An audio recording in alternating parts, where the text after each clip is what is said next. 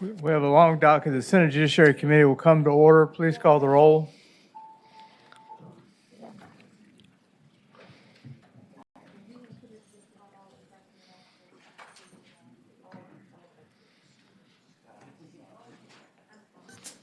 Mr. Chair, you have a quorum. Okay, thank you. I have a public announcement to make on behalf of the Virginia State Police, and that is should be no standing in this room. If you have to stand, please go outside. If you need to come in and speak, ask an officer, and you'll be allowed to come in. But the state police is saying no standing in the room. Okay. If you want to complain to anybody, you can complain to state police. But Capitol Police. I'm sorry. I was told state police.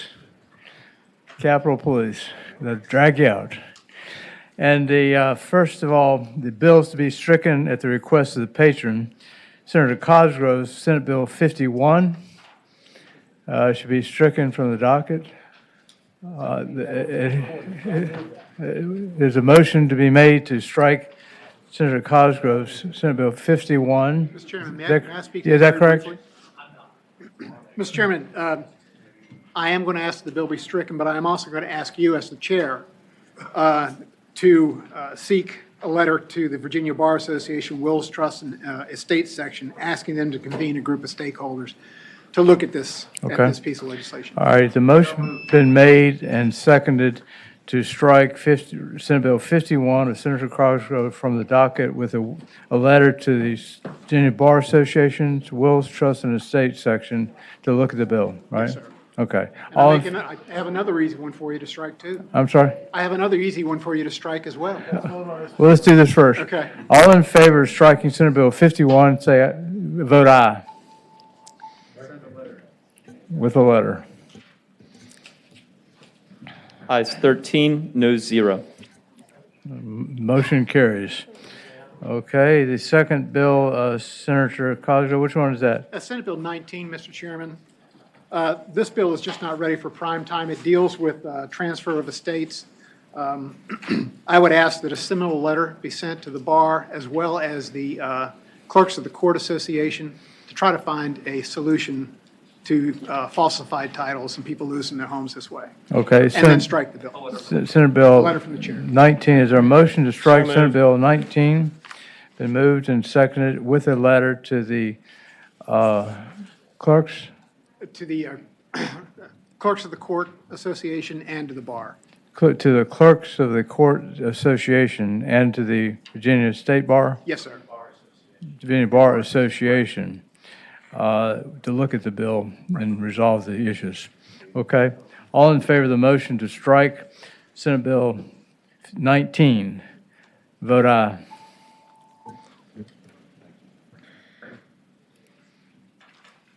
Ayes 13, noes 0. Okay. Now, bills be re-referred. Senator Hashmi has asked that Senate Bill 668 be referred to the Committee on Education and Health. Been moved. Is there a second? Been moved and seconded that Senate Bill 668 of Senator Hashmi be re-referred to the Committee on Education and Health. All in favor of the motion, vote aye. All opposed, no. Ayes 13, noes 0. Okay. And we have several bills to be passed by at the request of the patrons. Senate Bill 198, Senator Mason. Senate Bill 483, Senator McClellan. Senate Bill 487, Senator McClellan. And Senate Bill 592 of Senator D-Staff, which is similar and on today's docket, but it'll be passed by for the day. And Senator Stanley's Bill 599 be passed by for the day. And Mr. Chairman, also 554, we talked about earlier, 554. on page 7 of the docket. All right, page 554 on page 7. Whose bill is that? It's mine. Okay. Senator Obenshain. So Senator, let me go to it again. Mr. Chairman, I move they all be passed by in a block. Senate Bill 198, Senate Bill 483, Senate Bill 487, Senate Bill 492, Senate Bill 599, Senator Stanley's, and Senate Bill 554 of Senator Obenchain. All those be passed by in a block. Moved and seconded. Please vote aye. But it can be a voice vote, but voice vote. All in favor say aye. Aye. All opposed, no. All right, the bill's been passed by. All right, the first bill we'll deal with was Senate Bill 563, Senator McDougal's bill. I promised the Chief Deputy Secretary, Chief Deputy Attorney General Schlemp, who's a friend of mine down in Wise County, will go first with his bill. Okay, Senator McDougal.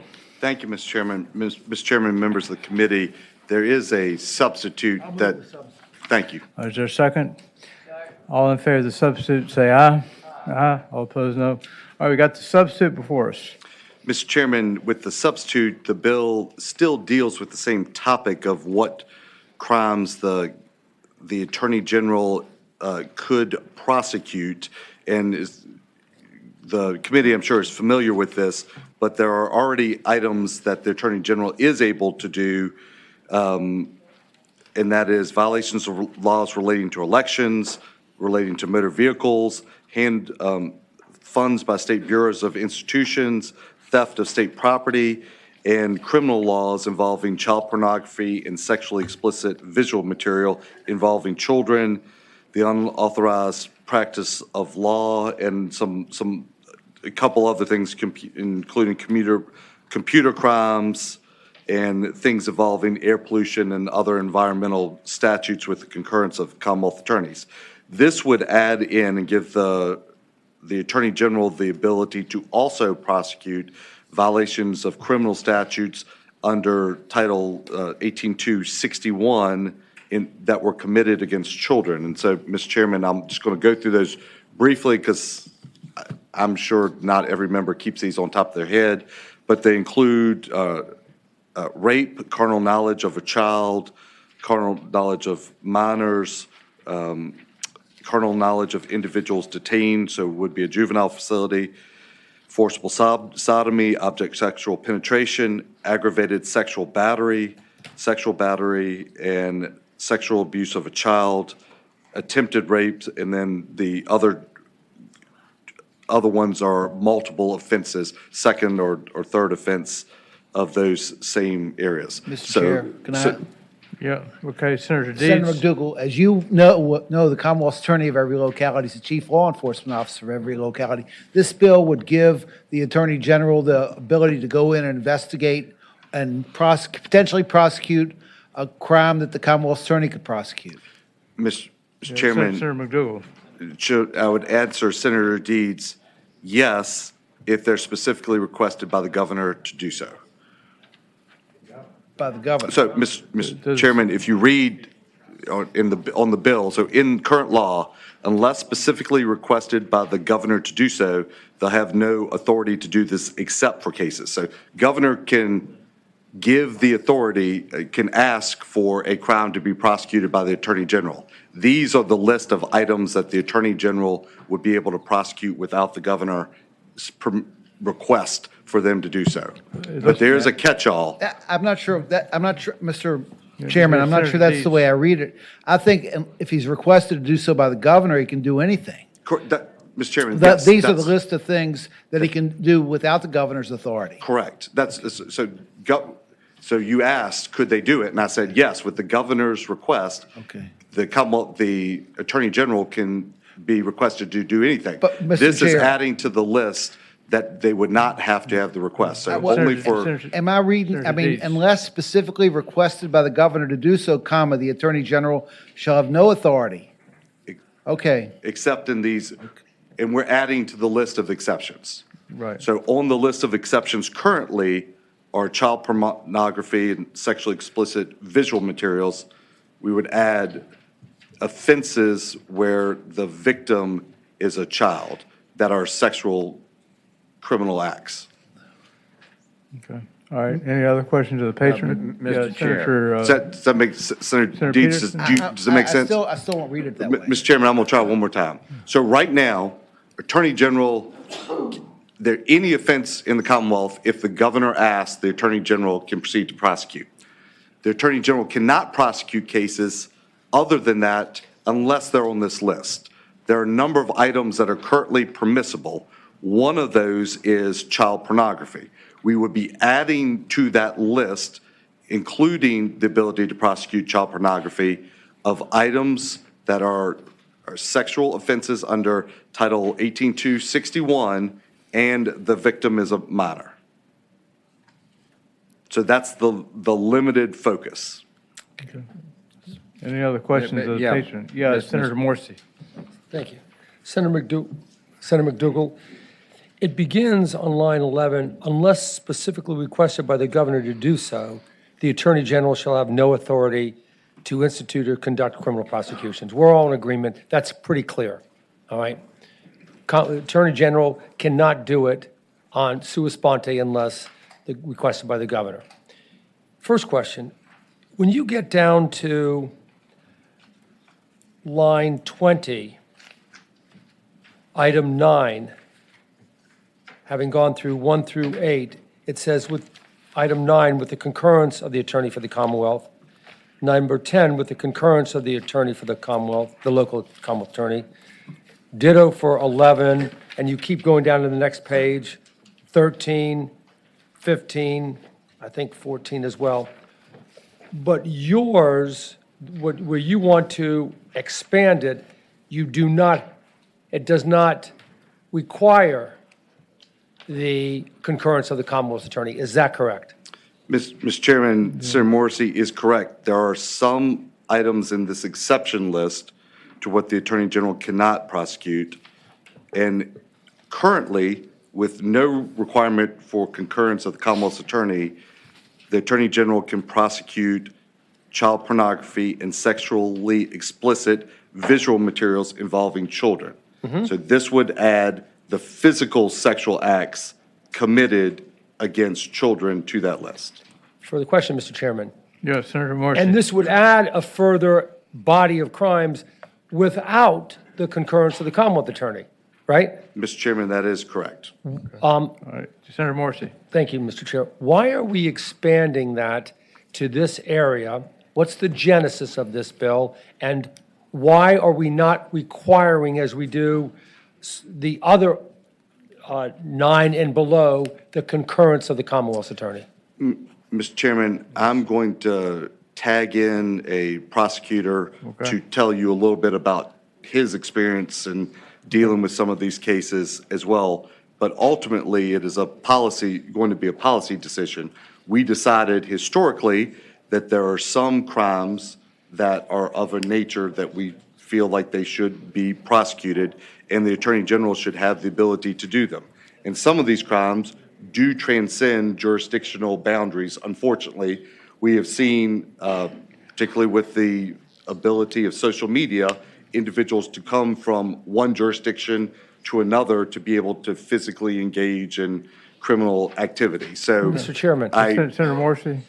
But we have that right now. We have multi-jurisdictional grand juries where Commonwealth attorneys from various jurisdictions can agree to prosecute or not prosecute, but it's still requiring the concurrence of that or those constitutionally elected officials. There are constitutional officers, the Commonwealth attorneys, and I'm trying to determine why we're expanding the body of crimes that can be prosecuted by the Attorney General without the concurrence of the Commonwealth attorney. And a caveat to that is, why not add murder? Why not add other heinous, grievous, egregious offenses? Why this? Mr. Chairman, I'm going to still go for my tag a friend, Yeah. but I would say we have made a policy decision in reference to crimes involving child Agreed. pornography and sexually explicit visual material. Okay, why don't we hear We might, as a policy decision, individuals could disagree that this is a reasonable expansion, but we believe that it is along the lines of what we're already able to do. Mr. Chairman, if I could ask Rusty McGuire, Commonwealth's attorney from Louisa, to come forward. Mr. McGuire, I thought Chuck Slimp, the Chief Deputy Attorney General. He's here as well, too, Okay, Judge. who do you want to speak first? I'm going to ask Mr. McGuire to come forward and then. Okay. Thank you. First of all, good afternoon, Chairman. Your name? Thank you. So I would tell you I have the unique... What is your name again? Oh, I'm sorry. Rusty McGuire. I'm the Louisa Commonwealth's attorney. Okay. Thank you. So I have the unique experience of both serving as a special prosecutor in the Attorney General's office and currently as the Commonwealth's attorney for Louisa County. I'll take you back to a case I prosecuted in 2003. Kelly Carl Bowen had been the teacher of the year in Portsmouth, Virginia. It was brought to my attention based on a distribution of child pornography case. When we started investigating the case, it came out that he was molesting children. And sadly, we did not have the authority, and this would fix that. And because when you're dealing with these cases that I've continued to prosecute them for 20 years, they often involve multiple jurisdictions. They often involved, obviously the computer aspect as well. So they're all sort of in the same field. Now, fast forward to this particular bill. The original version, I'm here to say I voted against it in my position in VACA. This substitute, I have no problem with. I think it's needed. This is the area that's crushing us as prosecutors, and that is child rape trials. These juries trial takes up the majority of our docket, and if we had a unit that was specially trained and prepared to come across, I would certainly take advantage of this. And I know I'll defer to the Chief Deputy Attorney General, Mr. Slimp, but I know there are several jurisdictions across the Commonwealth, Fairfax, Richmond, that routinely allow the AG's office to come in and prosecute the internet child exploitation cases, and it would be a natural progression to be able to prosecute the contact offenses along with that. This would help children across the Commonwealth, and I'm happy to answer any questions. Mr. Chair. Senator Morsi.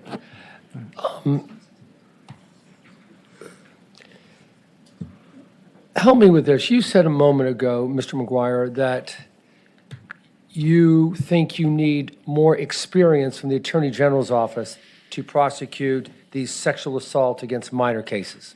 Is that what I heard? That's not exactly what I said. What I said, Senator Morrissey, through Mr. Chairman, is that it would be great to have this asset because we're getting so many jury trials. If you can think the cases that are most likely going to go to a jury trial is when it involves a child, because as you know that children don't always have the best time testifying in court, so they're usually the case they're going to go to trial. To have that asset when we're overworked to someone that has that expertise, we would be very pleased because we've seen about a 500 to 700% increase in jury trials this past year. And that's not from the COVID, that's based on the new request for jury. So any help would be very appreciative. Senator Servo. For the question. Go ahead. Assume arguendo that you have a sexual prosecution for a sexual assault against a child and it's a multi-day trial. You would agree that you have multi-day trials for murder, for robberies, for major drug trafficking. I mean, you would agree, right? I'm not sure I follow the question. If you're My at the question is, do you also have multi-day jury trials for other crimes other than? Absolutely, absolutely. Do you have, are you telling this panel that across the Commonwealth, the Attorney General's office, who rarely prosecutes jury trials in criminal cases, has more experience than folk like you, the chief prosecutor in the local jurisdiction? That is not what I said, nor what I'm saying. What I'm saying is there are jurisdictions that can use that help, and I would like to have that help if it was available. Not that someone has more experience, but it increases the size. There's one prosecutor here today. He is a one person in his entire office. That's the jurisdiction that could have that benefit. But also, if you're in a jurisdiction like the city of Richmond, where I started off as a prosecutor, and in that jurisdiction, we've got so many cases that they routinely use the AG's office to prosecute their internet crimes against children. This is a natural progression, and it's consistent with the law that was passed from this body, I believe in 2007, that authorized that jurisdiction for distribution and production of child pornography. Final question, Mr. Chair. It's not just availing themselves of the resources of the Attorney General's office, but under this bill, the Attorney General can step in and say, I'm taking the case, even if the local Commonwealth attorney says, no, you're not. Am I correct? You are not correct. I can tell you that that has never happened. No. Can it happen under this bill? Theoretically, it could happen, but the way it's always worked, I talked to the head of that unit this morning to make sure the process was the same today as it was when I was there. When I had a case that a jurisdiction referred to me, I called the Commonwealth's attorney and said, would you like assistance on this case? Would you want me to prosecute, or would you want it to do together? The AG's office does not come in and just take a case. Senator Serval. Thank you, Mr. Chairman. And while I appreciate the process may have worked one way for a while, we have a new sheriff in town apparently who views it differently, and I'm a little worried about how he might view it. But my question is this, for the last, I think it was in the 2019 session and the 2020 session, Delegate, now Speaker Gilbert carried a bill which we rejected, and then Delegate Mullen carried a bill which we rejected, which would have expanded the use of multi-district grand juries to any crime on the books, and to do exactly, from my point of view, exactly what was originally proposed in this bill. And I went back and looked at that statute, which is still on the books today. And today, under 19.2, 215.1, the Attorney General has the authority to use a multi-district grand jury to prosecute any felony sexually assault under Article 7 of Chapter 4, which is basically the exact same authority you're asking for here, except you're asking for misdemeanors, and you're asking for the governor to be able to open the door. So why is the multi-district grand jury process not adequate that's already there right now? So, good question. Thank you, Senator. I would say that you're comparing apples to oranges. Not everyone has a multi-jurisdictional grand jury. That's only if your locality is part of it. I haven't really done a poll, but I would guess there's probably 7 to 10, maybe more in Virginia, but not every jurisdiction has a multi-jurisdictional grand jury. Putting that aside, it's not the governor coming in under this law and telling what can be prosecuted. It's the existing law allows the Attorney General to have concurrent jurisdiction when it's internet crimes against children, but now that prosecutor could get those as well as the contact, which would make a more, the victim doesn't have to talk to multiple prosecutors. All right, got it. Okay, Further question, Senator Mr. Chairman? Searle. Thank you. So, I'm sorry, not the governor asked, but this allows the Attorney General to potentially come in over the objection of the Commonwealth. But, so, I understand there might not be a multi-district grand jury in Louisa, but under this statute, do we agree that there could be one? That Well, I one will could say be Louisiana authorized? actually does have one, but many jurisdictions do not. Okay, well, any jurisdiction could have one, they just haven't. Would you agree with that, number one? Number two, why is it you think we ought to give the additional authority to the AG to prosecute misdemeanors, misdemeanor sexual battery, or misdemeanor sexual offenses under Article 7, Chapter 4 of Title 18.2? Sure, good question as well, Senator. And again, if you're talking about a case where a child has been raped and tortured on video, it's probably not going to be a misdemeanor. But in those cases, instead of having to tell that story to the AG prosecutor and then to a separate Commonwealth's attorney, it's best if they only have to tell one person and that one prosecutor can handle all those matters. It's a great tool. There's no downside, and I humbly ask you to support it. Okay. Anybody else have a question? Yes. Senator Peterson. Thank you. Rusty, I guess here's my question. I look at it slightly differently. We had a celebrated case in Fairfax where there was a plea deal, and the Commonwealth agreed to something that was, in my opinion, extraordinarily lenient for what the crime was. And the judge, who's a judge I have great respect for, actually made a comment that, that he didn't feel like justice had been done. How is it going to work if, and look, I see this bill as being a lot better than how it started. Let's just start with that. Absolutely. But how's it going to work if you have a Commonwealth's attorney that says, you know what, I'm not going to either prosecute this case, or I'm going to prosecute it as a misdemeanor when it could be a felony, or I'm just going to ignore. I mean, how do you all step in and preempt? How does this going to work? I mean, how do we prevent this from becoming just, a traffic jam at the courthouse? Yeah, good question. Thank you, Senator. So I would say that, first of all, again, you ask the jurisdiction. That's been the longstanding policy. I started off in the AG's office almost 20 years ago, so 2 decades of precedent. You ask to come in. You don't force yourself in, and I've not seen any attorney general do that in the 2 decades or more I've been prosecuting. So that's unlikely to happen, but hypothetically, it is possible. And then, of course, if the case is complete, you've got res judicata. It's not an issue. This is a situation. Will this bill help children? And my position is it would absolutely help children. All right, Steve Benjamin, do you have a question? No, Senator Or is it Benjamin. Comment to make?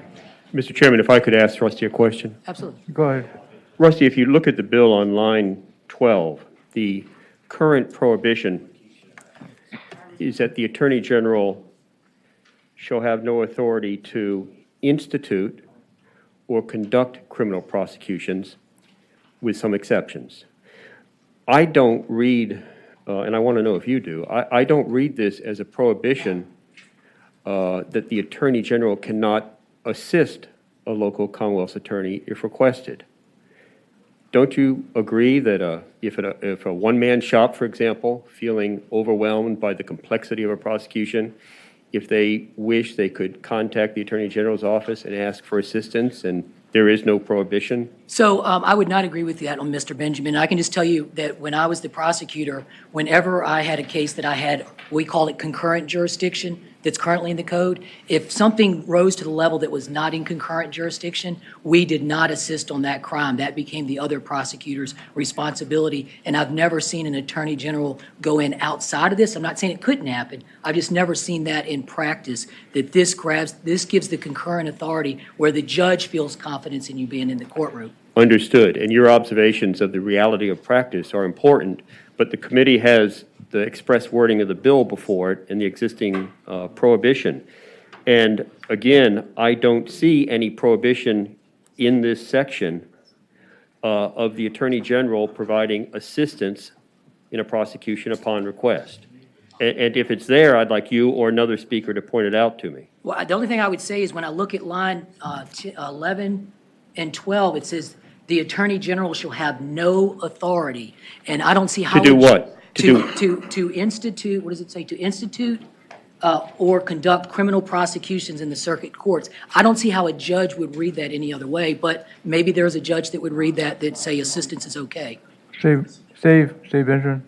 Okay. That's all I have at this moment. Okay. Shall we ask Chuck Slump to come in? Thank you. Okay, the new Thank you, Chief Mr. Chairman. Deputy Attorney General, the former Commonwealth Attorney from Wise County, a friend of mine. Chuck Slump, welcome. Thank you, Mr. Chairman, and good afternoon, members of the committee. My name is Chuck Slimp. I serve as Chief Deputy Attorney General of Virginia. I previously served as not only a defense attorney way back when, but also as the Commonwealth's attorney for Wise County. And so I come before you with two hats, one from my personal experience leading a very small jurisdiction in rural Virginia, and also in my current role representing the Office of the Attorney General. And what I can, first of all, I respectfully ask that this body report out Senator McDougal's bill, because I think it's important to help these innocent, helpless, most vulnerable victims that we see in our court system. The legislation, I believe, provides an appropriate authority for the concurrent jurisdiction for the Attorney General to help in jurisdictions that need it and to ensure that victims have a voice across the Commonwealth. As a former elected Commonwealth's attorney, in my jurisdiction, we relied on the Attorney General's office a lot. We didn't have resources a lot of times to prosecute these very serious cases. Child pornography cases where there's concurrent jurisdiction, we quite frequently ask the Attorney General's office for assistance.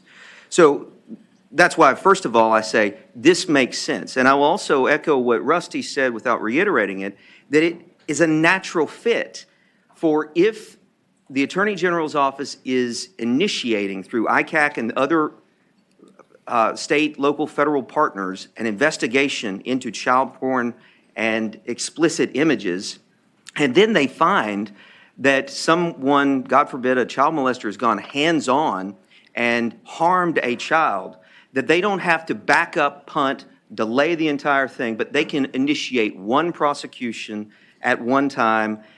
Not every jurisdiction has a multi-jurisdictional grand jury. And reading the language and limiting the language of authority, I understand what Mr. Benjamin is saying, but my reading is very narrow, that we don't act unless we're given the explicit authority. And so that's why I think this would be very, very helpful. Under 2.2-511 currently, the Attorney General has concurrent jurisdiction in a lot of different cases, not just child pornography. Our computer crime section is top-notch. They have expertise. They can contact experts. And in those small jurisdictions with one or two people, there's a lot of working behind the scenes to make sure a particular case supporting a child that has been victimized, to get that ready for trial, it takes a lot. And so I would say this would allow the Attorney General's office an opportunity to create, over time, a class of, forgive my language, but super prosecutors focused on child sexual assault cases. I know, as a local prosecutor, that it's tough when that case comes in and law enforcement has a close call on whether we should indict that person or not. That fell on my shoulders, and I had a hard time sleeping at night wondering, did I make the right call of indicting that individual on the word of just a child?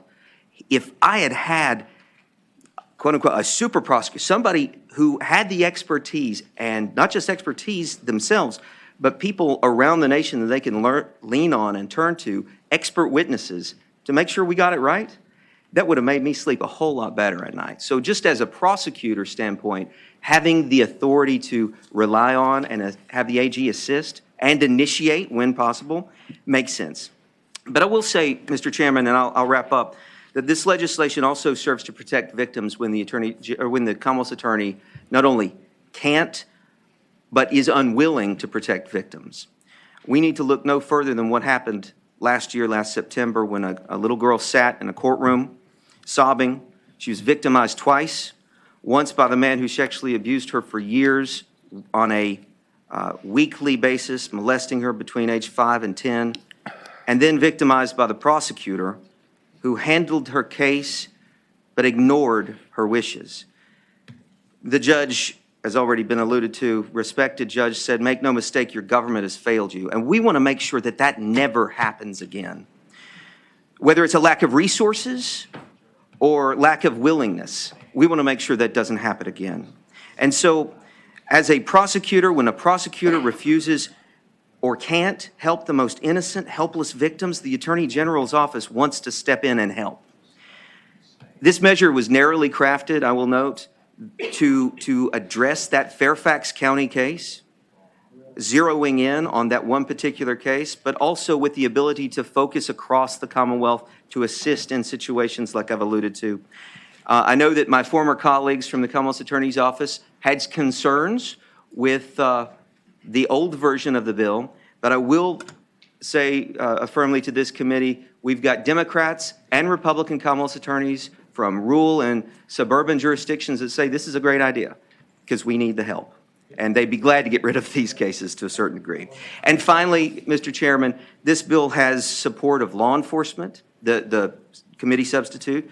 We have the state police, the chiefs of police, the Sheriff's Association, the PBA, and the FOP, all agreeing that this is an appropriate and common sense approach. So, Mr. Chairman, thank you. I'll be glad to answer questions if the committee has them. Any questions from the panel? I have a question. Yeah, Senator Sorrell. Well, I have a motion at the time. Oh, okay. Mr. Chairman, my question is, first of all, Fairfax County is a multi-district grand jury. You already have jurisdiction under the multi-district grand jury to do it. So why is that statute inadequate if you're focused on Fairfax County? I use that case as the example of a case in which a prosecutor. I appreciate that. Can you answer my question? Yes, sir. Mr. Chairman, this specifically in Fairfax County, if let's say hypothetically, the Attorney General's office is working a multi-state, multi-county investigation into child pornography, and they find a situation where a child pornographer has harmed a child, they should be able to go directly to the grand jury and get an initiated prosecution going in one time rather than have to go through those steps, Senator. Okay. Any further questions? Senator Morsi, we need to move Thank you, this Mr. Chair. thing along. Good afternoon, Mr. Slamp, and thank you for your coming today. Thank you, Senator. I want to follow up on Mr. Benjamin's question, and I want to ask you a very specific question. Yes, sir. Can you name one instance, one case, where an attorney for the Commonwealth attorney, requested the assistance of the Attorney General, irrespective of the crime, and that request was denied by the sitting judge? One single case. Mr. Chairman, I cannot But I envision an opportunity with an expanded Court of Appeals taking appeals of right where any issue can be litigated. I guarantee that issue would be litigated. As a defense attorney, I would have raised it. Follow-up question. Yes, Senator Morrissey, we need to move This name may along. be familiar to some of the people that have been around for a long time. There was a former prosecutor in Richmond named Warren Von Schuck that just did murder cases. That's all he did, and there were a lot to do. Throughout the Commonwealth, if a prosecutor had a murder case to prosecute and they felt a little bit overwhelmed and needed assistance, first person they're turning to was Von Schuck, and not somebody who had done hundreds of murder jury trials, not somebody in the AG's office. Why would you call that AG the super prosecutor and not somebody, and why couldn't the Commonwealth attorney reach out to any of the 138 jurisdictions and ask for assistance? Mr. Chairman. Yes. Because we've already vested the Attorney General's office and created a specialized unit within the Attorney General's office to handle these very difficult cases of child pornography. And it just makes sense, since we've already created that in this context. Commonwealth's attorneys come and go. I spent 6 years in office and I left. We want to make sure that the Attorney General's office that is there permanently has an established unit that can handle these matters in future. Final Okay, question. we need to move it along. Final question, Mr. Chair. Last question. Commonwealth attorney who's elected by the electorate investigates and for whatever reasons declines to prosecute. If the Attorney General says, I want to step in and handle it because, let's say it made the media, sensational case, the Commonwealth attorney says, no, I've decided not to prosecute. Under this law, wouldn't the Attorney General be allowed to step in irrespective of the wishes of the local CA and prosecute? Mr. Chairman, the answer is yes, but the Attorney General would also be expected to deliver on that. I understand. All right, thank Okay, you. all right. Mr. Chair. Yeah, Senator Peterson. I'd like to make a motion. Yes, I go move ahead. to report the bill. Let me speak to that. This is a very narrow bill, and if it comes back any differently, it's not going to come into law. So everyone understand that. Having said that, I'm familiar with the situation from which this bill arises. I think it's necessary, so I'm supporting the bill. Mr. Chairman, I tell Senator Peterson, I'm not going to allow this to come back any expanded past where it is now. If the language needed to be tweaked, that'd be one thing, but the substance. And Mr. Chairman, I think many of us on this panel have had experiences in court, and I remember Mr. Von Schuck back from my days prosecuting, even though Reagan and Morgan advised me of being ancient. But some of the cases I remember thank you, Joe, I appreciate it. Some of the cases that stick with me still to this day was when I was prosecuting and I had child victims, and some of them were so damaged by the horrible sexual acts that had been committed against them, it was almost impossible for them to testify, much less just make it through everyday life. These are difficult cases. They are not easy. They're not easy on the individuals who have to prosecute them, and they're certainly horrific for the victims that have had to endure them. Okay. Mr. Chair. We have a motion. Go point ahead. of- Yes, point of order. Senator McClellan. Yes, we have not heard from the public yet. Okay, that's right. If people on the other side, anybody want to say anything from the public or anyone else? Mr. Chairman, we do have a speaker online as well. Okay, we've got somebody right here. Go ahead. Mr. Chairman, members of the committee, Sean McGowan with Virginia Police Benevolent Association, 8,000 members across the state of Virginia, and I've got numerous calls from investigators of these types of crimes that have contacted us and asked to tell us to support this bill. On behalf of those members, the PBA of Virginia does support this bill. Okay, somebody else? Yeah. Wayne? Thank you, Mr. Chairman. Wayne Huggins, Virginia State Police Association, and for the reasons that have been articulated by Mr. McGuire and Mr. Slimp, we wholeheartedly support this bill as well. Thank you. Okay, all right. You got one other person right here? Go ahead. Mr. Chairman, members of the committee, my name is Derek Davis. I'm the Commonwealth's attorney in Surrey County. I'm here today speaking on behalf of the Virginia Association of Commonwealth Attorneys. VACA opposes this bill basically on the principle that we don't believe the legislature should be centralizing local criminal justice. The Commonwealth's attorney in each county is elected and is held responsible to their constituents. I'm one of those one-man shops that you heard about earlier. So I certainly would, in times of need, maybe like to request some assistance from the AG or another office. I'm also one of those jurisdictions that does not have a multi-jurisdiction grand jury. However, just recently worked a murder case where we partnered with another jurisdiction to use their multi-jurisdiction grand jury to get what we needed. So we were able to do that. And again, VACA opposes centralizing criminal justice. Just like we have 50 different states in the country, we have, 95 counties, 38 independent cities that all have their local morals and community standards, and those constitutional officers there have to answer to their constituents. Okay, thank you. Anybody, does somebody online? Okay, somebody online. Huh? Ramin Fatahi, please unmute and begin your testimony. Good afternoon. Ramin Fatahi, Commonwealth's Attorney for the City of Norfolk. I am here speaking on behalf of Commonwealth's attorneys of the City of Norfolk, the City of Portsmouth, the City of Charlottesville, Loudoun County, Fairfax County, Albemarle County, and Henrico County. Ronald Reagan once said that the 9 most terrifying words in the English language are, "I'm from the government and I'm here to help." That is exactly what we are looking at here. This is a solution in search of a problem. It is a bill whose real motives are demonstrated by the original content of the bill and by the Attorney General's public statements. It is, in short, even in its amended version, a vendetta that is being prosecuted through legislation. Every question regarding this bill has been well taken. Any Commonwealth's attorney may ask for the Attorney General's office's help. What this does is create a big government power grab, where there can be a race to the courthouse by competing prosecutors deciding who indicts first and who controls a case. There's also an old truism that in politics, a gaffe is when somebody accidentally tells the truth. This is about a single Fairfax County case that has been aired out. The facts of that one, by the way, are a 17-year prison sentence, the high end of the guidelines that will lead the offender to die in prison. We do not need this bill. We have our local voters to answer to. If we are under prosecuting cases, look only to Lancaster County, where a sitting Commonwealth's attorney was unseated for insufficient zeal in his prosecution. There is no statute of limitations in Virginia on felonies. If we drop the ball, our successor will be able to step into our shoes and immediately indict. And we do not need this help. If we do, we know how to ask for it. We can seek it.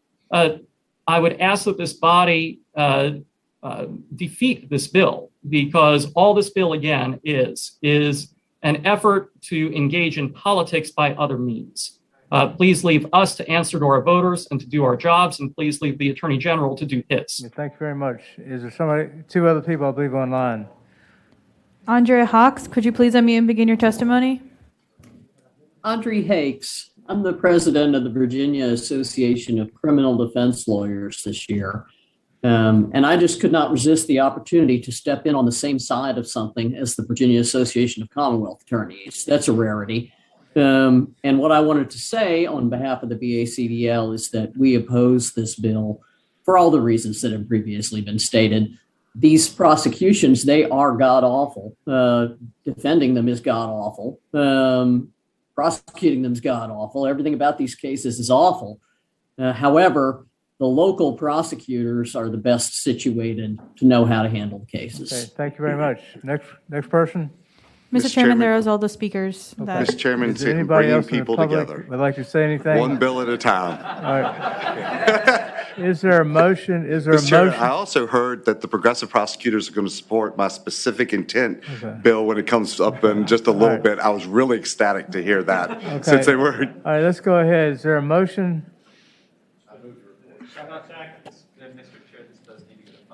It's got to go to finance. Mr. Chair. Yeah, Senator Steve Benjamin.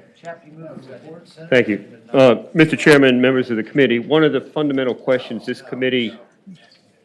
Go ahead, Steve. Steve Benjamin has the floor. One of the fundamental questions this committee asks of any bill is that of necessity. So the fundamental question is whether this is necessary. And Consideration would be the extent to which these crimes are not being adequately prosecuted. I can't answer that, but that's a fundamental question, and that's why I had asked about the Attorney General's office being available to assist upon request. There is a provision under 19.2-155. The provision is that where requested, a court may appoint an attorney employed by a state agency to assist in a prosecution as a special assistant attorney for the Commonwealth. And so it appears that the answer, if a Commonwealth attorney wishes the expertise or the assistance of the Attorney General's office, they may request it and a court may appoint it. A second consideration for this committee has always been to look carefully at legislation that appears to be the beginning of or the product of what the committee has always called the Christmas tree effect. Senator McDougall is right that the prohibition admitted to several distinct exceptions, which made sense. There were about 4 of them. But beginning in 1995, various candidates for the office began campaigning on a promise to become the Commonwealth's top cop or top prosecutor. And so multiple bills came before this committee over the years. In 1995, child porn was added. 1998, air pollution, wastewater, and Water Control Act violations. The year 2000, Medicaid offenses. The year 2002, money laundering. The year 2004, racketeering and identity theft. 2007, criminal street gang activities in prisons. And 2009, cigarette smuggling. Beginning in 1998, the chair of the committee, and this was especially true in 2000, 2002, 2004, it was Ken Stolley at the time, began requiring, in those instances where the committee acted favorably, that the AG's office not be permitted to preempt the discretion of the local Commonwealth attorneys, and started requiring that in those instances where additional authority was granted, it only be with the concurrence of the Commonwealth's attorney. That began in 1998 and continued through the last edition, which was in 2009. The committee has always deferred or considered the duties and the discretion of the local Commonwealth attorney's offices. And discretion is a fundamental and important aspect of the prosecutorial function, which local Commonwealth attorneys understand and exercise day in and day out. I think the primary question for this committee is, because any Commonwealth attorney can request the assistance of the State Attorney General's office and a court has the authority to appoint them as a special assistant Commonwealth attorney, the question remains whether this is necessary. Thank you, sir. Okay, thank you. There's been a motion. Mr. Chairman, made. I have a substitute motion. There's a substitute motion. Senator Serval. They got moved to PBI the bill. Been moved and seconded that Substitute. substitute motion is to pass the bill by indefinitely. All in favor of the motion, Senator Norman. It's got to go to finance if it passes. We don't have a fiscal impact now. I have not seen a fiscal impact. All right, the motion has been made and seconded to pass the bill by indefinitely. All in favor of the motion, vote aye. All opposed, vote no. Ayes 8, noes 7. The bill is passed by indefinitely. Thank you all very, very much. Thank you, All Mr. of Chairman, for taking care of my your witnesses. Thank you. presentations. We appreciate it. It's unusual for prosecutors and defense attorneys to be on the same side. Okay. Okay. All right, the next bill, let's see, moving along. Senator Cosgrove, you got 2 bills that were put off? 2 were stricken, Mr. Chairman. But he's got 645. And I do have 645. 640, Senate Bill 645, criminal proceedings, evidence of defendant's mental condition. Yes, yes, Mr. Chairman, members of the committee. This bill repeals a provision. This bill repeals a permitting the admission of evidence by the defendant concerning a defendant's mental condition at the time of an alleged offense. And you all know that I am not an attorney, but I am carrying this as an ask for the Attorney General's office, and he does have somebody here to speak to This is, sir, the bill. are you on TV attorney? Mr. Chair, can I ask one question? Yeah, Senator. yeah, So just to Creed, clarify, Deeds. this repeals Senator language that was in Senator McClellan's bill last year that we just agreed to. That's correct. Yes, sir. Thank you. Deeds. Okay, it's, If I might, who all wants to speak? Very briefly, since we passed it last year, we have the Attorney General's office. Yeah, come on up. Go ahead. Welcome. We would ask this body to adopt this and to report this bill. The reason for it is that as it stands now, there's not a requirement as to who could be the proponent of this type of evidence. It's in the law as it was before this bill was passed. It would have to be someone who was qualified to make this type of recommendation, a mental health professional. There's no requirement as to that right now. We feel that this is undone Virginia law that has been in place for a number of years for the entirety. It brings forth diminished capacity as something that can be considered, and it muddies up the waters when considering whether there was specific intent or not. It also doesn't really prescribe the way in which this evidence can be brought forth. Doesn't allow the Commonwealth's attorney to have any interview of the witness who's going to be the proponent of this type of evidence, and it doesn't provide also for the opportunity for the Commonwealth's attorney to ask for there to be ask for an investigation or any sort of consideration of the defendant, the person who's accused, by their expert to be able to consider whether or not they would agree in this type of. But this bill is not to fix any of the problems, just to repeal the whole thing. Yes, sir. And we just passed it last year. Has Yes, there been any issue in terms of its application since July 1, I guess is when it went into effect? Any particular issues that anybody's complained about the bill? Not that I'm aware of, sir. Not to me personally, no, sir. Okay, yeah, thank you very much. Yes, sir. Thank you. Yeah, next, let's keep it short because, give you 1 minute. I'm Brian Kelmar, the Executive Director of LRID, Legal Reform for Intellectually and Developmental and Disabled. We're a national nonprofit organization located here in Richmond, Virginia, and we are asked that this bill was forwarded through Senator McClellan last year in support of autistics being caught up in the criminal justice system. This was also in compliance with ADA, so not just the state law, ADA compliance, that they get fair and equitable justice and their evidence be heard. And that we ask that we keep this bill. I work with a lot of parents, and this bill is not even, no one's even approached us that they're even using it yet. It's too new. Thank you. Any questions? Okay, go ahead. Next person.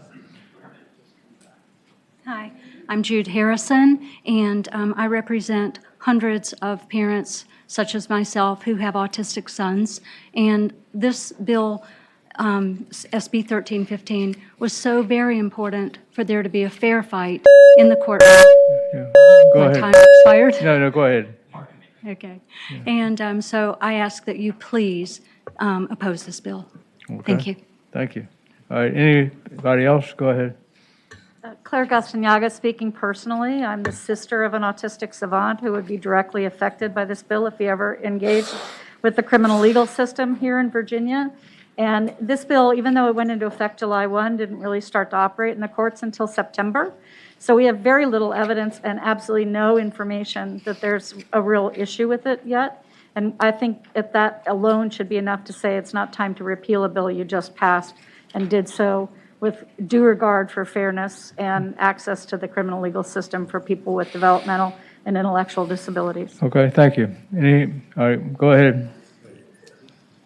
Mr. Chairman, members of the committee, Derek Davis, Commonwealth Attorney for Surrey County, on behalf of the Virginia Association of Commonwealth Attorneys.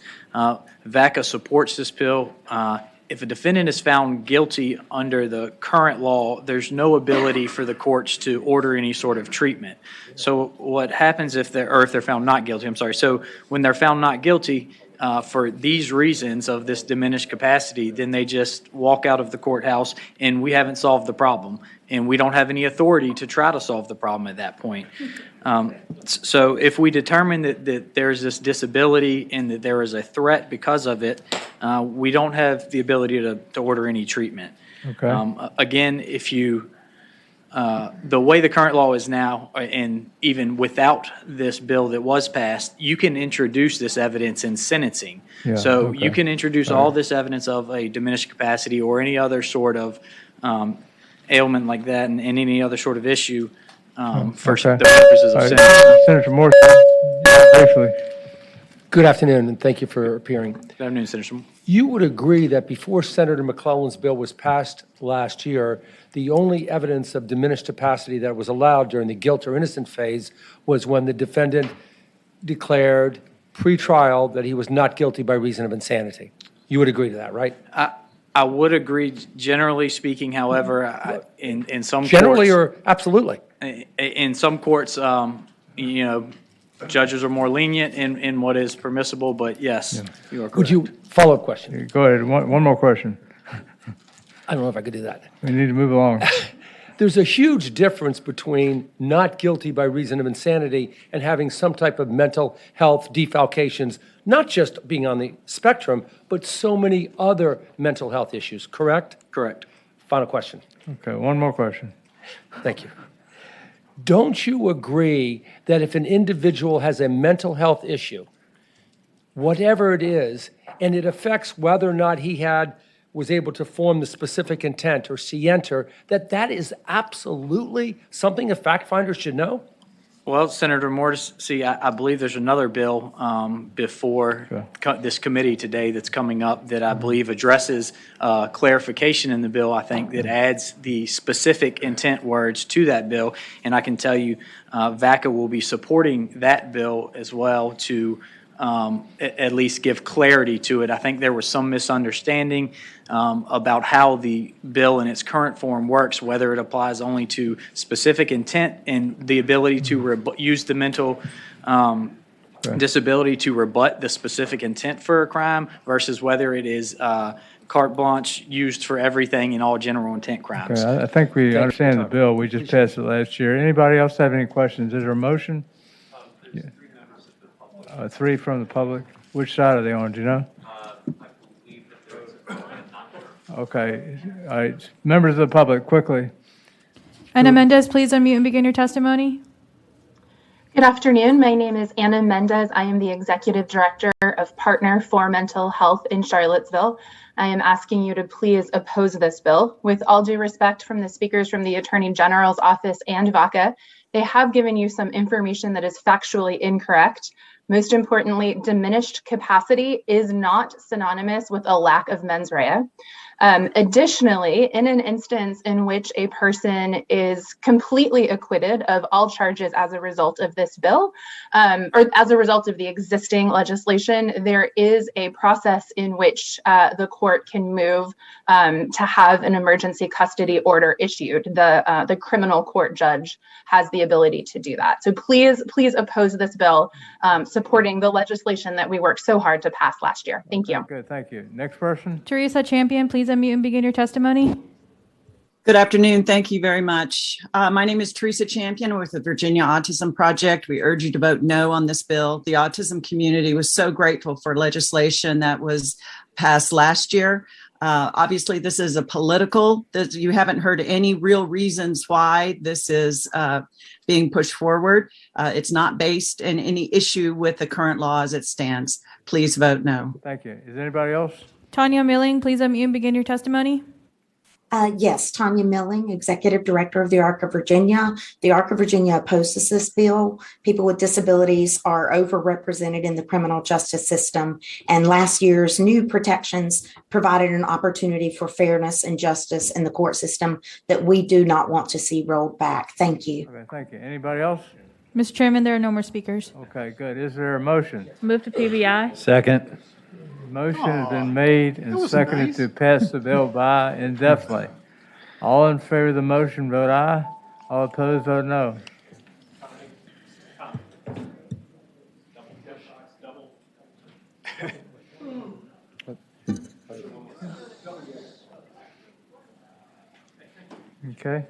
Ayes 9, no 6. 9 to 6, the Thank you for your motion, time, Mr. bill is Chairman. passed by indefinitely. Thank you very much, Senator Cosgrove.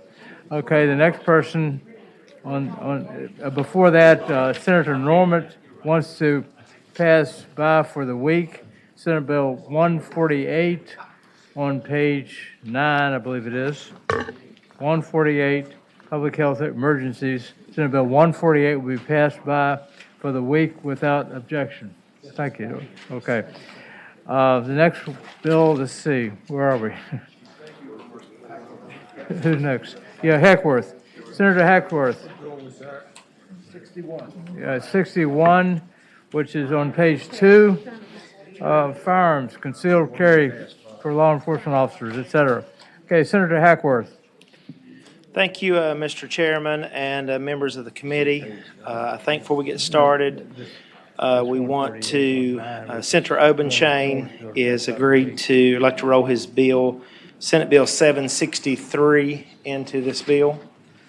I'll make that motion. Okay.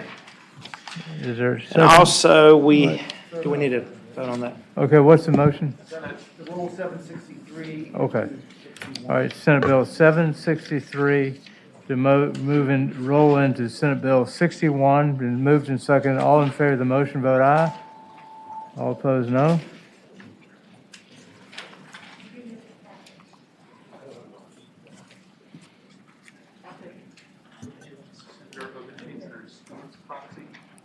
Okay.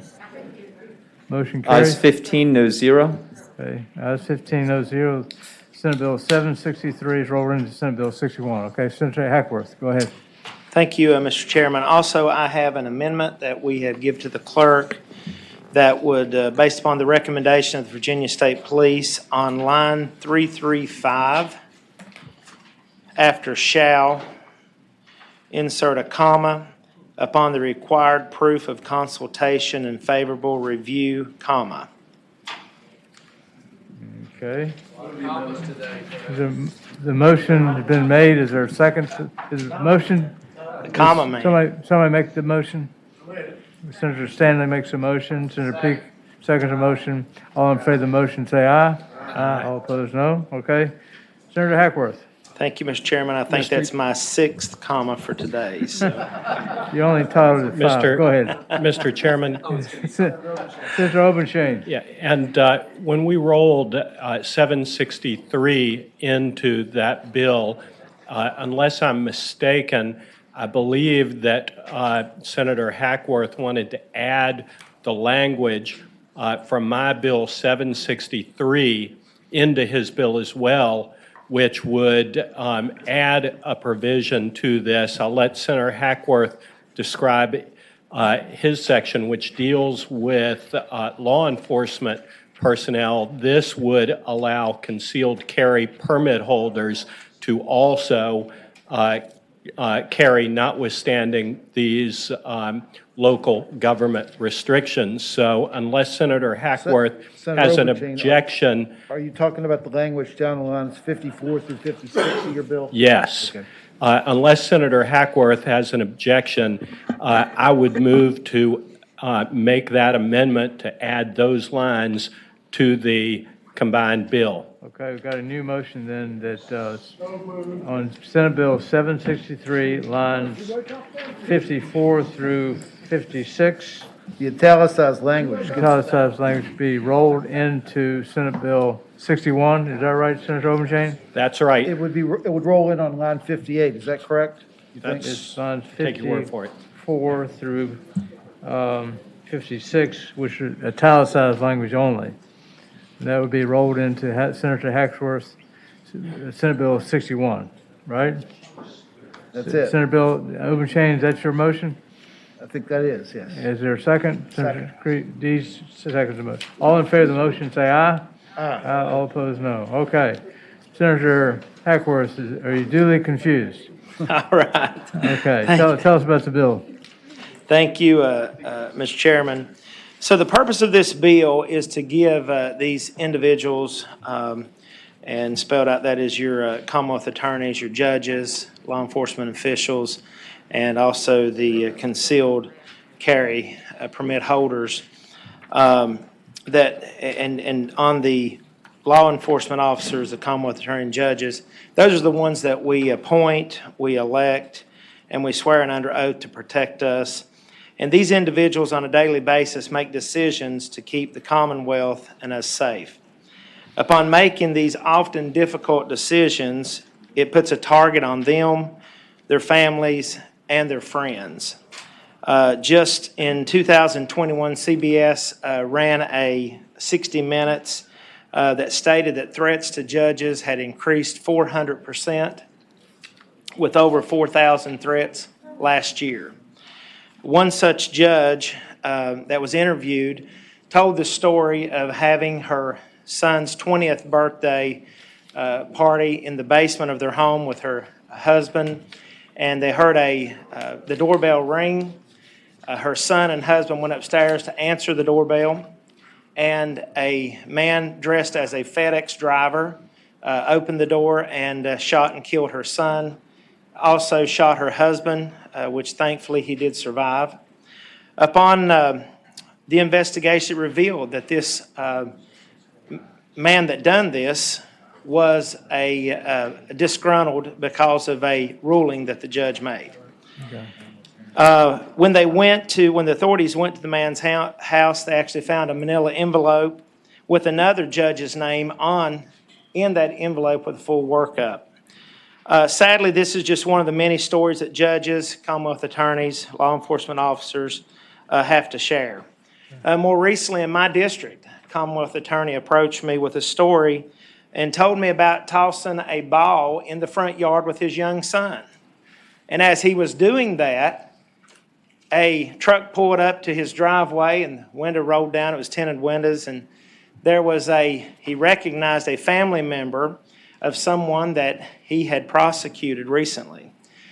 His words were, "I knew I was going to die. I knew I was going to die." And the gentleman reached over in the passenger seat and he said, "Here I am with my son in my front yard, and this is the end." Fortunately, that was not the end. Okay. We oftentimes we hear how guns are bad. We say that guns are the reason that crime is up. And this bill simply gives those individuals the ability and the option to protect themselves wherever and whenever they so choose. You know, we may ask, why parks, why public buildings? Well, if you have a target on your head, why would you not go to somewhere where you know they cannot carry? Okay. Here are some really interesting statistics that I find to be contrary to the myth that guns and firearms are bad. In the Commonwealth of Virginia, we have almost 750 concealed carry weapon holders. These individuals, they go through rigorous background checks, in-person gun safety course, and the concealed carry permit holders. The statistics don't lie. Firearms are used 80 times more to protect a life than to take one. According to the FBI, CCW permits reduce 8.5% of murders, 5% of rapes. Now, I'm a father of a daughter and 5 granddaughters. If this helps in one instance, this is a good bill. Okay. Numbers don't lie. Florida saw a 34% decrease in crime after passing a CC law. Texas saw a 50% decrease in murder rates, and astonishing 93% decrease in rape rates.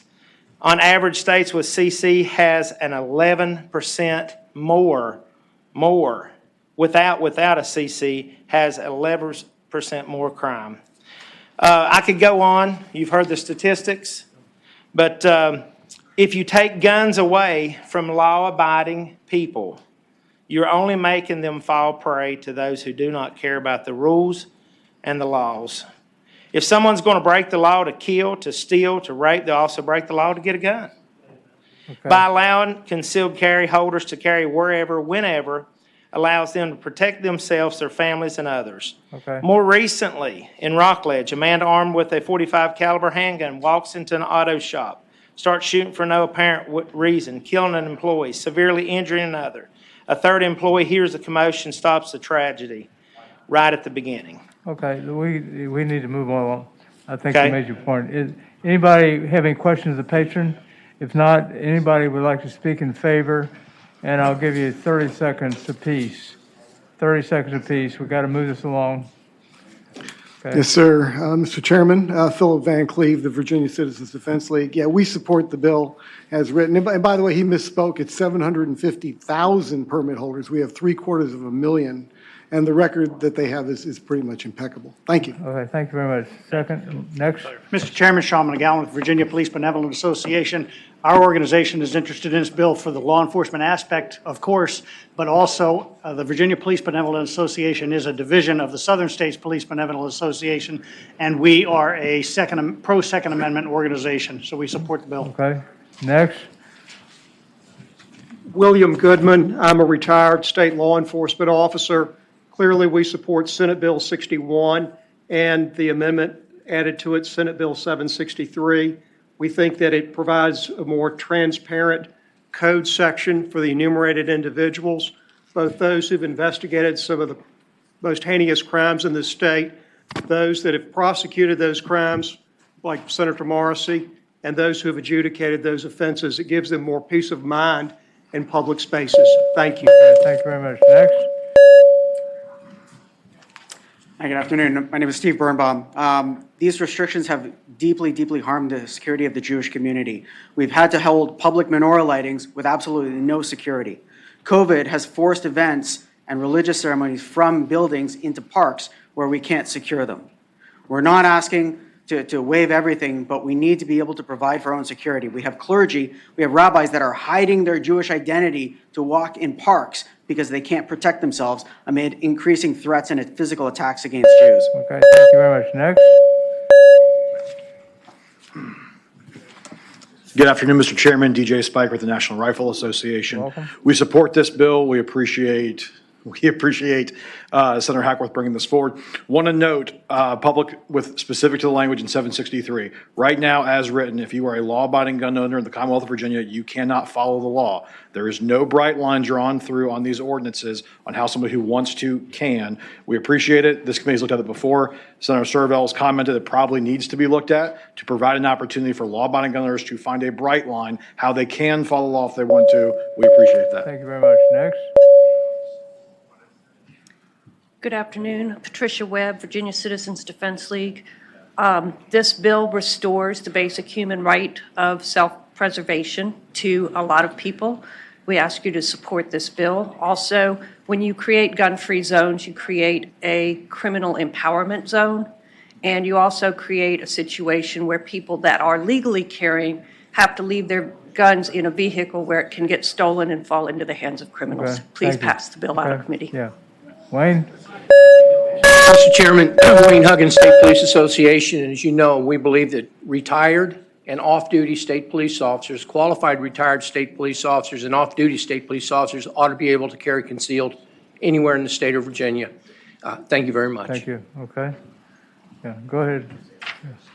Mr. Chairman, Mark Flynn, Virginia Municipal League, and object only to the amendment that it adds the 763 provision in. We think that the law you all passed in 2020 to say that for City Hall, Town Hall, public buildings, citizens should not carry weapons in, that is of real concern. Support the rest of the bill, but that amendment. That's You oppose the bill? So we're fine with the rest of the bill. It's just that amendment that brought for the concealed weapon carriers into this bill. Okay. Next, Attorney General's office. Yes, sir. Nicole Whitman from the Attorney General's office. I'd just like to briefly say that for all the reasons stated, the Attorney General's office does support the bill. Thank you. Okay. Next, I believe, go ahead. You're against the bill, right? Yes, Mr. Chairman, Andrew Goddard, Virginia Center for Public Safety. We have several concerns about this. Obviously, these people should be able to defend themselves. But in many of the instances that were mentioned, a concealed handgun permit would have made no difference. It's the gun that makes the difference, and there was nothing really to stop those people from getting a concealed handgun permit. It's cheaper and easier to get a concealed handgun permit in Virginia than it is to adopt a kitten. These people should go out and get a permit, and then they should follow the Okay, thank you. Anybody else? Chair, we have several people here to speak virtually. Okay, can you just state your name and whether you're for or against it, and I'll give you 15 minutes apiece, because there's a long list of... I'm sorry, 15 seconds apiece. 15 seconds apiece. Just state your name and who you represent and whether you're for or against the bill. Mr. Chairman, I'm really glad to see Lori Haas at the top of the list of people to speak in support of this fine piece of legislation. Okay. Yeah, Laurie Haas. Lori Haas, please unmute yourself, state your name, your organization, whether you support or oppose the bill. Lori Haas, please unmute yourself, state your name, your organization, and whether you support or oppose the bill. Good afternoon, members of the Judiciary Committee, and good afternoon, Senator Obenshain. Thanks for the personal welcome. I stand in opposition to the bill. As mentioned by my friend and colleague, Andy Goddard, concealed carry permits are easy to get in the Commonwealth. They're available to anyone. There is no guarantee that somebody who happened to work for the state in some capacity 5 years ago, 10 years ago, 20 years ago, but who's now retired may or may not be a good citizen. I suspect that you're correct. These are all fine, upstanding citizens, and I don't think any of them would have any problem getting a concealed handgun permit. Okay, also, with regard to thank the added code section on the repeal allowing. Virginia Rovnick, please unmute yourself, state your name, your organization, and whether you support or oppose the bill. We got a long laundry list of people, so make it quick. Virginia, please unmute yourself, state your name, your organization, and whether you support or oppose the bill. My name is Virginia Rovnack. I live in Albemarle County. I'm a member of the Charlottesville Coalition for Gun Violence Prevention and the Charlottesville Center for Peace and Justice. We are all safer if there are no guns present at all. I oppose this bill. Okay. Thank you. Thank you. Next. April Holmes, please unmute yourself, state your name, your organization, and whether you support or oppose the bill.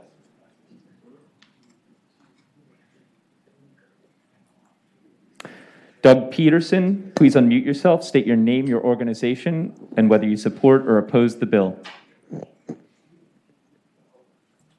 My name is Doug Peterson. I'm an executive member with the Virginia Citizens Defense League, and I strongly support this bill with its amendments. Thank you. Thank you, Mr. Peterson. Catherine Coble, please unmute yourself, state your name, your organization, and whether you support or oppose the bill. Hi, my name is Catherine Cable. I live in Roanoke, Virginia. I'm from the Blue Ridge Coalition Against Gun Violence, and I strongly oppose this bill. Next. Diana Howard, please unmute yourself, state your name, your organization, and whether you support or oppose the bill. Diana Howard, chair of the Virginia Beach Tea Party. As a woman, a Navy veteran, and a chip holder, I support the bill. Thank you. Jonathan LaRoe, please unmute yourself, state your name, your organization, and whether you support or oppose the bill. Hello, Jonathan LaRoe. I live in Haymarket, Virginia. I'm a member of the Virginia Citizens Defense League. I strongly support this bill as somebody who is working in the intelligence and defense community. I have been on the receiving end of threats due to the nature of my work. There are certain organizations that would like to attack me and other people like me, and there's a lot of us in the Northern Virginia area. Thank you very much. Karen Peters, please unmute yourself and begin your testimony. Hi, my name is Karen Peters. I'm a resident of Richmond, Virginia, and I oppose this bill. Thank you. Emmanuel Harris, please unmute yourself and begin your testimony. Emmanuel Harris, Baptist Ministers Conference of Richmond and Vicinity, Black Coalition of Change. I strongly oppose this bill. We already have a reality where children are carrying guns for protection. More guns is not the answer. Thank you. Okay, thank you. Rizwan Chaka, please unmute yourself and begin your testimony. Thank you. Peace be with you. I'm speaking in my personal capacity as a Muslim and interfaith activist, working in partnership with the Jewish community and people of all faiths. I suggest exemptions for specific areas that are not patrolled by security or law enforcement, like in parks and other areas, so that concealed carry for victims of hate crimes can be taken into consideration. There's so many hate crimes. If you look. Okay. Becky Little, please unmute yourself and begin your testimony. Hi, I'm Becky Lytle from Chesterfield County. I support the bill. Patricia Marseglia, please unmute yourself and begin your testimony.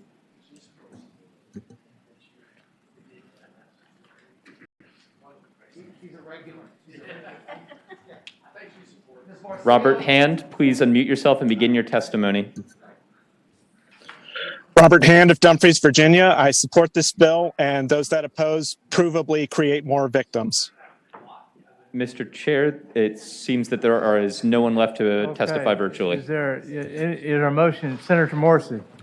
Questions for the patron. Go ahead. Question of the patron.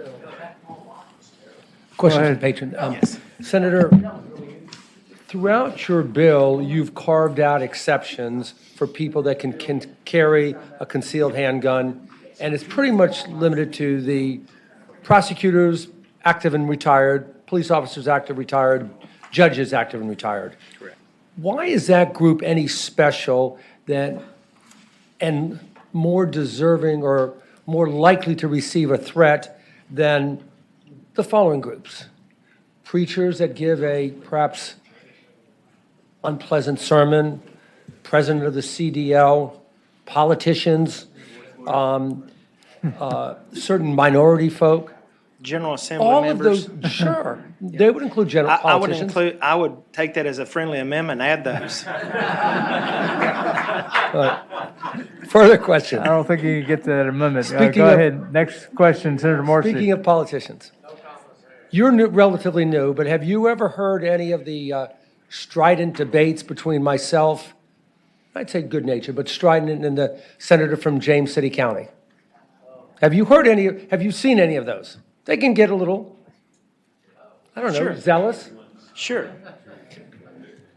Would your bill allow me, as a former prosecutor, to carry a gun into the Capitol and have it on me when I'm engaged in one of those zealous debates with one of my opponents one of my colleagues on the other side? Would your bill allow that? Absolutely. I trust you, Joe, and Tommy, to have one as well. My gun is bigger than yours. Okay. Better than that. It'll not There's For the one other person who would like to speak, I've been told. Vic Nichols, remotely. please unmute yourself. 15 seconds. State your name, your organization, and whether you support or oppose the bill.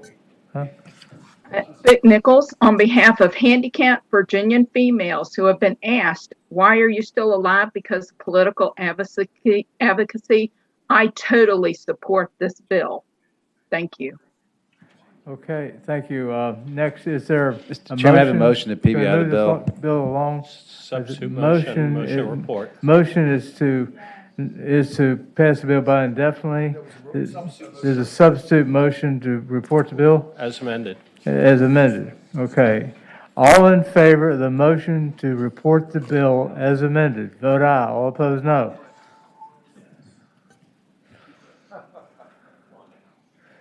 Ayes 7, noes 8. Good try. Okay. All right. The main, well, Can we go to Senate Bill 644 while I'm here, sir? Senate Bill 644, Senator Hackworth. Tell us about the bill. We need to reverse the vote from Ready. DEI. You want to go back to the main motion on that bill? Oh, okay. The bill fails. The main motion is to pass the bill by indefinitely. Are you ready? To pass the bill by, all in favor of the motion to pass the bill by, listen, Indefinitely. the main motion is to pass the bill by indefinitely. Okay. Okay, all in favor, vote aye. All opposed, no.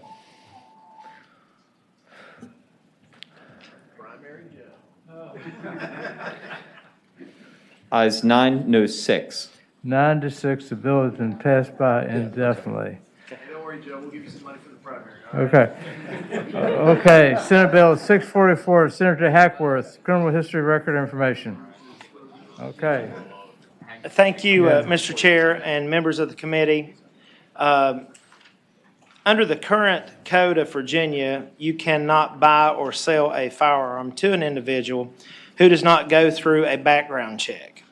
That was something the General Assembly deemed as appropriate measures to ensure that firearms that was being bought or sold, the individual had an appropriate background check. This has created several unintended consequences that I hope this bill will fix. One of the committee members here that serves on this committee actually ran into this recently, was very frustrated with the process and the length of time it took to complete a simple transaction. Currently, to purchase a firearm from an individual, you have to find a willing FFL, which is a federal firearm licensee that will run your background, and they usually charge $50 for the service. The issue with this is, if you call 10 of those, 9 will tell you, we don't do private sales. As been said before, this only hurts the law-abiding citizens. Criminals do not care about the laws. They're always using workarounds, loopholes, creative ways to skirt the law. One thing that was kind of humorous that was brought to my attention, on Facebook Marketplace, there was an ad that offered a gun case for sale for $600, contents free inside. For example, if your father or grandfather passes away, has a firearm collection, it's almost impossible to sell these firearms because you can't find a FFL that is willing to do private sales. The intent of the law that was passed was to provide a background check. I understand that. So I want to walk the committee members through the process that concealed carry weapon permits have to go through. First of all, that individual applies in person at the clerk's office at the courthouse. They file an application under oath, just like they do when doing a firearm purchase. A false statement on the application is a felony offense. The applicant is then sent over to the sheriff's department to meet with law enforcement that runs a comprehensive background check through the VCIN and the NCIC databases. The applicant then waits for word back from the court. The court receives the information on the background checks. Simultaneously, the clerk also sends that information over to the Commonwealth Attorney's Office, who has the right to file an objection against the applicant.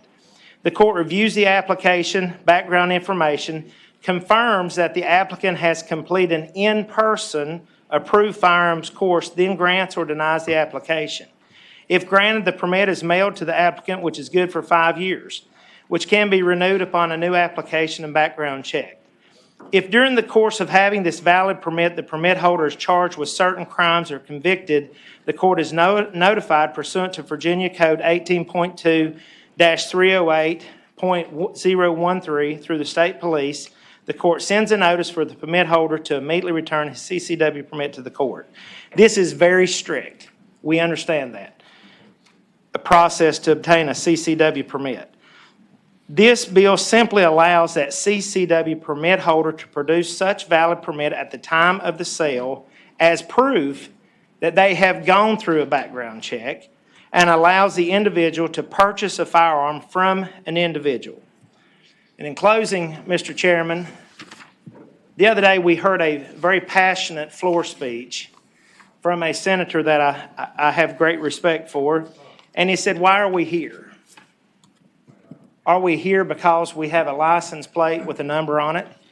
Or are we here to do the good of the people, to help our constituents, to help those that we actually, that elected us to serve the Commonwealth? This bill simply allows them that has already went through extensive background checks, more extensive than they would have went through when they go to purchase a gun at a firearms store, to be able to purchase that from an individual, and I move for its passage. Mr. Chairman. Is there a question? Yes, Senator Serval. Thank you. First of all, I know the senator's not a member of the committee and can't make that motion, but it's no problem. But would you agree that a concealed weapon permit is valid for 5 years, and so that under this bill, if it were to pass, be signed by the governors, somebody could say in the 4.5 year of their permit could have had their permit revoked, but still have it in their possession. Or, for example, they could have a protective order entered against them, and the person who was selling them the gun would have no idea they had a protective order entered against them, and they weren't allowed to possess or own or anything a gun because they still have that concealed weapon permit card in their hand. They could have had a mental competency problem, been adjudicated mentally incompetent, locked up, now being eligible for a concealed weapon permit, but still have that card in their hand. That there's all a number of things that could have happened or be currently going on that would normally show up when you go to do a background check. But because the person happens to be carrying a card in their hand that nobody's taken away from them, the person selling them the gun might unknowingly and unintentionally sell them a gun. that a background check would have caught? Wouldn't you agree that that's possible if this were to pass? I would not, Senator Serville, under Virginia Code 18.2-308.013, any individual that is charged with a certain crimes that could be domestic abuse, whatever, they are notified automatically. The state police notifies the court sends them a letter or contacts them, and they have to bring that permit back. It is revoked immediately. Any further questions? Okay, but, yeah, Mr. Chairman. Senator Serville, you finished? Okay, but they don't, have you ever heard of anybody coming after to charge somebody for not bringing their permit back? Could it be that they haven't committed a crime? No, that's not my question, Mr. Chairman. Further question? You go ahead, Senator Serville. I have never heard of anybody being charged with a crime for not physically bringing their concealed weapon permit back after getting a conviction for something. Have you? I have not heard, no. Okay. Right. All right, Senator Morrissey. Senator Hackworth, first of all, thank you for appearing here and thank you for your bill, and I understand the intent behind it. And I also appreciate you reaching out to me.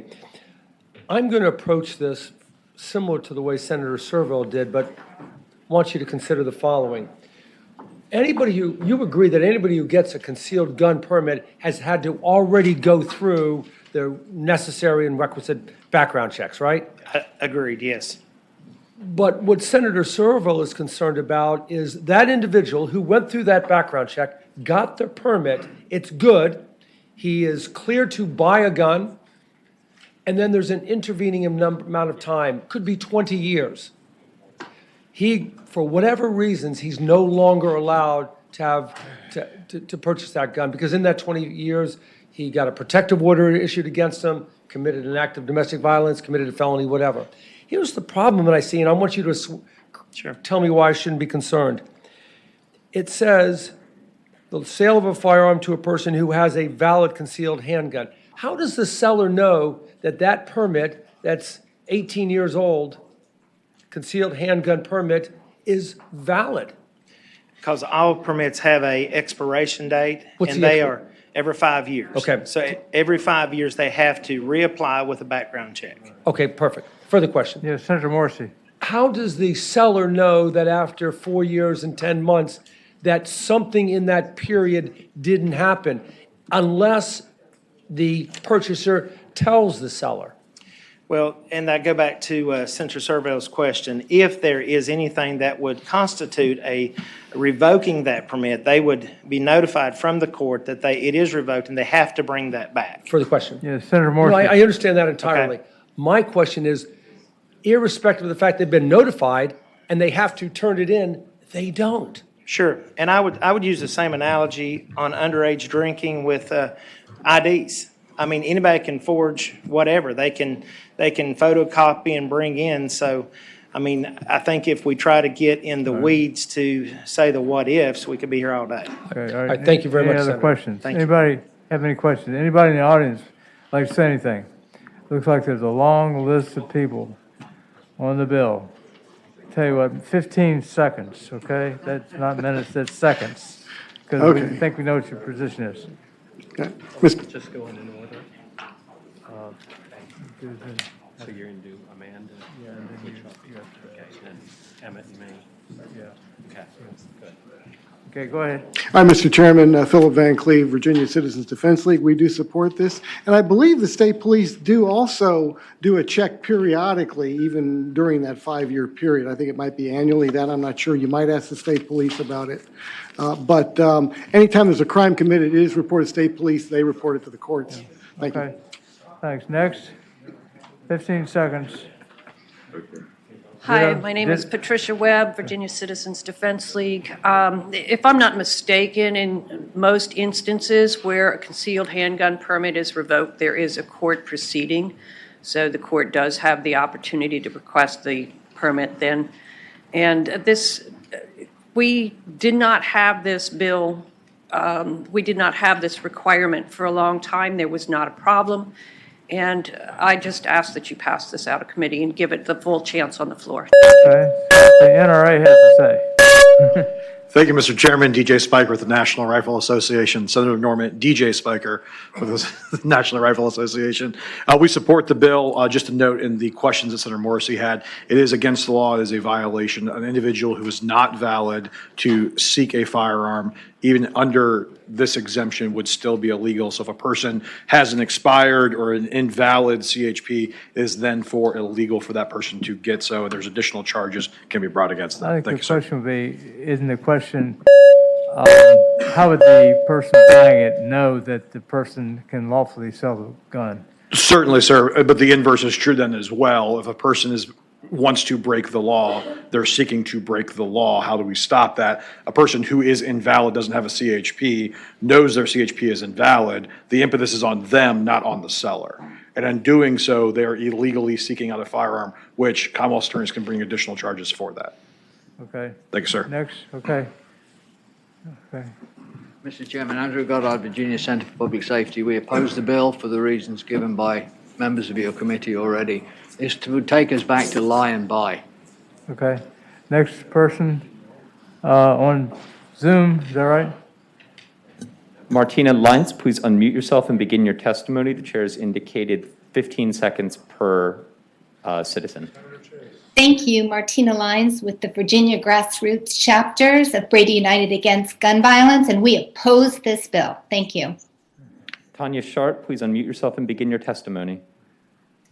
Hello there, Tanya Shart, also on behalf of the Brady campaign in opposition of the bill. As has been pointed out, Virginia's concealed carry permits remain in effect for 5 years. Much can change in that amount of time, and there's no guarantee that they are revoked or removed when they become prohibited. If a person is legally permitted to purchase a gun, going through a background check, most of which are completed in less than a minute, is not overburdensome. This is common sense. I urge you to vote no on this bill. Okay. Next. Catherine Kogel, please unmute yourself and begin your testimony. Hi, yes, Catherine Cable, Blue Ridge Coalition Against Gun Violence. I am opposed to this bill. Numerous billboards all over our city advertise that these FFLs all over Roanoke will do a background check for you. So I don't know where these guys are getting their info, but it's wrong. Karen Peters, please unmute yourself and begin your testimony. Hi, I'm Karen Peters. I'm a resident of Richmond, Virginia, and I oppose this bill.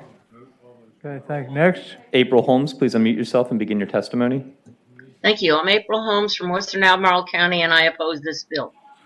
Molly Voigt, please unmute yourself and begin your testimony. Molly Voigt, representing Giffords, gun violence prevention organization by Congresswoman Gabby Giffords. We support the Second Amendment, but we strongly oppose this bill. Thank you. Lori Haas, please unmute yourself and begin your testimony. Good afternoon, Lori Haas. We oppose the bill. I would like to make note that there are over 4,000 FFLs licensed in the Commonwealth of Virginia. I think a 1-minute background check is easily had. Thank you. Diana Howard, please unmute yourself and begin your testimony. Diana Howard, Chair of the Virginia Beach Tea Party, and we support the bill. Jonathan LaRoe, please unmute yourself and begin your testimony. Jonathan LaRoe, Haymarket, Virginia. I'm a member of the Virginia Citizens Defense League. I'm also a member of the Prince William County 2A group. I strongly support the bill. And one thing I would mention is that what's the difference between the hypothetical situation of somebody not turning it in and also somebody keeping their driver's license and trying to drive on a suspended license, and they keep the license and they do the same thing. It's a similar analogy, and it's a hypothetical. So I support the bill. I hope you let it pass to the floor. Next. Amber Bomer, please unmute yourself and begin your testimony. Bomer, moms demand action. We oppose this bill. Please keep our background checks strong. Okay. Is anybody else would like to speak on either side? Okay, any discussion? Is there a motion? Move to report. Substitute. It's been first moved. Is there a second to report? I know, I just want to hear what you've moved. Second. And seconded to report. There's a substitute bill. Yeah, GBI. To pass the bill by indefinitely. It's been seconded. All in favor of the motion to pass the bill by indefinitely, vote aye. All opposed, no.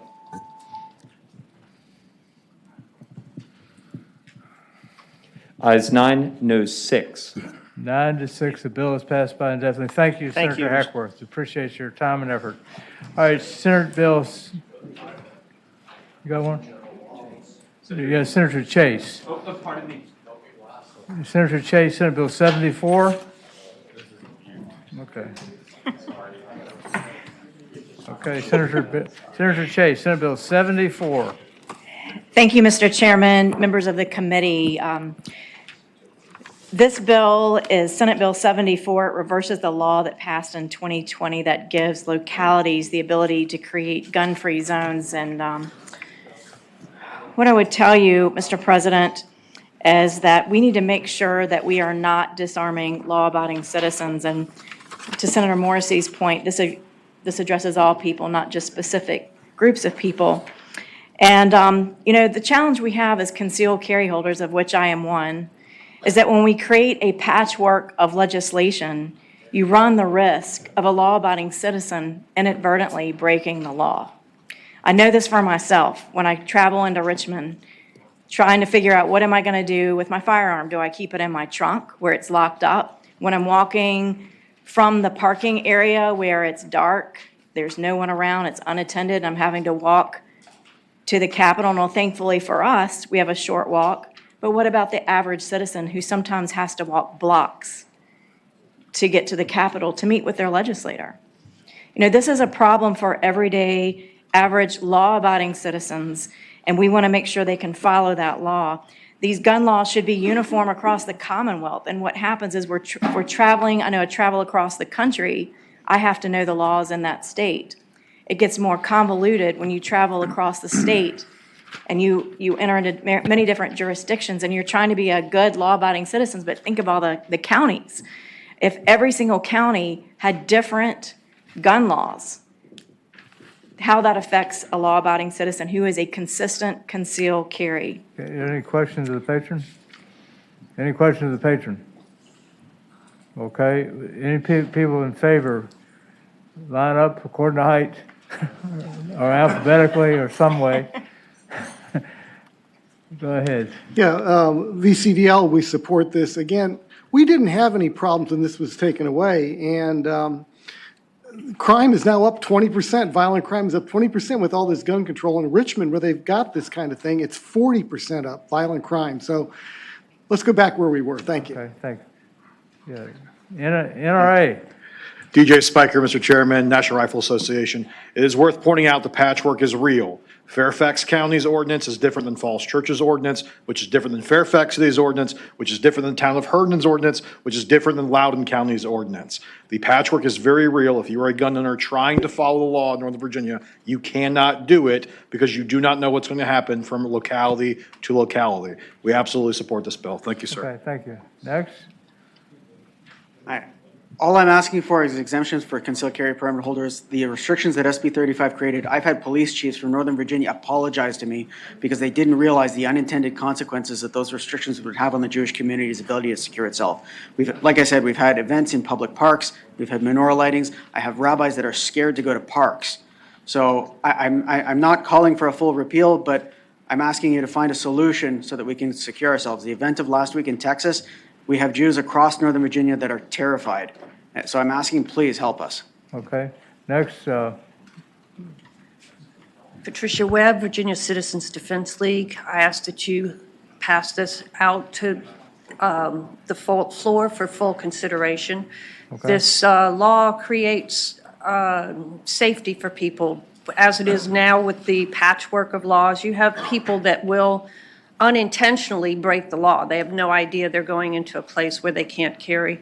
And you create places where people must leave their guns in their vehicles to go into a park where it can be stolen. And you have places where moms can't take their kids to the park because they're afraid that the abusive husband that they just left may come and attack them in the park and they're defenseless. Okay. So I ask that you pass this out of committee today. Thank you. Next, we have some people online. Molly Voigt, please unmute yourself and begin your testimony. Yeah, let's do the people in line right now since we already started. Thank you, Molly Voigt, representing Giffords. We strongly oppose this bill. Gun laws certainly are not to blame for the rise in violent crime, as was previously stated, and we strongly believe local authorities should retain the ability to prohibit guns in the interest of public safety. Thank you. Okay, next, online. All right, let's finish up online, and y'all can speak. People online. Brooke Glisson, please unmute yourself and begin your testimony. Hi, my name's Brooke. I'm a member of Moms Demand Action for Gun Sense in America. And I strongly oppose this bill. Since 2020, more than 15 localities have passed these local ordinances impacting more than 2.8 million Virginians, and that includes me and my family. We love going to county parks and playgrounds, and our child's sports fields are also on county property. That firearms are not allowed in these places, along with libraries, rec centers, and other sensitive spaces, makes our family and our community safer from gun violence. Local jurisdictions should have the ability to pass local laws, especially when it comes to safety in our neighborhoods. Please vote no on this bill. Thank you. Okay. Yeah, go Lori ahead. Haas, please Yeah. unmute yourself and begin your Let's testimony. keep it at 15 seconds apiece. Okay, 15 seconds apiece. Yes, sir, Mr. Chairman. This is Lori Haas. I'm opposed to the bill. Okay, next. Martina Lyons, please unmute yourself and begin your testimony.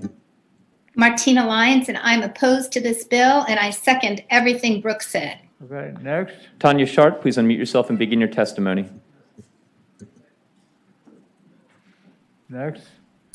Diana Mr. Howard. Chairman, I'm Laura Bateman, and I am here on behalf of Virginia First Cities to say that we are opposed to the bill. Thank you. Good, next. Diana Howard, please unmute yourself and begin your testimony.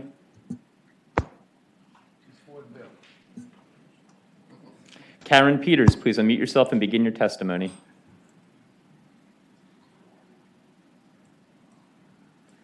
Doug Peterson, please unmute yourself and begin your testimony.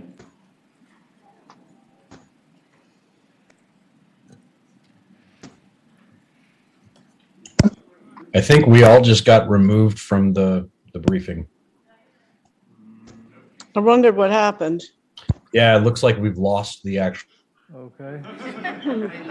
How about that David Ortiz? So much for Move to technology. report. So the people in favor of the bill don't get to speak? Go ahead. Yes, this is a Apparently pattern. This has been a pattern all week. Go Well, ahead. I wish those who wander around bliss. What do you say? Yes. Now we're all muted. I'm sorry. So what do you say, Sean?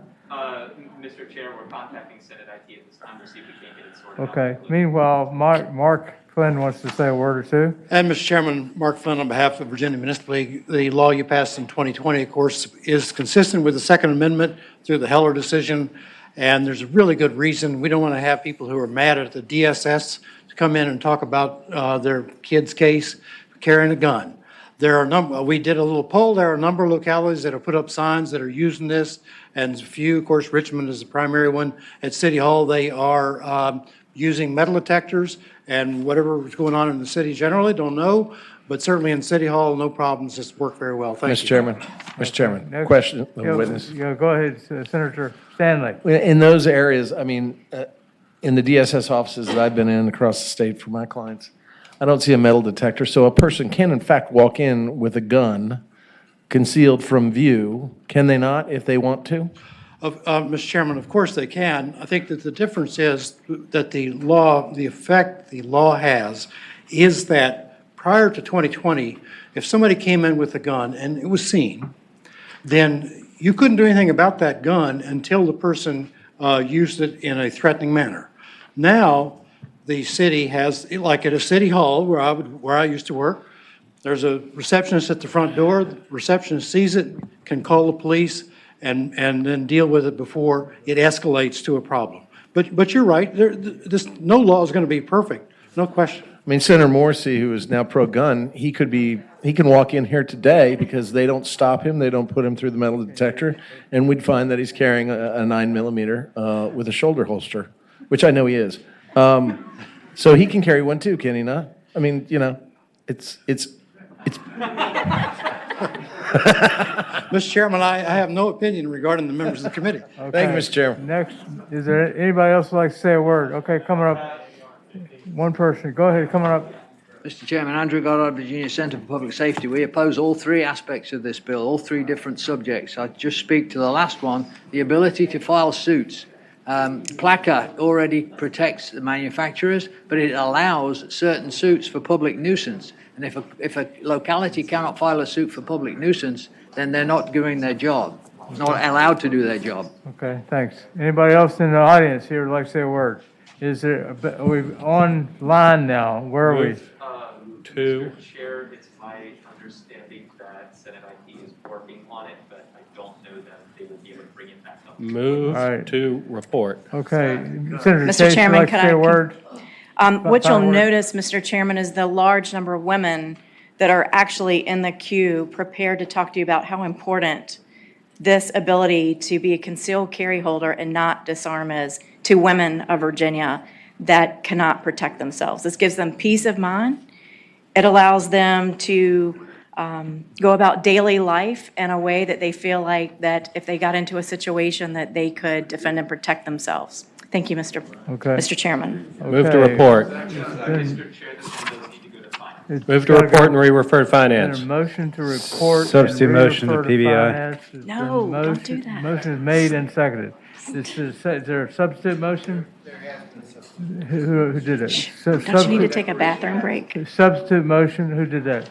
Servon, Serval Deeds. And Deeds seconded the motion to pass it by indefinitely. All in favor of the motion to pass it by indefinitely, vote aye. All opposed, no. Ayes 9, noes 6. 9-6. All right. Thank you, Senator Chase. Thank you, Mr. And I Chairman. apologize to the people out there who couldn't get in because of technology. I'm sure we'll hear about it. Thank you, Mr. Chairman. Okay, thank you Appreciate it. very much. So much for technology. Okay, Senator Hanger and Senator Obenshain have a similar bill. Is one rolled into the other? Yes, Mr. Chairman. I have Senate Bill 155. Senator Obenshain has Senate Bill 122. And I want to speak to it briefly, but I want to ask that my Senate Bill 122 be rolled, rather 155 be rolled into Senate Bill 122. Is there a motion to roll? And I've become a chief patron on that one. Senate Bill Chief co-patron. 155 to be rolled into Senate Bill 122, Hanger's bill and Obenshain's bill, and both be co-patrons. Is there a motion? Is there a second? All in favor of the motion, vote aye. All opposed, no. Vote no. All right. Got it? Okay, yeah, Senator Hanger. Thank The bill you. passed, there's one bill now, Senator Thank you. Obenshain, Senate Bill 122, with both of you as co-patrons. Thank you, Mr. Chairman, members of the committee. Senator Obenshain and I have identical bills. Actually, Senator Dees could have joined in this because our district is so important now. There are three of us representing the same Senate district. So which one represents it? Go ahead. Okay. This is an important matter, Mr. Chairman, and I will just briefly get to the heart of it. We do have a young lady here today who is responsible for bringing this to our attention, and we feel very strongly that it needs to happen. And just, you have Section C and Section D there. Section C, any person who kills the fetus of another by an intentional act committed while in the sudden heat of passion upon reasonable provocation is guilty of voluntary manslaughter. And then more to the point of this young lady's situation, any person who kills the fetus of another accidentally, contrary to the intention of the parties, and while engaged in conduct so gross, wanton, and culpable as to show a reckless disregard for human life, is guilty of involuntary manslaughter. Mr. Chairman, members of the committee, the young lady that we have here today to speak has a story that we need to pay close attention to. And I want to address up front a concern that some of you all have, because I know the majority members of this committee are at this point favoring choice, a mother's choice as far as the baby that she carries. And that's what we want to talk about today, a choice. Related to that, it's been indicated to me that there's always a concern, and I recognize this, that any bill such as this that is well-intentioned, that you might support, you may be hesitant to support it because it could cause some mischief. I will submit to you today, and Senator Obenshain has agreed, that we will not allow that mischief to occur. We have a very narrowly drawn bill, and we think it's a matter of supporting the choice of this mother and a loophole that's in the current law that we want to correct. Thank you, Mr. Chairman. Senator Obenshain. Okay, Senator Obenshain. Mr. Chairman, You very did briefly. what Senator Hanger said, I guess.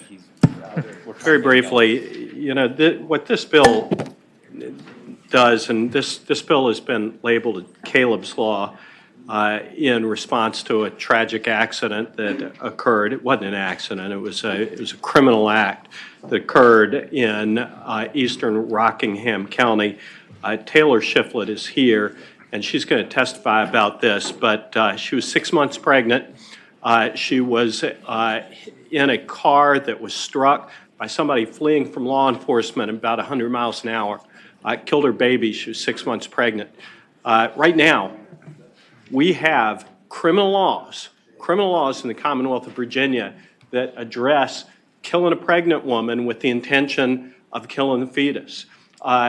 We have a civil cause of action for negligent acts that result in the death of an unborn child.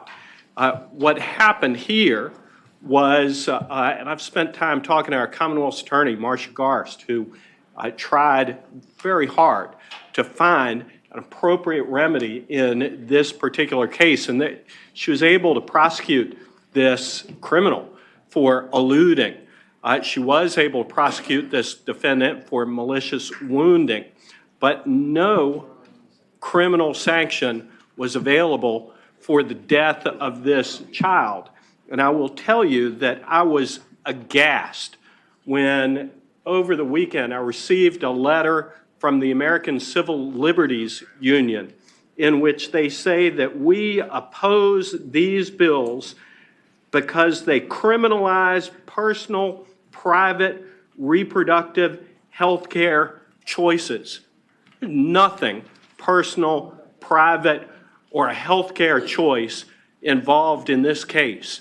This is manslaughter, plain and simple. I mean, it just is. And, I don't understand how somebody can try to recast this. So, Mr. Chairman, this is really closing a gap. There is a homicide provision for willful, deliberate acts that result in the death of an unborn child, but not for the kind of willful, deliberate, and wanton acts that warrant a manslaughter prosecution. So with that, Mr. Chairman, I would ask you to listen, to entertain the testimony of Taylor Shiflett, who made the trip up here. Yeah. Thank you very much, Ms. Shiflett. Ms. Shiflett's over here because Thank you of for coming. mobility. We're so sorry about what happened. Thank you. Can everyone hear me okay? Sure.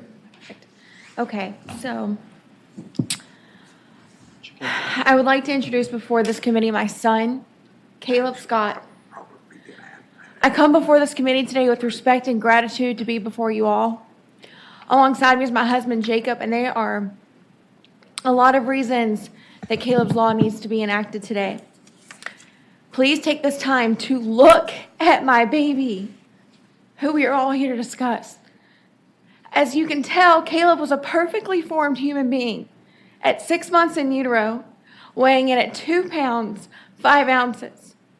Caleb was killed in an auto collision on June 1st, 2018, from a man fleeing police.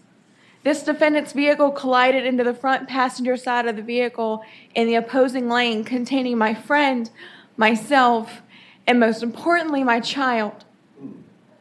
My friend and I were on our way home from work on a 2-lane highway with a speed of 55, and our vehicle was struck by an individual with no regard for human life that was exceeding 90. As I sit before you today with the inability to walk, still recovering from surgery number 17, do you want to know what the most traumatic piece of my story is? It's not the 17 surgeries. It's not even the 6 months of rehabilitation. Nor is it the millions of dollars in medical debt. It was the exact moment the Commonwealth looked at me and informed me she was unable to process charges for the loss of my child. Virginia law currently only has 2 feticide charges.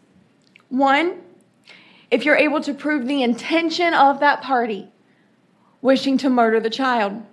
Or 2, if both the mother, and the fetus die. Then, and only then, does it count as 2 charges of manslaughter. But because I lived, there was no justice for Caleb. Imagine the survivor's guilt with that sentence. My body underwent the most traumatic experience any human body could ever possibly go through. I had a brain bleed, a grade 6 concussion, over 20 bones severely fractured, a ruptured spleen, liver, kidney. Guess what happened to Caleb? Caleb's body, absolutely nothing was wrong with it. Not a thing. The only reason my child is not here today is because the speed of impact caused his umbilical cord to tear from his mother. The only survival tool that he had. He had no broken bones. He had no organ damage. He was not a miscarriage. My body did not fail him. He died because another uncaring individual chose to make decisions that violated my right to provide life.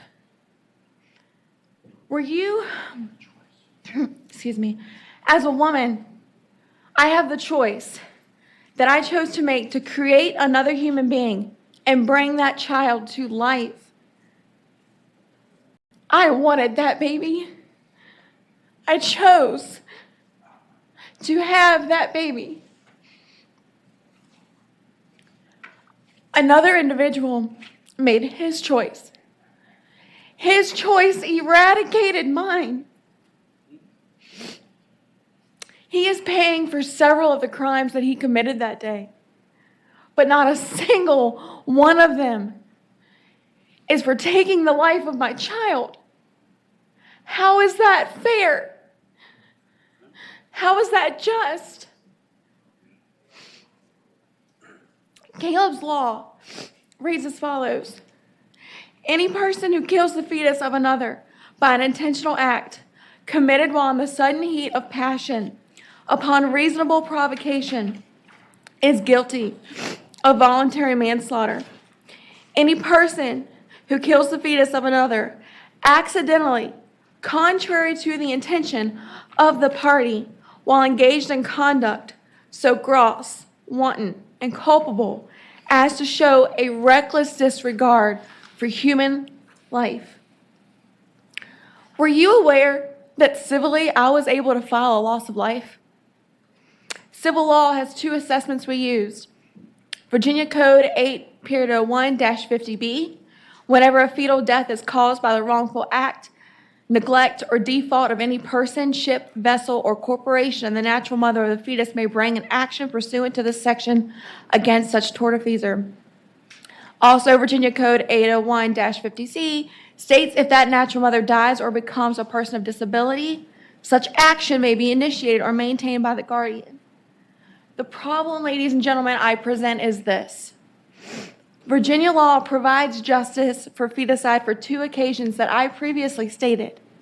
As a reminder, 1, if the mother dies along with that child, or 2, if the Commonwealth carries the ability to provide that there was intent to murder the life she carried within. Unlike any other instances where blood is shed, there were no penalties for actions involved in this crime. The data compiled by the Virginia Department of Motor Vehicles show 105 and 600,000 car crashes occurred in Virginia in 2020.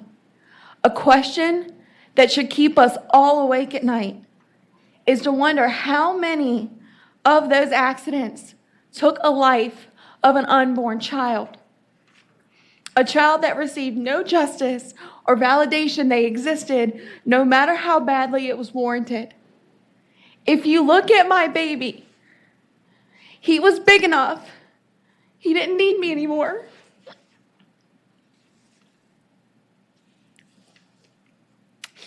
Baby's younger than him?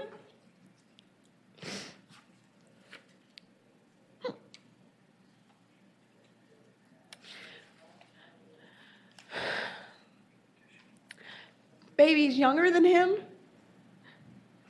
have survived in the NICU unit. He didn't need me anymore. I appreciate the time that I have been given here today, and I pray that we can move forward to provide justice for my sweet baby, Caleb.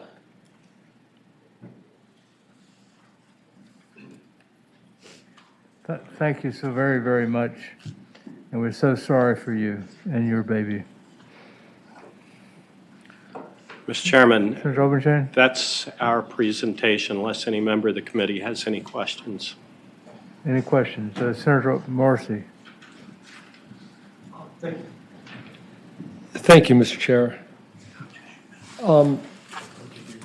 First, a comment to the patron and then a question. A defendant right now under Virginia law could face 2 homicide charges for killing the woman, and she had an unborn child, and the fetus died. Isn't that, by virtue of that law, saying that that fetus is a human being? By virtue of allowing that prosecution of 2 individuals? I don't think I have to answer that question. I don't think it's necessary, not trying to be disrespectful, but I don't think it's necessary to the analysis. The code is the code, and the code said what could be prosecuted for that. I don't think that members of this committee have to cross that bridge in order to vote for this bill. I believe that this bill is entirely consistent with long settled law, and as Ms. Shiflett pointed out, I mean, it's closing a gap in the law. I agree there's a gap, but I wanted to answer that question.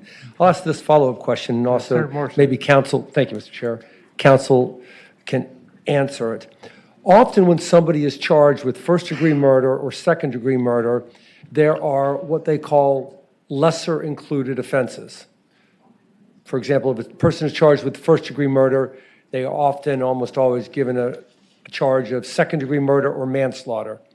My question to you or to counsel is, in the situation where the individual is charged under current law, subsection B, say second-degree murder, for killing the fetus, willfully, deliberately, and maliciously, but not with premeditation, kills the fetus, would that person, that defendant, be able to ask for, or would the prosecutor be able to ask for a lesser included instruction of manslaughter?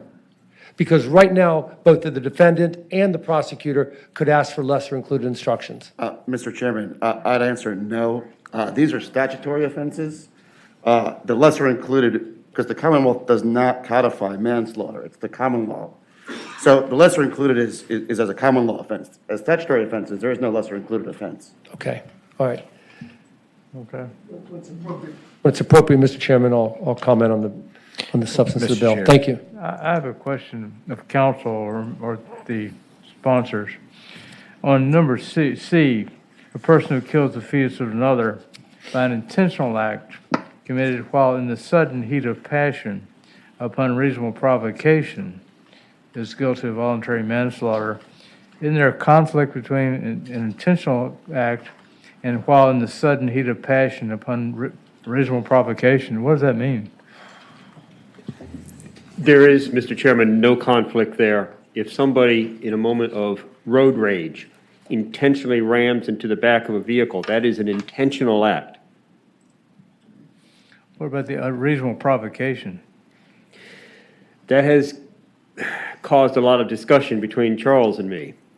I'm because whenever we speak in the criminal law of heat of passion, it's always that heat of passion that is caused by reasonable provocation. However, the mental state of maliciousness is inconsistent with heat of passion, or vice versa. If you're acting in a heat of passion, you are not acting maliciously. And so looking at this application of heat of passion, the question that we've been concerned about is the road rage incident. Somebody without reasonable provocation flies into a rage on the highway and rams into the back of someone. They are not reached by this bill, potentially. That's been our discussion. And quite frankly, we weren't going to mention it, meaning no harm to the bill. But as attorneys, we have to point out that there could be instances where somebody kills the fetus of another while in the heat of passion, but without having been reasonably provoked. And so we saw that as a potential glitch in the bill that's presented. I think that is taken from traditional manslaughter law. Husband and wife, wife says something that just ticks the husband off and the husband kills her. That's second-degree murder. Right. If it is upon reasonable provocation, it could be manslaughter. So, I think that language is taken from existing law, and we're trying to port it in here. And it may work, Mr. Chairman. You asked, we've discussed it. It's not of sufficient concern for us to suggest any other amendments. Mr. Chair, I think I can add something to it. Senator Morrissey. Another way to look at it is this: the difference between murder and manslaughter is the absence of malice. That's a very succinct way of looking at it. The other thing to consider is the following: the accidental killing of another during the commission of an unlawful act is voluntary manslaughter. The accidental killing of another individual during the commission of a lawful act is involuntary manslaughter. Just if you keep those concepts in mind, I think it helps us. But at the end of the day, we're talking about a difference here, and that is that you can't prosecute an individual for the killing of that fetus unless mom was also killed. I think that's the gist of it. Am I right? That is correct. All right.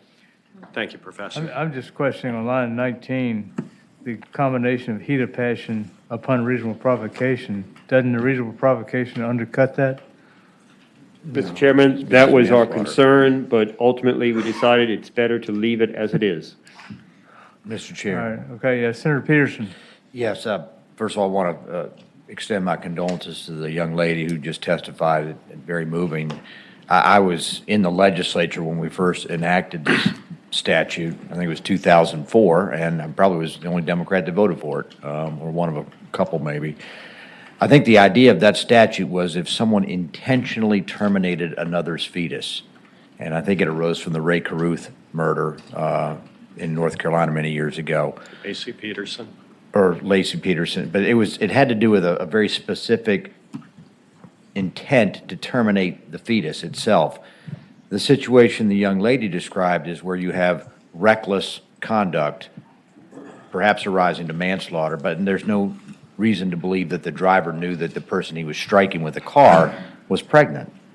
And so there's a mens rea issue here. And that to me is what my hesitation is. So, but if they run into a car in which there are two people and they only think that there's one, they didn't have the mens rea to kill the passenger that they didn't know was asleep in the back seat. This is, however you look at it, this is consistent with the policy that we've adopted. This is consistent with this mom's choice. We've also, she made a choice. I know that the ACLU and others are attempting to, cast this as something that it's not. She chose to carry this child. This child was 6 months along. And, I submit that, that this is, one in which, that criminal defendant, has to bear the consequences of his reckless act. He did it without regard to the consequences of it. That is what manslaughter is. And, the fact that he doesn't know that that person in that car is pregnant is just as irrelevant as not knowing that there's a passenger in the back seat of the car as well. Okay, Senator Sherrill. Thank you, Mr. Chairman. So I have a similar question. I've been trying to figure out how you get to home plate, and I haven't never done a manslaughter case. I'm trying to remember the elements. So I looked up the jury instruction because it is a common law crime, and at least the jury instruction I'm looking at says that in addition to showing a callous disregard of human life, you have to show the defendant owed a specific person a legal duty. You have to show the death of the person was a direct result of the failure to perform that duty, and that the failure to perform the duty constituted negligence so gross, wanton, and culpable as to show a callous disregard for human life. And that, of course, is all directed at presumably the mother and not the fetus under involuntary manslaughter law today. The statute as written doesn't have a clear proximate cause nexus. So in theory, you could be dealing with, for example, like an eggshell situation. You could have either a mother or a fetus, which is unusually susceptible to perhaps having a problem. And in this way, this sort of would bring the accused person into being held responsible for a tenuous situation, right? So that's a very good point. And what I would say is we've spent a lot of time this session already and last session talking about trusting judges and putting these punishment decisions in the hands of judges. And what you're describing are mitigating circumstances, circumstances that ought to be taken into consideration in figuring out what to do with this case. And if sufficient mitigating circumstances are there, let's trust the judges to decide whether this is something where they didn't mean it, and we're going to have a suspended sentence, or frankly, if a jury or a judge is presented with sufficient mitigating circumstances or evidence of some kind of mental impairment, it may be evidence sufficient to show innocence. Okay. All right, any further Mr. Chair? questions? Yeah, Senator Sherrill. Sorry, so I just have one other question. So, I'm just sitting here sort of noodling through the application of this. And suppose for the sake of argument that instead of the awful situation that we've heard described, which is, I feel awful for what you went through and can't imagine having any to deal with anything you've been dealing with. But suppose we're talking about a collision where a woman is, say, 4, 5, 6 weeks pregnant, and a bad collision occurs and there's a miscarriage. Of maybe she didn't even know she was pregnant until after the collision happened. I don't know. But I mean, wouldn't this statute then make it possible for that person to be charged with involuntary manslaughter, whereas otherwise it might not even be a DUI maiming. It might just be like a DUI or a reckless driving. I would say possible, but in many of those cases, nobody is ever going to know that that woman was pregnant. Right. And if that woman was pregnant and lost that child, I mean, what difference does it make whether she's 6 weeks pregnant or 6 months pregnant if she's been trying to conceive that baby, and this is one of the biggest, greatest miracles that's ever occurred in the life of that family? That's a judgment, and back to the judgment of judges and courts. I think outstanding criminal defense lawyers like you and others are going to make those arguments to the court in mitigation of any kind of sentencing decisions that have to be made. Okay, we need to move it along. Anybody else have anything to say or any questions asked? Do you have anybody else to speak? I don't think you need to. Okay, very quickly. Thank you very much, Chair. Chairman, for this opportunity. I'm Sherry Story. I represent the Family Foundation of Virginia, and we strongly support this bill. Thank you. Thank you. Okay, next. Good afternoon again, Senator Edwards. On behalf of the Attorney General's office, we also strongly support the bill. Okay. There's some people are online. Okay. Brianna Diaz, please unmute yourself and begin your testimony. Thank you, committee. On behalf of the ACLU of Virginia, we strongly oppose Senate Bill 122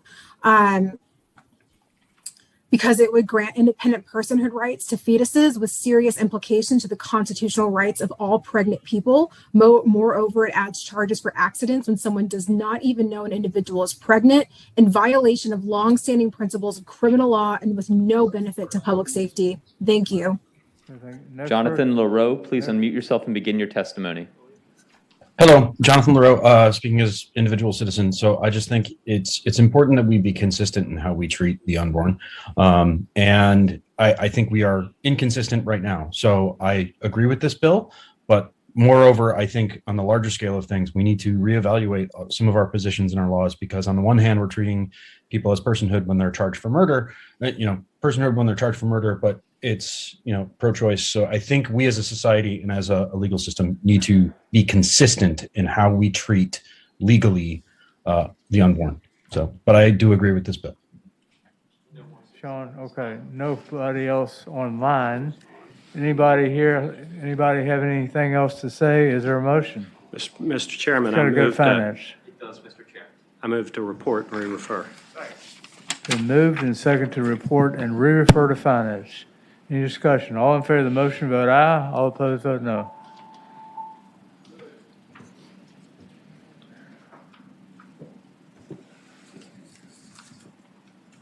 Ayes 8, noes 7. Been reported and Thank you, Mr. re-referred to Chairman. finance. Okay, thank you very much. Thank you, Mr. Chairman, members of the committee. Okay. Next,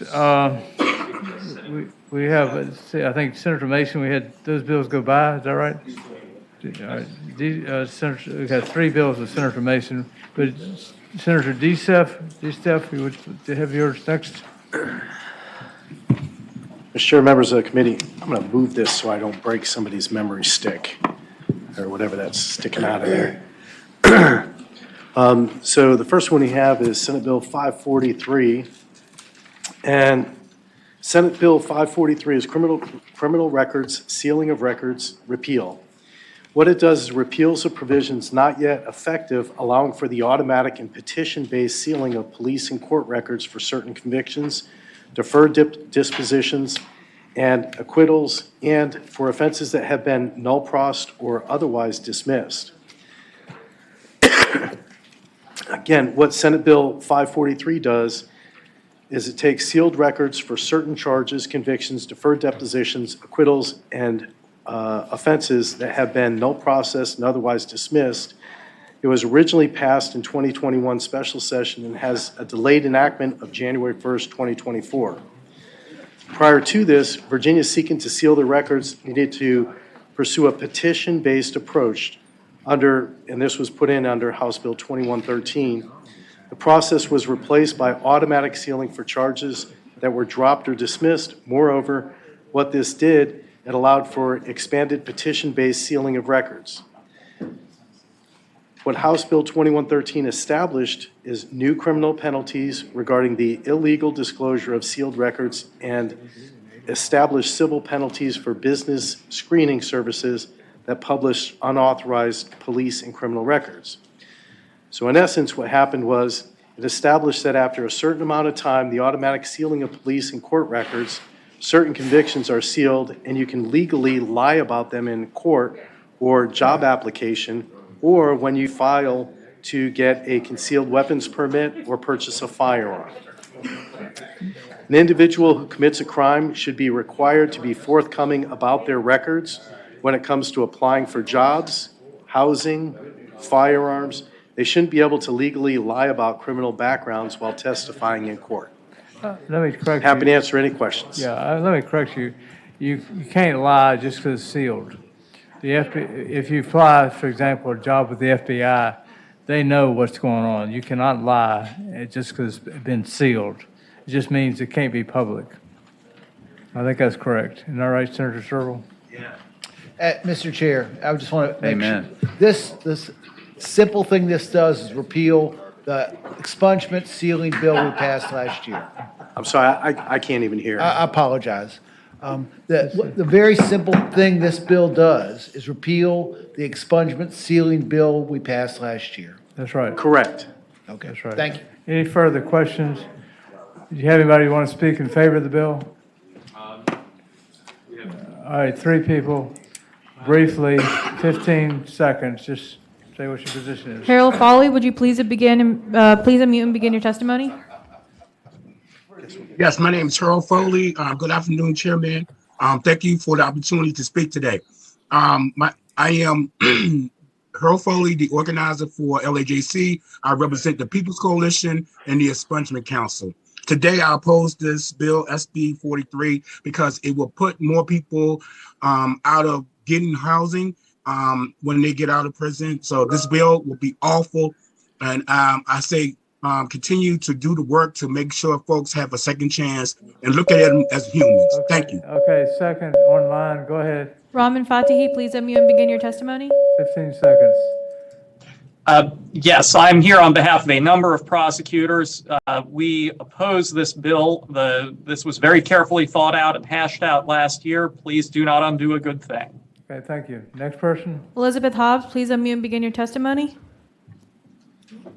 I'm Elizabeth Hobbs with the Virginia Sheriff's Association. We support this bill. This sealing statute does many things, but of greatest concern, these statutes permitting the sealing of convictions for Class 5 and 6 felonies allow people to hide their convictions for crimes such as child sexual abuse, intentional killing, repeat offense stalking, luring a child of the internet, to name just a few. It also criminalizes disclosure of such convictions, even by people such as victims who may share their own experiences. Okay, We support this bill. Okay, thank you. Attorney General's office. Thank you, sir. Is anybody else online? No, Mr. Chairman, that is Okay. all. All right, okay. Attorney General. Thank you, sir. The Attorney General's office supports the bill, and I just answered the question of one of the senators, I believe it was you, Senator Edwards, about, the inability to lie, and why that may technically be the case, that the lie would be ferreted out.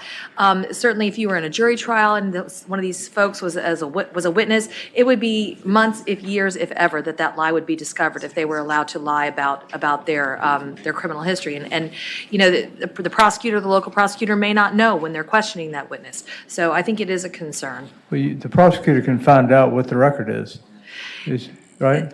They may be able to, yes, sir, but not in time. Well, okay. All right, any other Thank you. questions? Yeah, thank you very much. Any other questions? Is there a motion? Yes. Move to PBI. All in favor of the motion to pass the bill by indefinitely vote aye. All opposed, no. I have Senator Obenstein and Stewart here still, but I'm sorry, what? I can certainly vote for them. Thanks. Thank you. Okay, thank you. I didn't know if they wanted me to vote for them. Ayes 9, no 6. Okay. All right, thank you. Next, you got another one? Thank you very sir? much. I have one more. The next one is Project Ceasefire. Thank you, sir. Can I have another? Republicans and Democrats Senate Bill share the same. 592. Senate Bill 592. Senate Bill Just a sec. 592. Okay. This Project Ceasefire. Republicans and Democrats share the same goals: to end violence in our communities, and every life lost is a tragedy. The bill creates the Operation Ceasefire Grant Fund managed by the OAG. The fund shall be used solely to carry out the purposes of implementing violent crimes, reduction strategies, training and equipment for law enforcement and prosecutors, and awarding grants to organizations such as the state and local law enforcement agencies, local attorneys for the Commonwealth, localities, social service providers, and organizations. When these strategies were being used in Richmond in 2004 to 2008, homicides decreased from 95 to 32. Again, homicides decreased from 95 to 32. In 2021, without Operation Ceasefire, Richmond sadly experienced 90 homicides. In Boston, where these strategies were implemented, there's a 25% decrease in the monthly number of citywide gun assaults, a 44% decrease in the monthly number of youth gun assaults, and a 63% reduction in youth homicides. Again, a 63% reduction in youth homicides. There's a House budget amendment on this that provides $5 million for the general fund first year and $5 million in the general fund the second year, which includes the introduced budget, is also included in there, and supports Operation Ceasefire Grant Fund, which would be established pursuant to legislation to be considered for the 2022 session of the General Assembly. Okay, any questions? Oh, whoops, I'm sorry. We have a substitute. Oh, substitute on 592. All right, what's the substitute do? Got it. And, Mr. Chair, members of the committee, what this does is this gives it to the AG's office to establish and manage the process.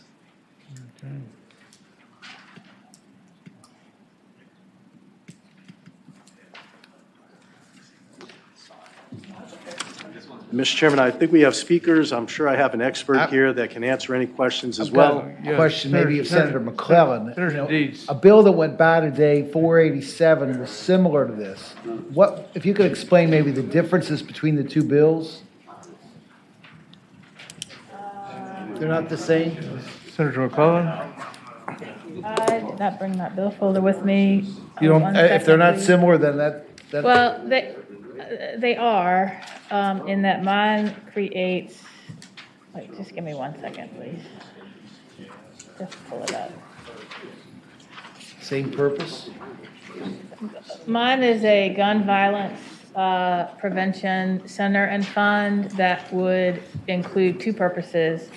One is similar to this in that it would analyze, it would have public health, public safety, community-based organizations, I'm probably skipping a couple of agencies, who would collect data and analyze data on the underlying causes of gun violence and gun deaths, to include suicide, share that data across relevant agencies, and develop evidence-based policies to address those underlying causes. It would also create a grant fund to fund, for example, community-based programs that are aimed at reducing or eliminating gun violence. Okay. Senator DeStef, any comments? Senator Edwards, I believe, and members of the committee, I believe what this does is actually gets to the root of the gun violence in our youth communities, providing additional enforcement where the highest concentration of shootings are. And it works with the police to truly focus on those neighborhoods, again, with the police, community engagement, cross-jurisdictional communications, works with Department of Social Services. They're pretty familiar with the specific areas that have the highest number of shootings in the youth-focused areas. And this really focuses them in and targets them in those highly concentrated areas. Senator DeStef and Senator McClellan. Senator DeStef and Senator McClellan, either of y'all object to these two bills going to the criminal law subcommittee to try to work it out? That's fine with me. Yeah, that's fine. All right, without objection, those two bills will go into the criminal law subcommittee of Senator Deeds, and he'll figure it out. How's that? Or the subcommittee will. Mr. Chairman, members of the committee, thank you very much. Okay, this Have a is great day. 592, and Senator McClellan, what's your bill number? 487. 487, okay. Mr. Okay. Chair, I do have a bill where I have a couple of witnesses to testify who I'm not sure how much longer they can stay, if I can take that bill up. Which number? 486. 486. What bill, what line, which page? Oh, I don't know. This is the Workplace Violence Protective Order. 486. Anybody know what page it is? What page on the sheet? Yeah, but 486. It's on page 9. Page 9.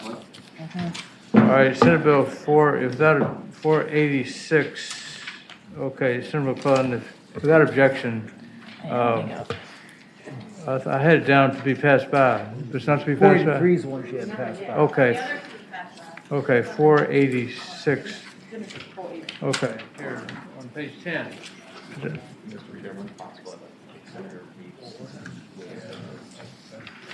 All right, let's go ahead with Senator McClellan because she has a witness, is that right? Yes, Mr. Chair, I'm just going to take it from here if that's okay. 486, page 10. Yes. Senate Bill 486 would authorize an employer to petition the court for a preliminary protective order or a protective order to protect the health and safety of its employees.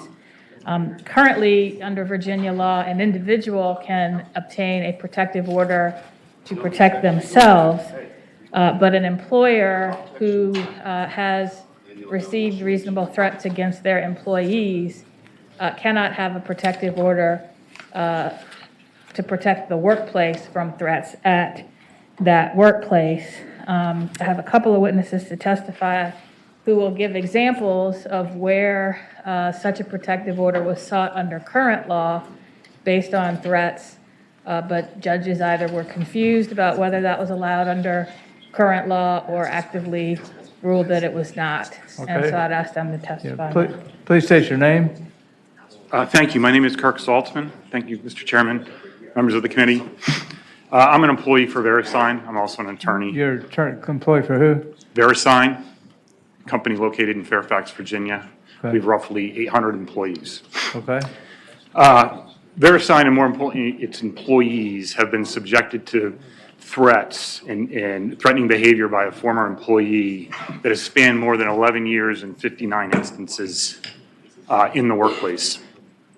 Those instances have included stalking and harassing our employees at the workplace, in person, through email, through the phone, and through letter writing.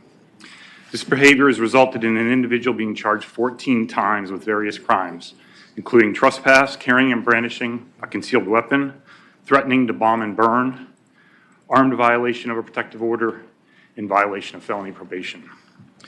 The one thing that's protected VeriSign, and most importantly our employees, has been having some measure of comfort in knowing that courts have determined that he should stay away from the employees and from their places of employment. What did he do? Yeah, what did these gentlemen do?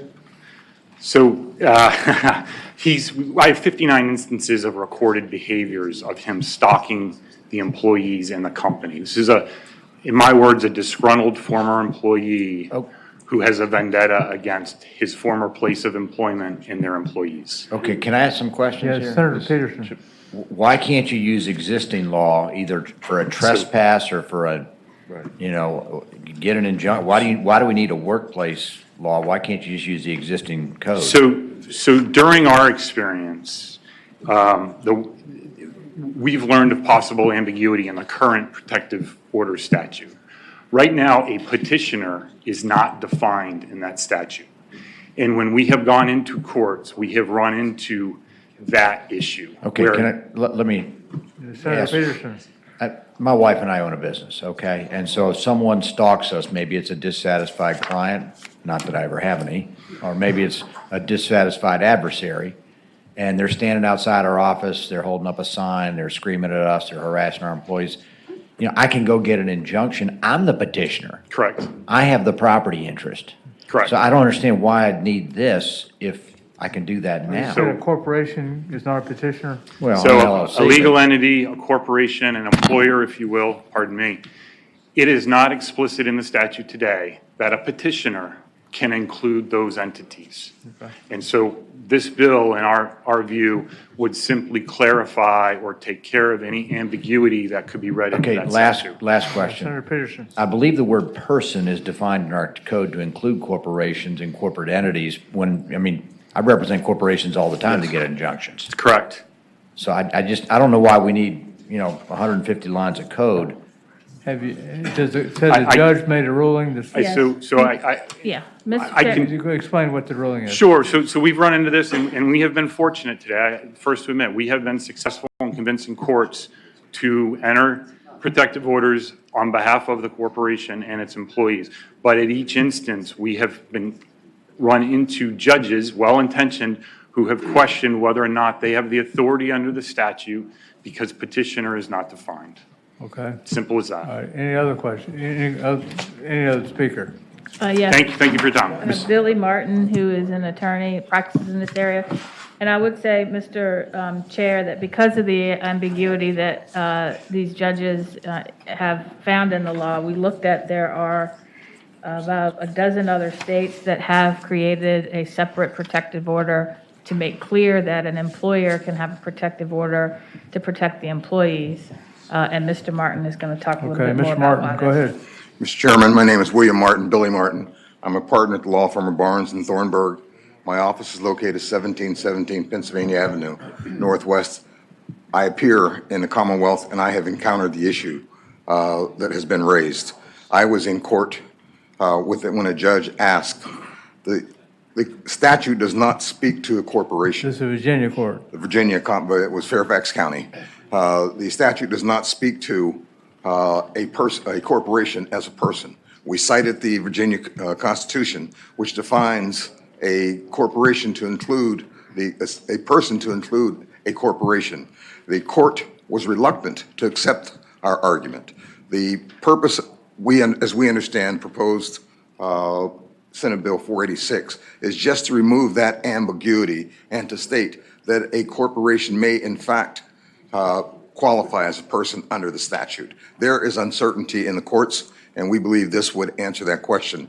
The issue is not, Mr. Chairman, whether or not there are statutes on the books to prevent people from standing outside your office or your building from protesting. The issue here is stalking. This was intense stalking. There was nobody near it, and when we filed a petition on behalf of the corporation, the court asked us, Mr. Martin, I don't believe your client qualifies as a person under the statute. It is a very, what we're saying as a lawyer, very simple amendment, and that is just to include a corporation Can I ask? in that definition. Senator Peterson. First of all, it's a great honor. You're a legend. And so it's a great honor to have you here, Mr. Martin. I'm very, very well aware you're an outstanding attorney. My only thing is this appears to be, like I said, a whole new statute, a whole new law where it seems as if we could take the existing code on preliminary injunctions or harassment orders and simply define it by saying corporations also have this right to protect their employees. I don't think we need to rewrite the entire code. That's the only thing I would say. Yeah. If I may respond, Mr. Chairman. Go ahead. My only response would be, this is an add-on to the code section. It may be possible to add, this is an added section, section 11, to the code, to, I think it's from memory now, 19.2-152 point going forward. This is section 11. It's a new one portion to the section that just simply adds that a corporation will qualify as a petitioner. There may be another way, Mr. Chairman, to include this language in sections 1 through 10, but rather than going through and trying to do that each code section, we thought adding this section made it perfectly clear that a corporation will in fact qualify as a person in order to become a petitioner. There may be ways of wording the other sections, but we believe the proposal by Senator McClellan resolves that. Mr. Chair, part of the reason for creating a separate section is it's not simply you are trying to prevent someone from committing violence against an employee or another person, but it could also be trying to prevent someone to commit violence against the building. For example, if you have a person that has repeatedly issued bomb threats, then it's unclear whether the current protective order statute would work in that instance. So we worked to create, looking at what other states have done in creating a workplace protective order, trying to identify instances that would be applicable in a workplace violence scenario, but would not necessarily be applicable in a threat against a person scenario. Mr. Chairman, with regard to that, in the situation I am describing, the former employee did in fact show up with a 5-gallon can of gasoline, a lighter. Fairfax County brought out probably 5 or 6 police cars, 2 or 3 fire trucks. The man doused himself in gasoline on the property of the employer, but did not strike the match.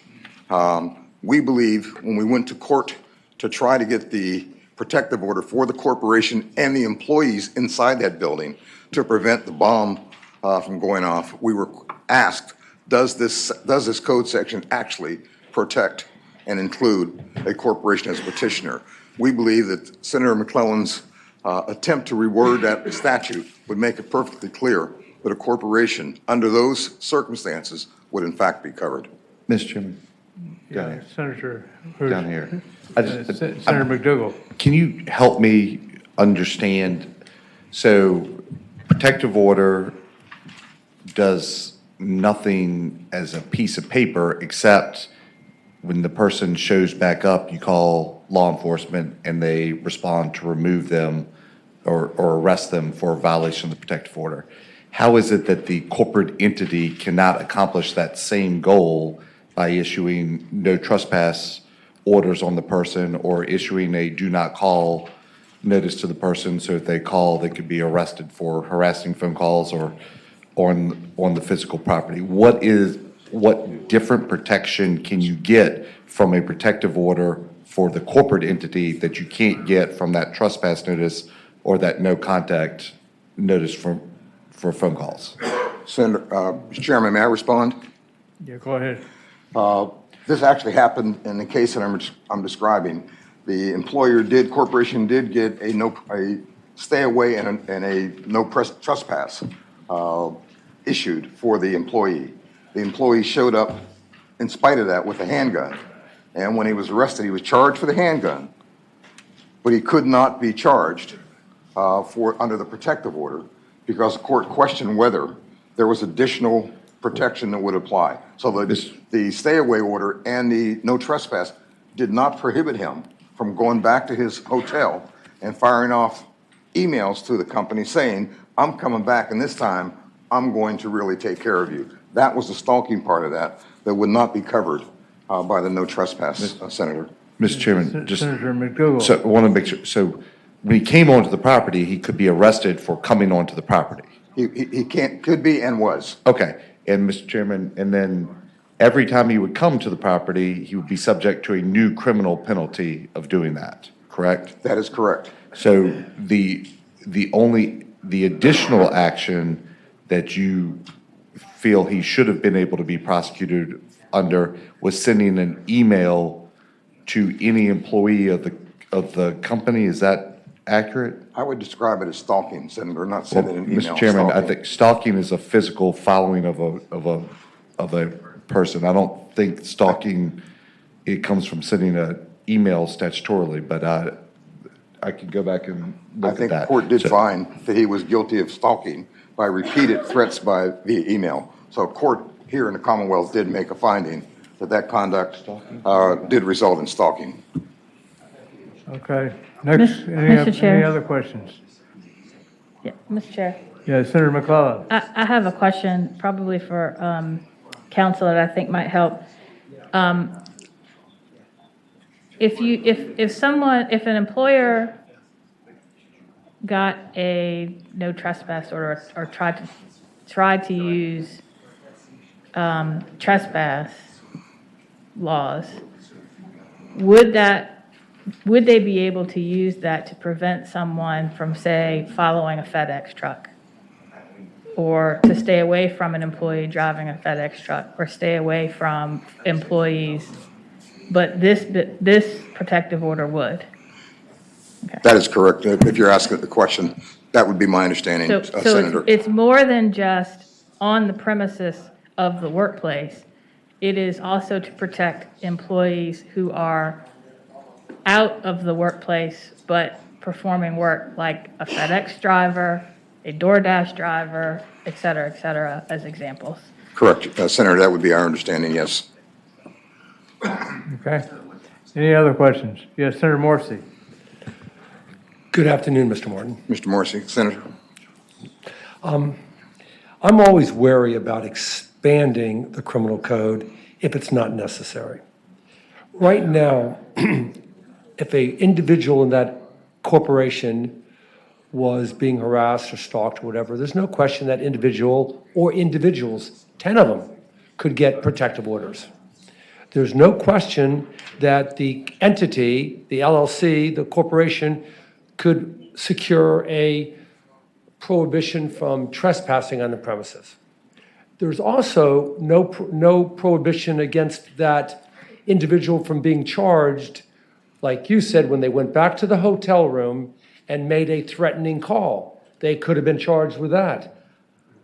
I think with the existing law, protective orders for the individuals, trespassing against the premises, and threats that could be made, that we've covered everything that you want to do without expanding this protective order to include a non-person, an LLC.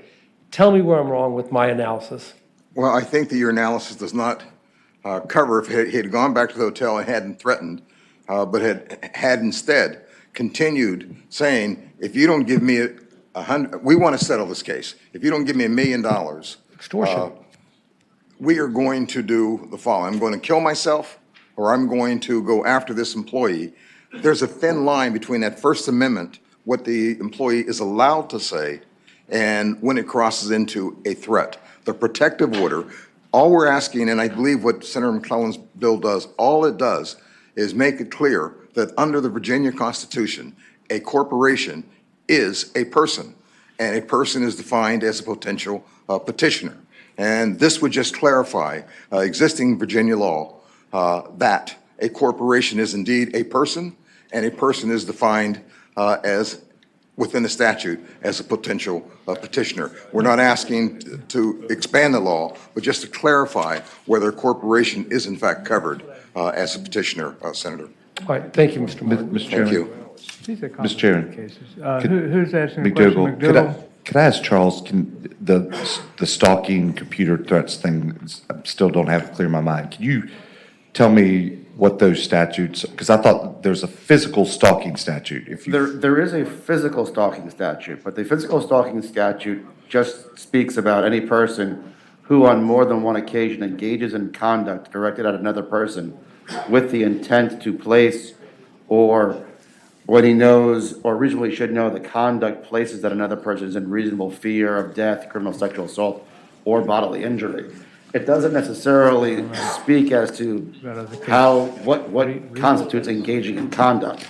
I'd also note that that section does provide that if the person who exhibits the stalking behavior is essentially given notice that the person does not want to be contacted, that's prima facie evidence that he is committing stalking, which this protective order expansion would seem to be that type of prima facie evidence. Let me ask counsel, if Steve and Charles, is this language, it's pretty expansive. Is this necessary or can it be done simpler? I mean, the question is we're fighting over, discussing over details, and we don't have all day to do this. I want to move this thing along. Are you all fine with the language as is? Yes and no. Charles thinks this is the correct way to proceed. I can't say that it isn't. To answer your question, can it be done more simply? I would think so. I would think you could take the existing statute and add would you like to pass this language. back the week? Well, or send it to subcommittee or what? Because we've got other bills to deal with. Mr. Chair, I think the existing language, it becomes difficult for two reasons. The first is the framework set up for protective orders often speak about persons and their families. So we're going to have to distinguish between when an employer is doing it in that context of trying to protect his employers vis-a-vis the regular protective order, which is protecting a person and its family. So essentially, you're going to need to set apart the two. Mr. Chair, you send this to the civil subcommittee, we'll figure it out. Yeah, can we do that? We'll send the bill to civil subcommittee and try to figure it out. How's that? All right, the bill, without objection. You don't have to come or do it about Zoom if you'd like to participate, but we appreciate everything you're doing. Mr. Chairman, thank you, sir. And we just want to get this fixed. Madam, thank you. We don't have time today, so without objection, Senate Bill 486 of Senator McClellan's will go to the Civil Law Subcommittee which is Senator Peterson's subcommittee. Okay? All right, moving right along. Let's see, we got Senator Reeves. Mr. Senator Chairman, Reeves. thank you. I have three bills. One of them should be a fairly simple bill, I think, if we could take it up first. Senate Bill 675. 675. Which page?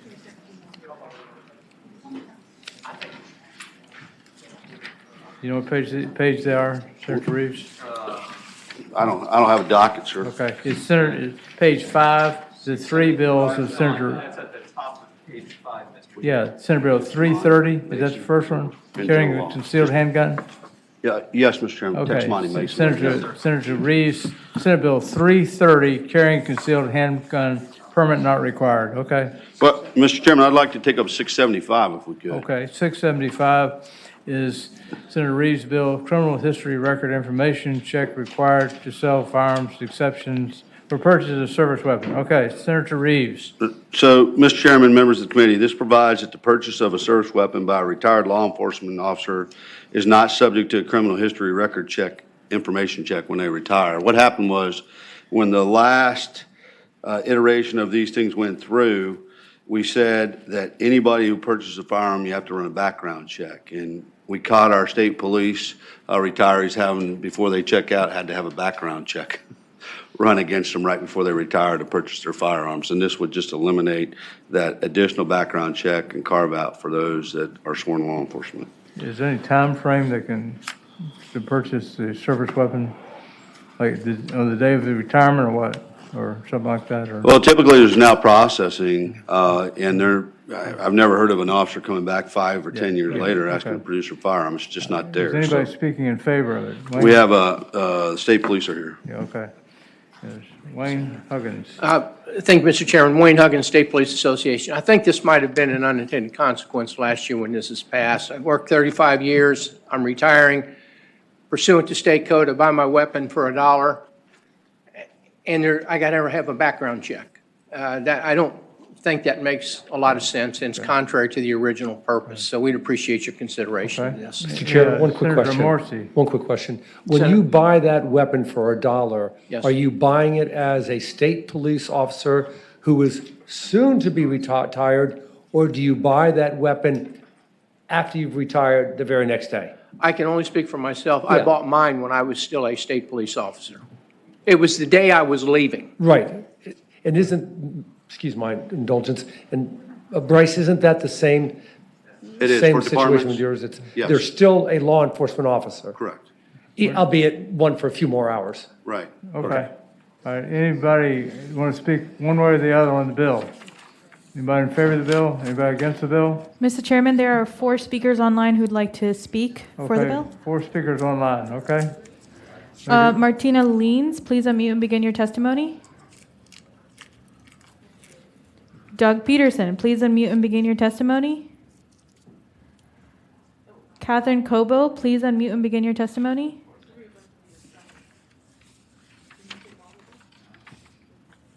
Catherine Cobo, would you please unmute and begin your testimony? Lori Haas, would you please unmute and begin your testimony? Yes, good afternoon. My name is Lori Haas. I would like to note that the Virginia State Police is the home of the Virginia Firearms Transaction Center. They do the background checks in-house right then and there. They take about 60 seconds.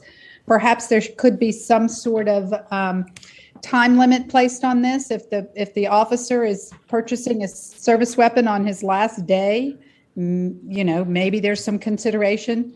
But should this purchase happen at a later time, a background check is just necessary on all buyers. And I refer to one of the Senate Judiciary members' comments about the Christmas tree. We're going to hang another exemption and another exemption and another exemption. I'm just not certain we want to go down that path. A background check is an easy thing to do. Okay, anybody else want to speak? Josh Humphreys with the Attorney General's Office. We just want to say we support the state police. They have protected us, and we support the bill. Yeah. Thank you. Mr. Chairman. Yeah, Senator Servo. Servo. I have no problem if an officer is retiring on good terms or whatever, but what if they're like in the midst of a decertification proceeding or, midst of, retiring on bad terms or something happened and stuff's pending? I mean, how do we differentiate those situations? I would ask Mr. Huggins, I'm not sure you're going to retire from the state police if you're having disciplinary actions taken against you. I mean, I couldn't tell you, but. Well, historically. Wayne Huggins, you can explain it. The senator is correct. And the Department of State Police is not compelled. They don't have to. If there's some negative circumstance going on, they do not have to sell you that weapon. They do not have to issue you a concealed weapon permit. It's discretionary, depending, if I could use the phrase honorable discharge.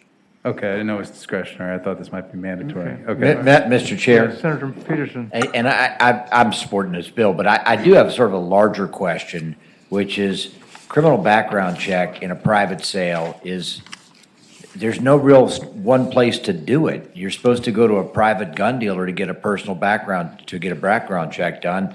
They don't like to do it for a transaction where they're not getting paid. What I'd like, if there was a way that the state police, and I know we've just transitioned from one administration to another, but I used to constantly ask our former Secretary of Public Safety if there was a one-stop shop to get a background check done. That's a bill I would vote for, co-patron, fund, whatever, because right now it's a very confusing process. Mr. Chairman, Yeah, if I just give you a little bit of hope, if you go to a gun show, you have that, because they're there, you can go to them as an individual. I'm more likely to go to Toys R Us than a gun show, but anyway. They're closed.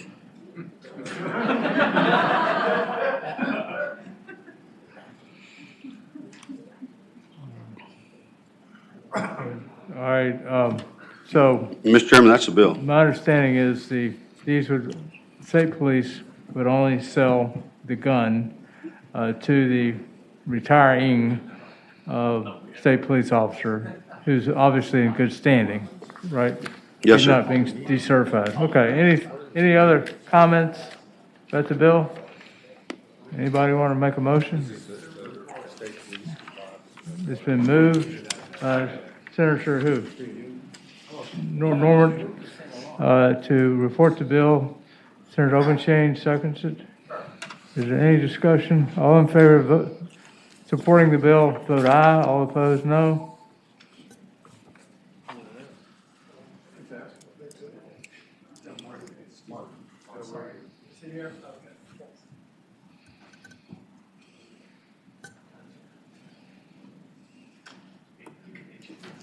Ayes 15, no 0. Okay, thank you.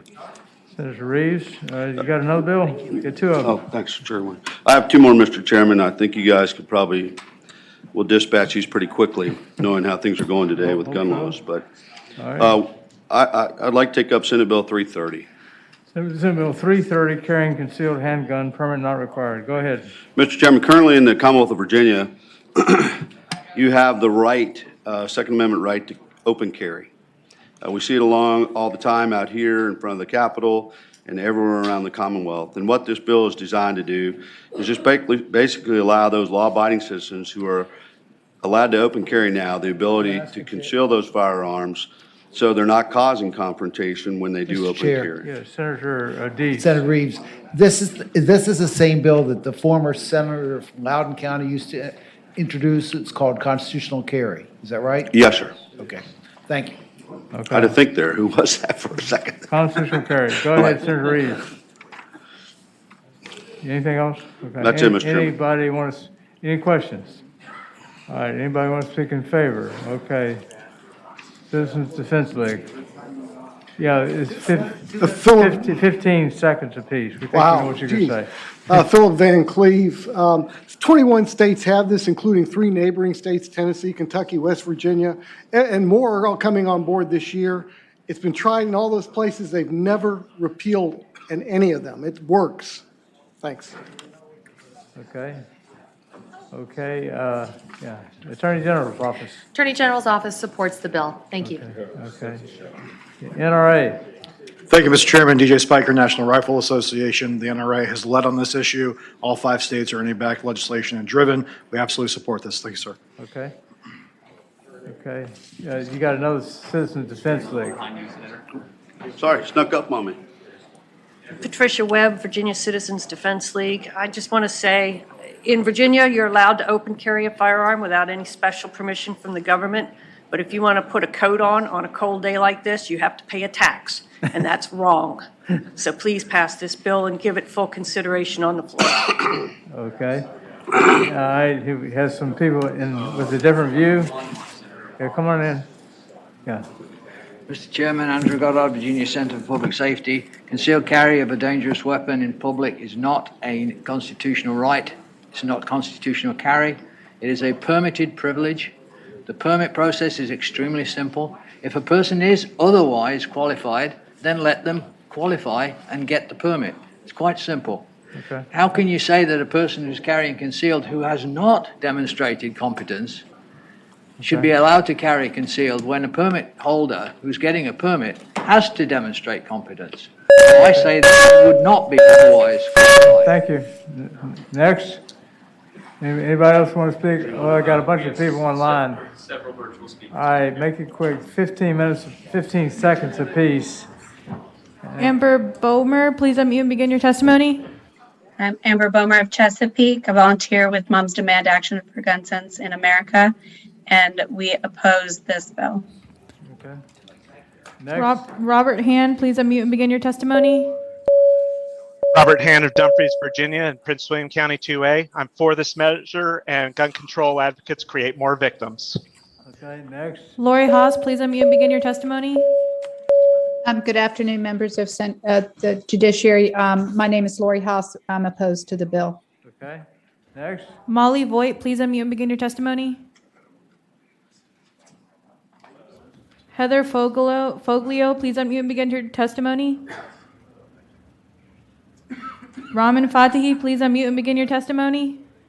Hello, Ramin Fatahi, Commonwealth Attorney for Norfolk, here on behalf of myself, Loudoun, Arlington, Albemarle, Charlottesville, and Fairfax in opposition to this bill, which would harm public safety and endanger our citizens. Okay, thank you. Next. Karen Peters, please unmute and begin your testimony. Hi, my name is Karen Peters. I'm a resident of Richmond, Virginia, and I oppose this bill. Okay. Anybody else want to speak one way or the other? Any discussion? Is there a motion? It's been moved by Senator Deeds to PBI the bill, seconded by Senator Peterson. Substitute motion to report the bill. Is there a second? I guess there's a second. All right. The motion is to report the bill. Does it have to go to finance? I don't know. No, it does not, Mr. Okay. Chair. Substitute bill to report the bill. All in favor of the motion, vote aye. All opposed, no.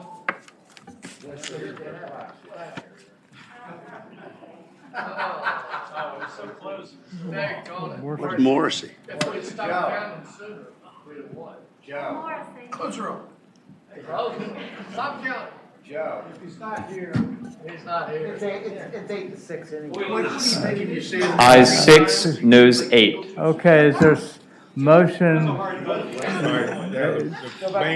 The main motion is to the bill be passed by indefinitely. All in favor of the motion, vote aye. All opposed, no. Vote aye or no. Pass the bill by indefinitely. Welcome, Jill. These you got to vote.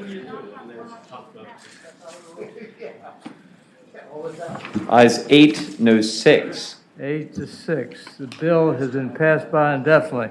All right, Senator Reeves, you got. I got one more. 364. Yes, Purchase sir. of handgun. Mr. Chairman, this just repeals the one handgun a month in a 30-day period. And, All right. Do we need any testimony? well, as somebody who'd like to buy more than one handgun in a month, Okay. I think it's a great All bill. right, Senator Reeves, you have anything else to say? Does anybody want to ask him a question? They made a motion to report. Move to report. Okay. Motion to report the bill and Substitute has a substitute bill to pass the bill by indefinitely. Okay? All in favor of the motion to pass the bill by indefinitely, vote aye. All opposed, vote no. Where's Morrissey? Ayes 8, I hope that no casino 6. vote doesn't come up. The bill has Wow. been passed by indefinitely. Okay, now, okay, Jill Vogel, yeah, Jill, okay. What is your bill? Senator Vogel? got here. Go You got two of them. Sorry, beauty before Monty Mason should always go, and I apologize, sir. I'm stuffed in general laws. This is a bit of, Senate Bill 691. This is a bit of a non sequitur because it goes with 2 or 3 bills that you're going to hear at a later date. But we're trying to drive more outpatient cases in the mental health environment. So several steps are going to be taken, are going to need to be taken along the way as we try to drive more people to get outpatient treatment rather than being done in our state hospitals. So this is simply saying when you're ordered for a when the judge orders competency, when the clerk sends out the notice to the parties that you need to get evaluated for competency, that it just notifies DBHDS that it's happening. Because currently, if they get a competency hearing and need to be restored, they're not ready for trial and go to a state hospital, we know about them. But if it's done on an outpatient basis, we don't. And you're going to hear a couple of more bills in the next few meetings that are in an effort to get more community-based outpatient treatment done, and then a longer-term effort from the civil side to handle them civilly rather than criminally, so we just need to keep up with the data. This is data tracking, and that's what it's asking to do. Move to report. Okay, any questions? All right, all in favor of the motion to report, vote aye. All opposed, no. Vote no. Where's Marcy? Thank you, Mr. Chairman, Ayes members of the 14, committee. no Thanks. 0. Okay, 14. Way to go. 14-0. Now, who's next? You Vogel? Vogel? Got some bills. Okay, Senator Vogel. Thank you, Mr. Chair. He said he had 2, but I guess he's yielding his time for the second one to me. I think they did, yeah. Thank you, Mr. Chair. I've got Senate Bill 743. Okay, 743 on page 5. This bill is pretty simple. As the law stands now, when you retire as a state police officer, you're allowed to get your photo ID and your badge. You're allowed to keep that. And what my bill does, it says that after at least 10 years of service, if you've been disabled or you've been diagnosed with PTSD, if you request it, you can be issued your photo ID and your badge. It's that simple. Yes, Mr. Chair. The question I had Senator Deeds. is there a specific instance where? Exactly. There is a very, very specific instance of one person who very, very much wants. Which agency? This would be, Sheriff's employee? no, it's state police, state trooper, PTSD, after 10 years. And so, in my view, I don't think that there's any opportunity really for abuse here. If anybody who has served and served well for their full time after retirement would be entitled to have their badge and their ID if you've served for 10 years at least. And you only get it if you request it, but in this case, this is our solution to a very specific instance, and that person isn't on to testify or to speak to it, but I'm here to do it on their behalf. Now, what about I assume the person, that has PTSD, is still competent? Yes. Okay. Any questions of the patron? Does council have anything to say, one way or the other? No, okay. Okay. This doesn't count as special legislation, Mr. Chair? None of you say so. All right, is there a motion on the bill? Second. There's been a motion, Senator Norman. I'll second it. There's a lot of emotion. Senator Obenshain makes a motion. Senator Deeds seconds it to report Senate Bill 743 of Senator Vogel. Okay, all in favor of the motion, vote aye. All opposed, no. Ayes 14, no 0. 14-0. Thank you, Mr. Chair. I have one more bill, and I really do appreciate your vote on that, and that will mean a lot to a person who's really struggled. Senate Bill 467. Senate Bill 467 And this is really simple. It adds one sentence to the list of subjects that are included in law enforcement training. And in this case, it is the recognition, prevention, and reporting of human trafficking. It's already included in the training. It asks that the Department of Criminal Justice Services provide this to all law enforcement. The materials are already included in what they get, but this has been Any questions of the prioritized. patron to require Mr. Chairman. the Department of Criminal Justice Services to establish training standards for law enforcement personnel regarding the recognition, prevention, and reporting of human trafficking? Okay, someone had a question? Yeah, Mr. Chairman. Sherville. Thank you. Does DCJS want this? DCGS is here, I believe, and they want to. Would DCJS have any comments, one way or the other? DCJS here? I thought they were. Okay, but did they ask you to? Madam Chairman? Sorry. Did they ask you to put the bill in? Mr. Chairman, a question for the matter. This is Attorney General's bill. A question, okay. All right, Senator Sherville. Thank you, Mr. Chairman. Senator Vogel, this is a statute that we made some changes to during the special session in 2020, and I was just curious whether you would commit to not supporting any amendments to this as it moves through the process, or governor's amendments that have nothing to do with the 6 words you're adding here. Yes, absolutely. No, I'm doing these 6 words as an Attorney General's bill. We've talked about this has to do with the priority regarding human trafficking and some of the other parts of the package that the Attorney General's office has prioritized, and this was a part of that. You were asked by And the yes. Attorney General, but not by DCJS, right? Right. Okay. Thank you, Mr. Chairman. I just want to make sure we're not going to get an amendment back here about No. cultural diversity Okay. or racism. Any questions of the patron? No. Anybody want to speak in favor of, yes, the Attorney General's office is in favor of it, obviously. Yes, sir, obviously, thank you. Go ahead, yeah. Thank you. Okay, go ahead. Just to thank Senator Vogel for carrying this bill for us, and we would ask that the Senate report this bill. We obviously do support it. It is the Attorney General's Okay, bill. So any thank other you. questions? Is Move there to a report. motion? Is there moved and seconded to report Senate Bill 467 of Senator Vogel's bill? All in favor of the motion to report, vote aye. All opposed, no. Thank you, Mr. Ayes Chair. 15-0. Congratulations.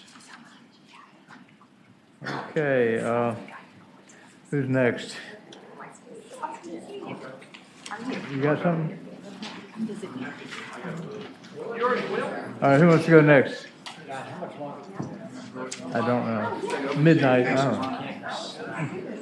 I think we're getting close. We're getting close to finishing, okay? Mr. Chairman. 124. Bill 124. And this, Mr. Chairman, is misuse of power of attorney in the financial exploitation of an elder. I would first ask that Senator Mason's bill, Senate Bill 690, be rolled into this and that we be listed as chief co-patrons. He was just here, and we are in agreement on this. Okay, Senate Bill 690 of Senator Mason. Mr. Chairman, Being rolled into Senate Bill 124, yes. I have a question about this motion. Senator Sherville. Did we already roll in Hackworth's last week? Okay, just want to make sure we didn't need to add another one. Thanks. Okay. And, Mr. Chairman, members of the committee, So move, roll. second. Okay, so to make it clear, Senator Hackworth's bill, it was rolled into Senator Open Change, Senate Bill 124 before us now, and now you want to have Senator Mason's bill 690 to do the same thing. Is that We're right? all trying to do the same thing. Okay, so, and we just voted to have Senator Mason's bill 690 be rolled into your bill. Yes, sir. Okay, so 3 bills into 1. Yes, sir. Did we just do that? I so move. Okay, second. All in favor of the motion, vote aye. No, we got to vote on the board. On the board. Yeah, you do. Yeah, on the board. Ayes 15-0. Okay. Mr. Chairman. 3 bills are rolled into Open Change 624. And there is a substitute that has just been distributed, so I would move the substitute. All right, where's the substitute? All right. So, Mr. Chairman, members adopt the substitute? Where is it? All in favor? All right. Do I have do we all have the substitutes? I'm not sure I have it. You have it front, it's right in front.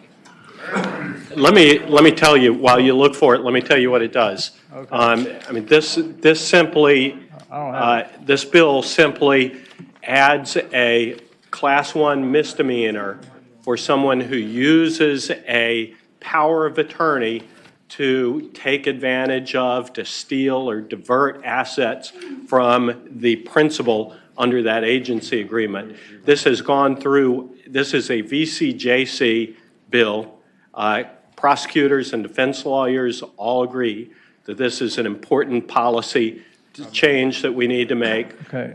It also has gone through 3 changes because the Wills, Trust, and Estate section of the bar and the elder law section of the bar all agree with this, support it, but they have made changes to make sure that that it is in proper form. The first version revoked the powers of attorney. We don't want to leave these principals without somebody to exercise the power of attorney. So I think this is in good form. If it is not, somebody comes back, we'll work on it. Mr. Chair, can I agree with the purpose of the bill, but why is this not already embezzlement by fiduciary? It is, but using a power of attorney. Power of attorney is a special relationship of trust, and the judgment of everybody involved in the process is that is a different crime. That is something that should be a separate charge. It's only a Class 1 misdemeanor. So, if you embezzle from somebody, you steal their checkbook and forge a check, if you take, money from under their mattress, that's a crime. But if they have bestowed their special trust on you and designated you as their power of attorney, and you misuse that and steal their money, that will be an additional charge, Class 1 misdemeanor that can be leveled also. Is there anybody here to speak in favor of the bill? I just sent Mr. Dix home, who was here on behalf of VCJC. If that does me in. Yeah, let's hear what he says. I'm Travis Bird, Commonwealth Chair and committee members. Good afternoon. Where are you from? I'm Travis Bird. I'm Commonwealth Attorney of Spotsylvania County. Okay. I'm here on the Virginia Association of Commonwealth Attorneys, and we endorse and support this bill. Okay. Attorney General? We appreciate the patron carrying the bill, and again, Josh Humphreys with the Attorney General's office, and we support the bill. Okay. Anybody else want to speak? In favor? Bankers and the Virginia Bar Association give it their thumbs up as well. Come up, somebody from the VBA and the bankers. They're here. Would you like to come up and say something brief? Come up briefly. Well, just a minute. If you're from the VBA, stand up, and from the bankers, and you're in favor of it. Okay, just want to make clear. All right. We're not just speaking to ourselves, but there's public here too. People Yes, need sir. to understand this. Thank you. Okay, everybody's in favor of the bill. Anything else? Senator, yes, come on in. You want to say something? Is there anybody, from the public in Zoom, who would like to speak? Ramin Fatahi, please unmute and begin your testimony. Good afternoon, everybody. I'm Ramin Fatahi here on behalf of Norfolk, Loudoun County, Arlington, Albemarle, Charlottesville, Fairfax. We want to express our appreciation to Senator Obenshain and Senator Mason and Senator Hackworth for carrying this bill. It actually deals with a very important gap in the law in protecting vulnerable elder citizens. To answer Senator Deeds' question, the bind we wind up in, Senator, is that when somebody gives a plenary power of attorney that says that their power of attorney can do whatever the power of attorney sees fit, then we wind up not necessarily being able to prove an embezzlement. So this bill really solves a major problem, and it solves a major problem for vulnerable folks, and it came out of BCJC. So we very much believe it, or believe in it, so thank you. Okay. Amy McCullough needs to, you got some other people. Go ahead. Amy McCullough. Yes. I'm Amy McCullough. I'm in Spotsylvania County. I am here as one of the co-chairs of the Public Policy Committee of the Virginia Academy of Elder Law Attorneys, better known as VELA. We appreciate Senator Obenchain listening to us and hearing our concerns to rework the bill, and we support the bill as amended. Okay, any questions? All right, anybody else want to have anything to say? Is there a Move to motion? report. Been moved and seconded to report the bill as a substitute. We approved the substitute, didn't we? I guess we did earlier. All in favor of reporting the substitute to Senate Bill 124, vote aye. All opposed, no. Okay. Ayes 15, no 0. Okay, congratulations, Senator Obenchain. Thank you, Mr. Chairman. Bill passes. I have two other bills, and I have in the waiting room online Alicia Eldridge, a prosecutor in Rockingham County. I have, I think, the bills are 227 and 228. If we could take up 227 first. This bill deals with this bill deals with the statute of limitations in cases involving consensual sex with a minor, and these are misdemeanor charges. Ms. Eldridge has a compelling example. If somebody a 30-year-old or an adult has sex with a 15 or 16-year-old, that crime the statute of limitations for that misdemeanor is 1 year. And frankly, there are a lot of cases in which the report isn't made until more than a year later, or the investigation hasn't occurred until more than a year later. And Ms. Eldridge has one a compelling case. We extend the statute of limitations involving crimes against minors, involving lawsuits involving sexual abuse of minors, and this extends it just after they turn 18. So if Ms. Eldridge could be heard. Okay, it says 15, Mr. Chair, 5 years. this is very similar to a bill, or it might be the same bill that I introduced 2 or 3 times about 10 years ago. It usually made it out of this committee, but not out of the Finance Committee. It never made it out of the Finance. Well, this is a misdemeanor, so hopefully it won't encounter some of the challenges that a felony would have. Well, it says 5 years after the victim is 18. Is that That's what? correct. Okay, all right. If you'll I hear thought we from already Ms. did something Eldridge. like that. Go ahead. Go ahead, Senator Obenchain. Anybody have any Alicia? questions of the patron? If not, okay. Ms. Eldridge, please unmute yourself and begin your testimony. Yes, thank you. Good evening, Mr. Chairman and members of the committee. My name is Alicia Eldridge. I'm a senior assistant Commonwealth's attorney for Rockingham County and the city of Harrisonburg, where I head up our sex crimes and crimes against children unit here. I also teach for the Commonwealth Attorney Services Council and at James Madison University. And it's my pleasure today to have the opportunity to appear virtually. And I thank you all for your time. I stand in support of Senate Bill 227 concerning this extension of the statute of limitations. As the committee is aware, you all did amend 19.2-8 in 2016 to extend the statute for certain crimes, for example, sexual battery against a minor. And then again last year to extend it even further if there's a certain age difference between the offender and the child. And Senate Bill 227 seeks to give that same extended statute of limitations to the crime of consensual sex with a minor under 182370 II. In this case, we're looking at cases involving adult offenders with children involving sexual intercourse with children 15, 16, or 17 years old. As Senator Obenchain referenced, I've had several investigations over the past year or so where we've had adult offenders with teenage juvenile victims where the sexual intercourse wasn't discovered or disclosed until more than a year after the offenses. Specifically, I had one investigation where the child victim was 15 at the time of the offense. The male offender was in his late 30s.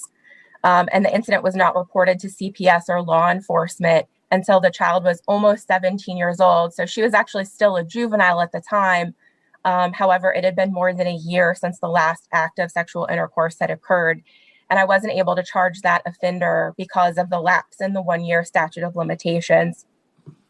As I'm sure many members are aware, sexual crimes involving juvenile victims, with those types of cases, delays in reporting are incredibly common for a variety of reasons, to include victims viewing adult offenders as potential romantic partners and not wanting to disclose, or being fearful of being in trouble themselves. Additionally, many juvenile victims do in fact report to a trusted adult, and then that adult does nothing to further the disclosure or the investigation, and in some cases even suppresses the disclosure by the 15, 16, or 17-year-old juvenile. In these types of cases where victims have so little power already, this extension of the statute of limitations would put at least the power to report their crimes back in the hands of the victims until they also Ms. become. Eldridge? Mr. Chair, I'd like to make a motion. Anybody else want to speak? Move to report and re-refer to finance. Does Does it need to go? Is there Okay. anybody else that wants to speak? That's all right. Is there anybody else who wants to speak? Let them go to finance and speak. No, they have the opportunity to speak now. We're not going to do that in finance. Go ahead. Go ahead. You got. No, I'm sorry. Just very briefly. Derek Davis on behalf of Virginia Association of Commonwealth Attorneys, and we support this bill for the reasons previously stated. Anybody against the bill? Yeah. Is anybody against the bill? Mr. Chair, I've got a question. Yeah, Senator Morrissey. Thank you. To the patron, first of all, you mentioned if the child was 15 or 16, but the prosecutor mentioned 15, 16, or 17. So which is it? Through 18. I mean, up to 18. 17 years, 10 months. Yes. Yes. Follow-up question. Yes, The Senator prosecutor- Morrissey. Thank you, Mr. Chair. The prosecutor said that sometimes we might not find out about it until a year later. So my first question is, why are we extending the statute of limitations for 5 years if in that situation it could be only a year? Why not? Why is it not 2? And I will let her respond, but my understanding is that that is the law for other offenses against minors, and that this simply makes it consistent. Okay. Am I misstating that?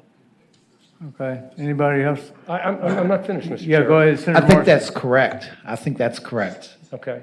Is she back there? Mr. Yes, sir. Senator Morrissey, go ahead. Okay.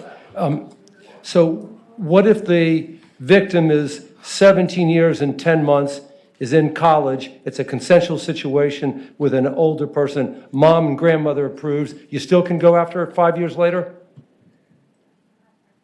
Jennifer, I'm asking a question. Alicia? Yes, I'll yes, ask sir. it again. Yes, sir, 17 Senator. years and 10 months, consensual relationship, and can you still prosecute it 5 years later? Under this amendment, Senator, yes, sir, you would be able to. And of course, that would also follow the discretion of the prosecutor whether or not to charge. Okay, thank you very much. Yes, sir. Any other questions? Anybody else want to speak? Okay. Is there a motion? Okay. Second. Motion to report, is re-refer to finance. All in favor of the motion to report and re-refer to finance, vote aye. All opposed, no.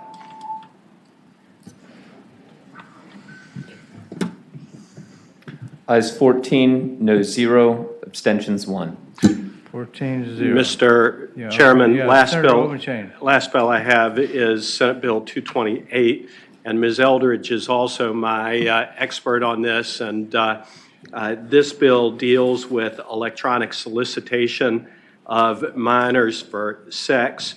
Already, under current code, the distribution of child pornography requires consecutive sentences.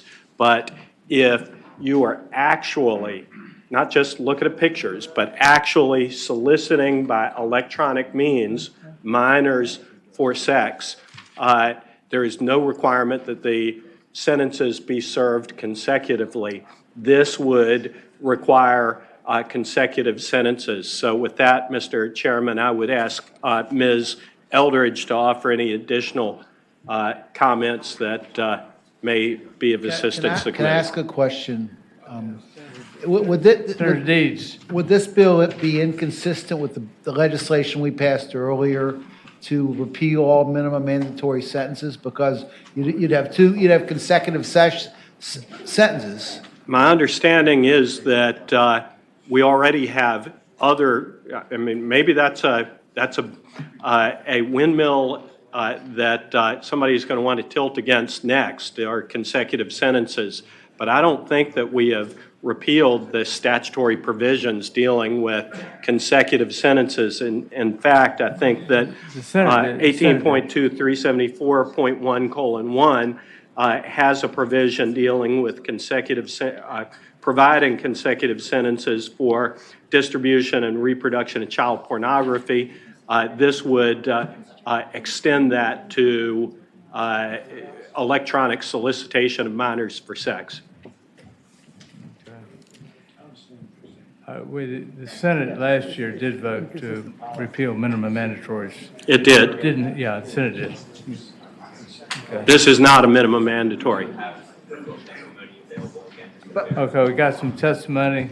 All right. But Mr. I can't hear what you're saying. Wait a minute. Do we have Zoom available now? Are there speakers? Ms. Eldridge should still be there. Ms. Eldridge can hear us now. Zoom wasn't working for a moment, Mr. Chair. That's correct. Okay, you want her to speak? Yes, briefly. All right. Thank you, Mr. Chairman and members of the committee. And I'll be brief. And I do apologize. I lost audio for a bit. And I think Senator Obenshain was talking about the correlation or similarities between 182374.1:1, which is the distribution or reproduction of child pornography law, with the electronic solicitation 374.3. Under 374.3, dealing with the online or electronic solicitation of minors. Specifically, we're talking about some of the mandatory minimums, which right now the language does not reflect the same language that is in the child pornography statute, although they're similar. In this case, I wanted to give two case examples, and I'll do that briefly, of offenders that I've prosecuted under this section. One of the offenders that I prosecuted had communicated with and traveled to Harrisonburg to have sexual intercourse with a child. He brought with him a rape kit. It had zip ties and a knife and condoms, other sexual devices, and a receipt from a motel where he was going to be staying with this child. Another offender I recently convicted communicated with a child that was 10 years old for many months, where they exchanged nude photographs, and he solicited her for several sexual acts. To celebrate her 11th birthday, they actually had a video chat where he instructed her on what she should be doing. Despite having 15 years of mandatory time on those charges, because there wasn't a mandatory provision to run them consecutively, the judge chose to run two of the sentences concurrently, such that that defendant will get out of prison instead in 10 years instead of the mandatory 15 that the legislature that you all had outlined in when you drafted 182374.3. I would say that these are the most dangerous of offenders who are actually reaching out to children and communicating with them in real time, and that the children are in immediate danger of online exploitation and also hands-on contact offenses. And so that's why I support Senate Bill 228. Thank you for your time. You do know we have sentencing guidelines. And we have judges that see the facts and know the history of the defendant and the circumstances of the offense, right? And if the judge decides to deviate from the statutory guidelines, from the recommended guidelines, he or she may do so. That's the judge's prerogative. Absolutely. And that's what the Supreme Court has held. Due process in sentencing requires the judge to look at the record of the defendant as well as the circumstances of the offense. Well, we just passed laws that said that. Minimum mandatory and just abolishes that concept. That's right. John. And we did pass minimum mandatory in the Senate. We abolished minimum mandatory in the Senate last year. That's Senator right. Morrissey. To the individual who just testified, in your situation, if the solicitation is done say 6 emails or 10 emails are done in a 1-hour period, you would charge or could charge 10 different charges, each carrying a mandatory minimum. Is that right? That's correct, Senator, that you No can charge mandatory that. minimum. Well, certainly. Solicitation of sex with a minor over the internet does carry mandatory minimums. But irrespective of whatever the charge is, if there's many communications that are sent in a short period, you would charge, I think you just said you could charge each one, correct? Yes, Senator, that is correct. You could charge. That's not to say that they necessarily all would be charged that way, sir. Follow-up question. In the case a few moments ago where you were lamenting that the person got 10 years instead of 15 years, what were the sentencing guidelines on that? They were 15 years across the board, sir, because of the mandatory minimum time. They do not go below that because of the mandatory minimum. That's correct, Senator. Okay, thank you. Okay, any further discussion? Anybody else want to speak one way or the other? Attorney General in favor of it? I Yes, sir, assume? we are. Thank Okay. Surprise, surprise. Okay, anybody want to speak one way or the other? on the bill? Mr. Chair, Senator Morrissey fleshed out the exact point I was trying to make at the very beginning. And this committee last week passed a bill, I think Senate Finance Committee repealing minimum mandatories, and this bill is inconsistent with that because potentially we are lining up required consecutive minimum mandatories. Yeah. But I would say not. I mean, we are lining up consecutive sentences, whatever they are, so we can repeal mandatory minimums according with the will of this committee.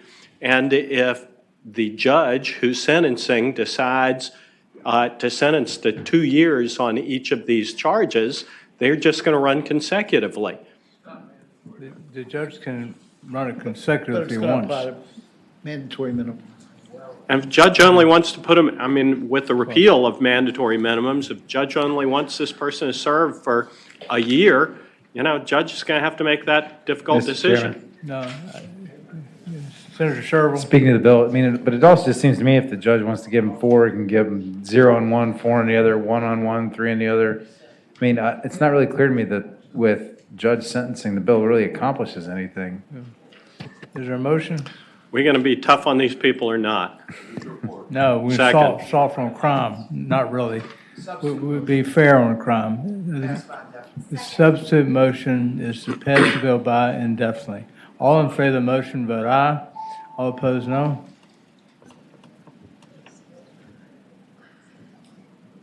Ayes 8, noes 6. She was trying to vote to satisfy.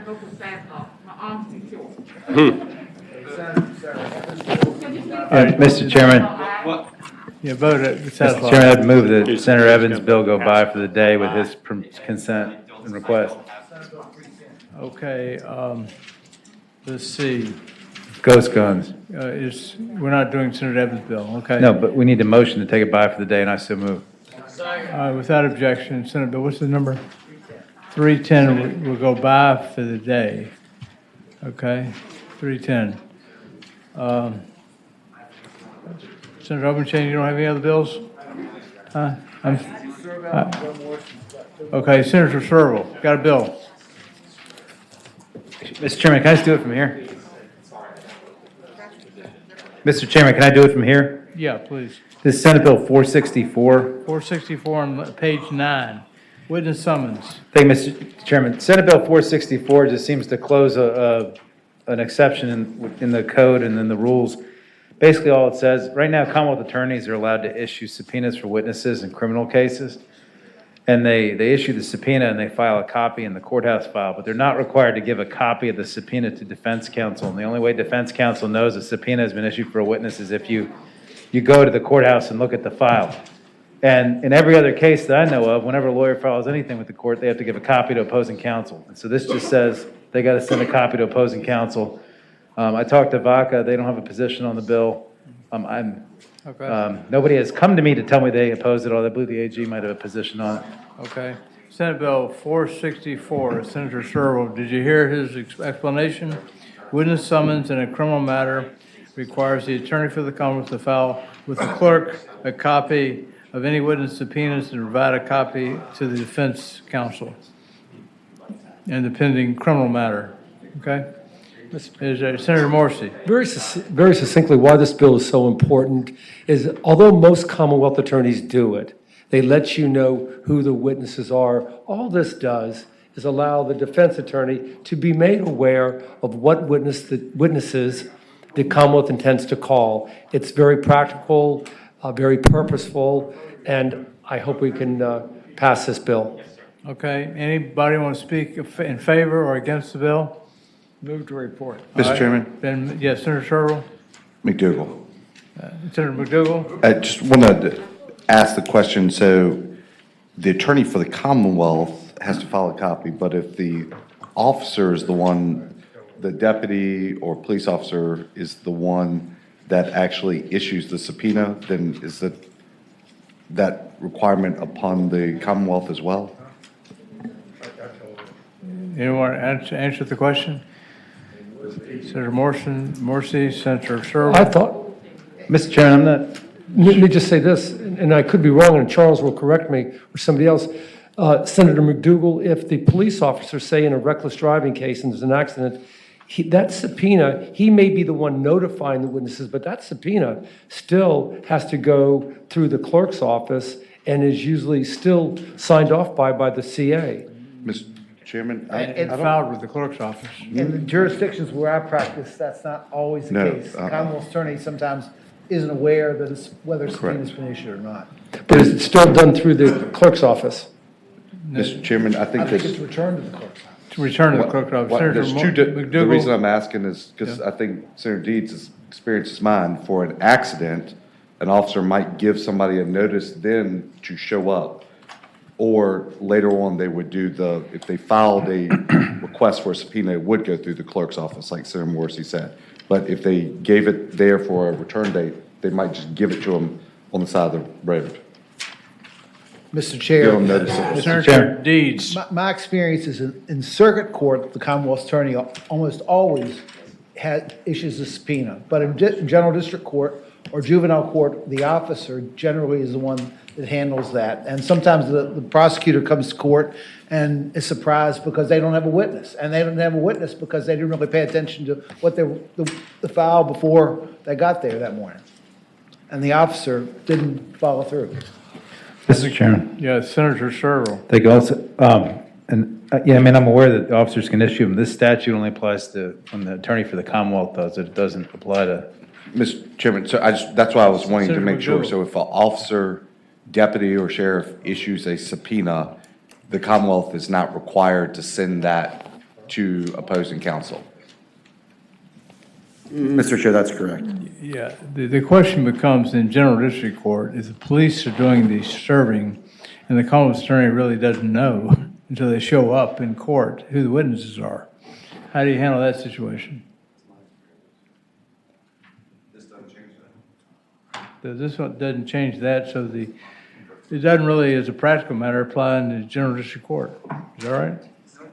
If the Commonwealth attorney issues. Yeah, if the Commonwealth attorney does, basically. Steve, what's your experience? Steve Benjamin. How does this apply in general district court? What do you think? Steve Benjamin, how does this apply in general district court? I'm not sure what you're asking, but I don't know of any mechanism for a police officer to issue a summons. You request one, that's right, and then the clerk issues it. My experience has been the police officers tell people to show up in court.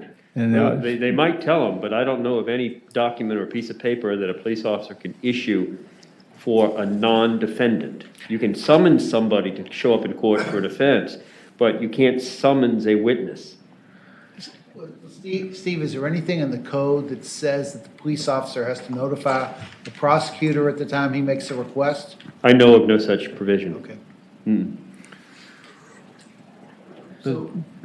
And the way this is written, this would only apply to a request for a subpoena or a subpoena that comes from the Commonwealth Attorney's Office? Yes. Yeah, Steve, Senator Morsi. In regard to what Senator Deeds just said, first of all, Servill's bill, I think, generally is just dealing with felonies. And with regard to the misdemeanor traffic offense, normally what often happens is there's not a subpoena, but when the police officer notifies the defendant of his or her court date, there is some type of notice that may be given to the accident victims saying this is the date in court, but it's not titled a subpoena.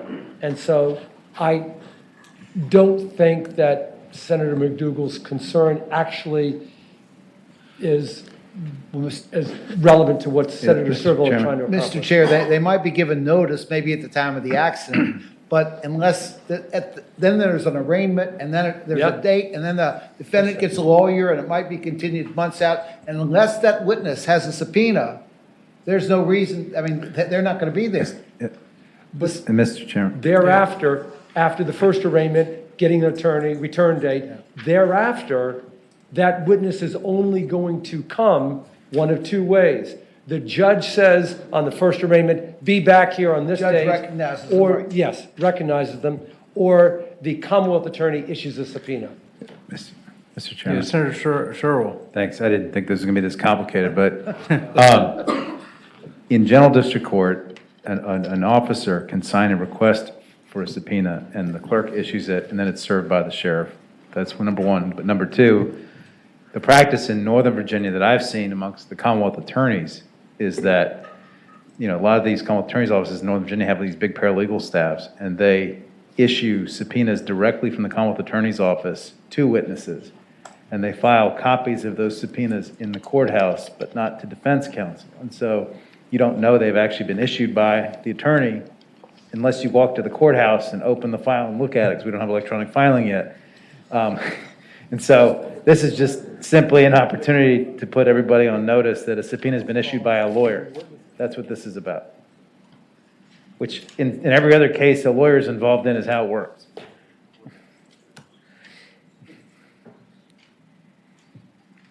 I'd, again, move to report my bill. And I know a lot of situations where the Commonwealth Attorney doesn't even know who the witnesses are when they show up in general district court. You got a motion and a second. All right, there's a motion to report the bills, Senate Bill 464, Senator Shervill's bill. All in favor of the motion, vote aye. All opposed, no. After all that debate. Ayes 15, no 0. 15 to 0. Okay, who else we have a bill? Who? 538. All right, who wants to go next? Mr. Chair, Senator Peake has one bill, Senator McDougal has one bill, and Senator Stanley has 3 bills. Okay, Senator Peake. Senator Peake. I'll pass one by. Senator Peake, which number is yours, Senator Senate Peake? Bill 538, Mr. Chairman. Huh?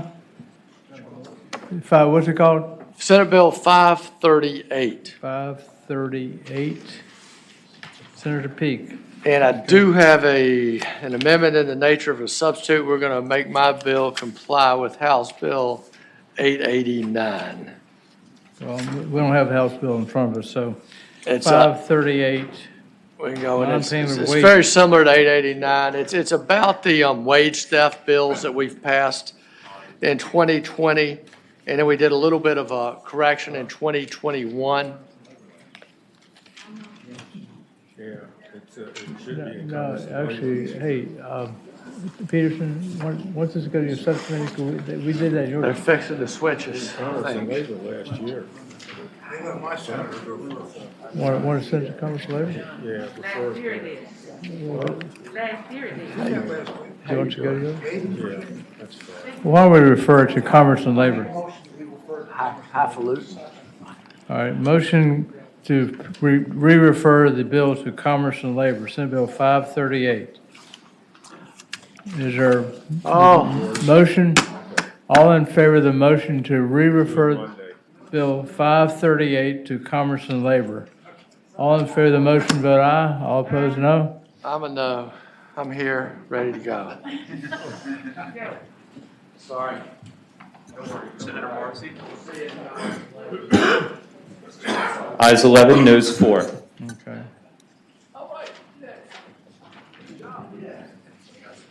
Okay, the next bill is whose? Senator McDougal. Which number is this, Senator McDougal?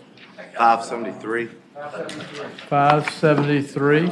On page 11, Senator McDougal's bill, evidence of defendant's mental condition. Mr. Chairman, Intent this is, crimes.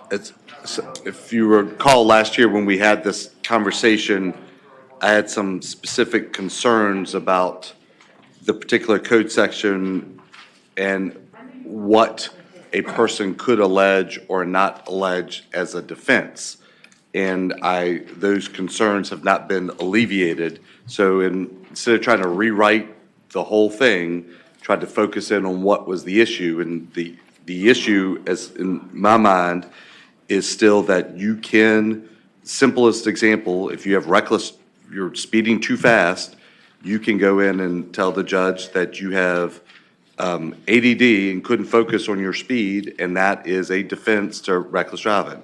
So this makes it abundantly clear that it's to the specific intent of the statute and not general intent. So it's all it does is make sure what that evidence can be Mr. presented Chair, toward. Yeah, Senator Deeds. So this limits the applicability of Jennifer McClellan's bill from last year. To the specific intent. Mens rea offenses. Correct. Mr. Chair, what's your experience if you go into general district court and somebody's arguing on a speeding case that they're bipolar? Do you think judges are going to buy that? Mr. Chairman, I've not personally argued. Okay, yeah, go ahead, Senator McDougal.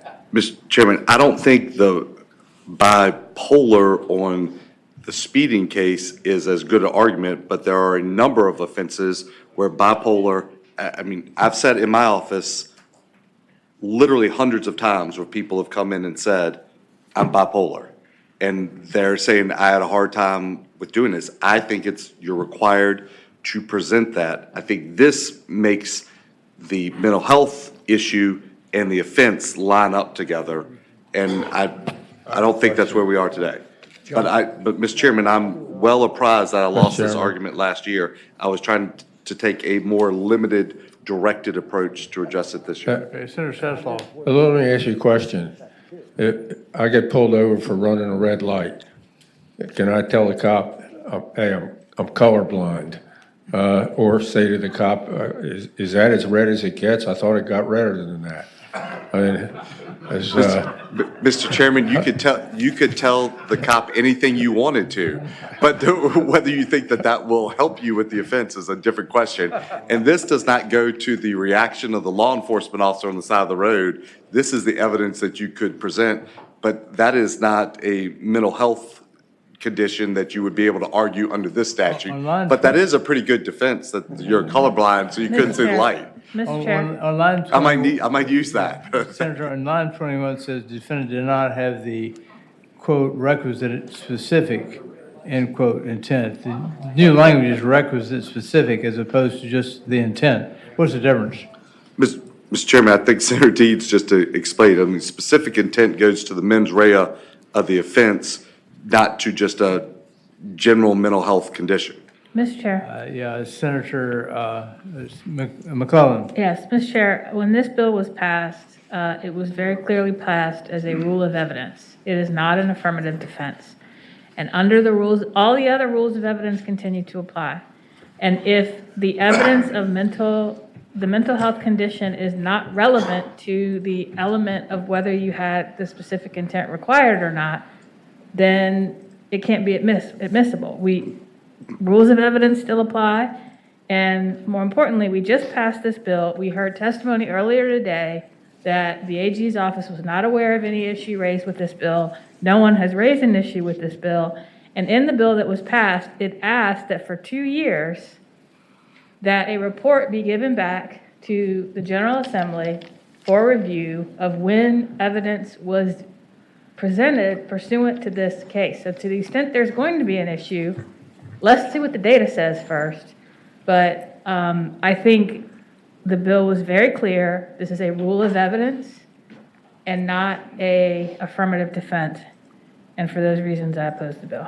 Okay. Mr. Chairman, I don't think that this changes how it's presented, and it was never an affirmative defense, but it is your mental health condition for any, if you meet the prerequisites of it being one that is in the DSM, and it is a criteria for mental illness, then you can introduce it at a criminal offense.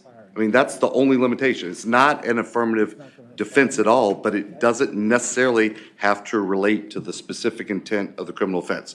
But if the will of the committee is to see how this is going to continue on for the next year, you want to carry this over for us to continue to look at it, I do think that we will be, this doesn't undo this proposal doesn't undo the statute at all. It just limits what you can introduce it for. Mr. Chair. Yeah, Senator Deeds.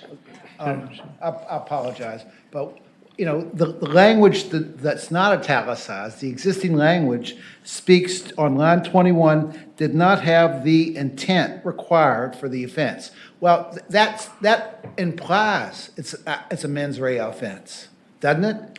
Mr. Chairman, I can make an argument that it just applies to any intent, not the specific intent, and that's why I put the language in. But it's, Well, I tell you what, I mean, the idea of again, carrying as we heard from, I think it was Senator McClellan's bill, different judges tend to interpret these things in different ways. And so, no, in the bill you had earlier, when we were looking at whether a determined person was a entity that you could file a protective order. People find in different jurisdictions, judges will look at that same language and come back with different determinations. So, Senator Morrissey, but do you want to put this Yes, pass I it back think I to will. the year? Senator McDougal, I really think that, and I say this respectfully, that this is a solution that is really looking for a problem. You mentioned the situation with the person with a traffic offense saying I'm on the spectrum or something like this. First of all, almost all of the criminal crimes are specific intent crimes. Many of the traffic offenses are non-specific intent crimes. Senator Saslaw mentioned a case about the red light, and I don't know if he was trying to be jocular or not, but the fact is, the little old lady that runs the red light and tells the judge, I didn't intend to do it, he believes her. I know you didn't intend to do it, but this is not a specific intent crime, as are so many other traffic-related matters. But Senator McClellan's bill only deals with cases where there is the specific intent, the mens rea, the scienter to commit that. I think this is redundant language. I think it's unnecessary. And for that reason, Mr. Chairman, if I could make a motion. Go ahead. To PBI. Second. And move to pass the bill by indefinitely, moved and seconded. Are you ready to vote? All in favor of the motion, vote aye.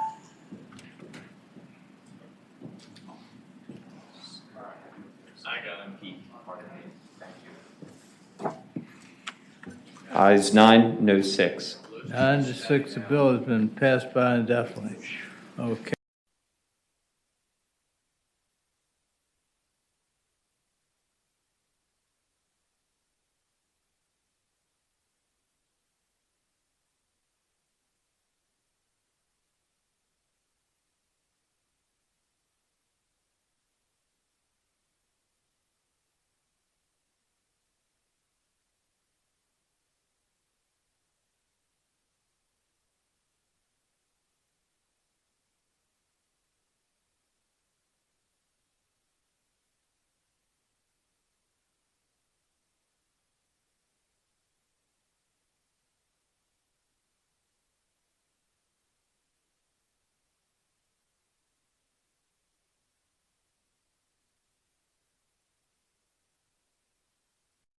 You guys are good at it anyway. You so- got How did it. he get up there? Which number do you have, Senator Stanley? Senate Bill 614, it's not an animal bill. No, very quick. So there's some line amendments. Do you have those? line amendments? Which page? Line amendments. Which page? Page. Yeah, page. Page 10 on the bottom of page 10. Page 10, No, I okay. know.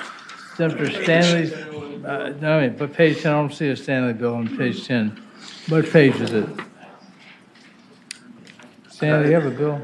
I Okay, have it's some- 11, page 11. Oh, What, I what's didn't bring my number? docket with me, Mr. Chairman. Mr. Chairman, members of the committee, I'll be as fast as possible. 614, 614, on page 614. 11.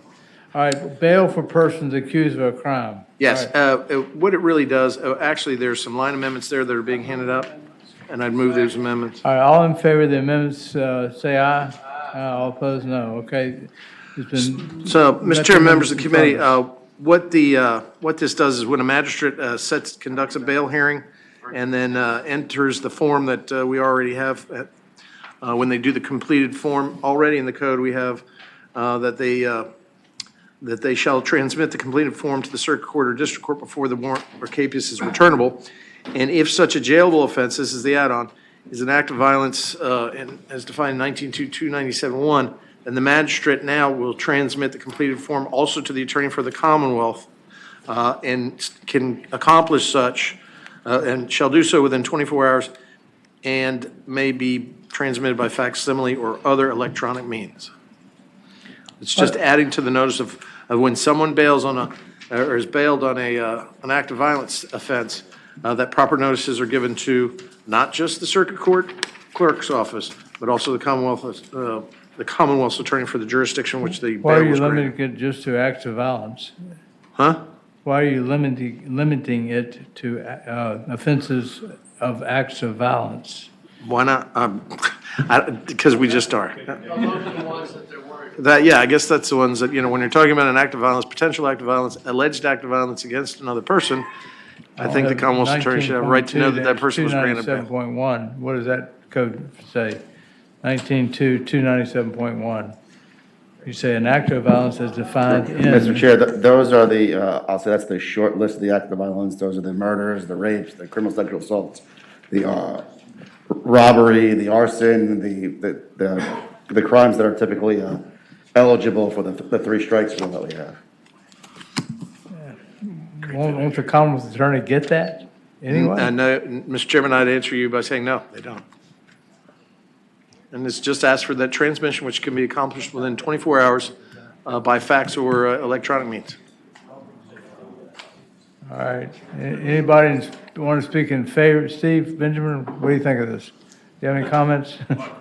Huh?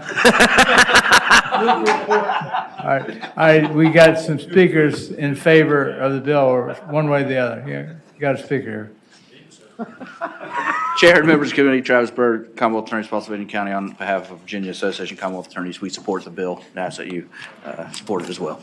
Okay, so you got an attorney general here who's going to support the bill. Yes, sir, we will. We do support the bill. We ask that it be reported. Thank you so much. Anybody against the bill? Anybody want to say anything Mr. one Chair, way or can I the ask other? Can I ask the patron a question? Yes, Senator Morrissey. Senator Stanley, is this the purpose of this bill to notify the Commonwealth attorney that a neutral magistrate granted bail on a serious violent crime and therefore alert the Commonwealth attorney so that he or she, if they are desirous, can move to have a hearing to reconsider that bail? Is that the main reason? Mr. Chairman, I'd answer the gentleman by saying, no, I don't think that's the main reason. It's a notice provision. Remember, granting bail, it's setting bail, and whether the guy makes bail or not is different. So this is just a Chairman, that might notice. not be the reason, but that will be the cause and effect.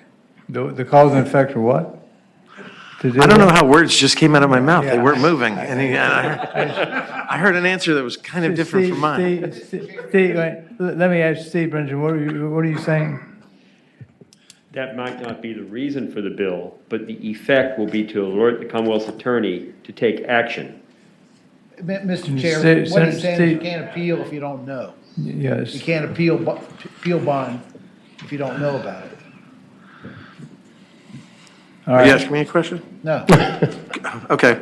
Then my alter ego voice may answer at any time. But I'll remind the chairman, he said it was a great bill. I'm not sure why you even need the bill, because Congress attorney's going to find out about this, isn't he?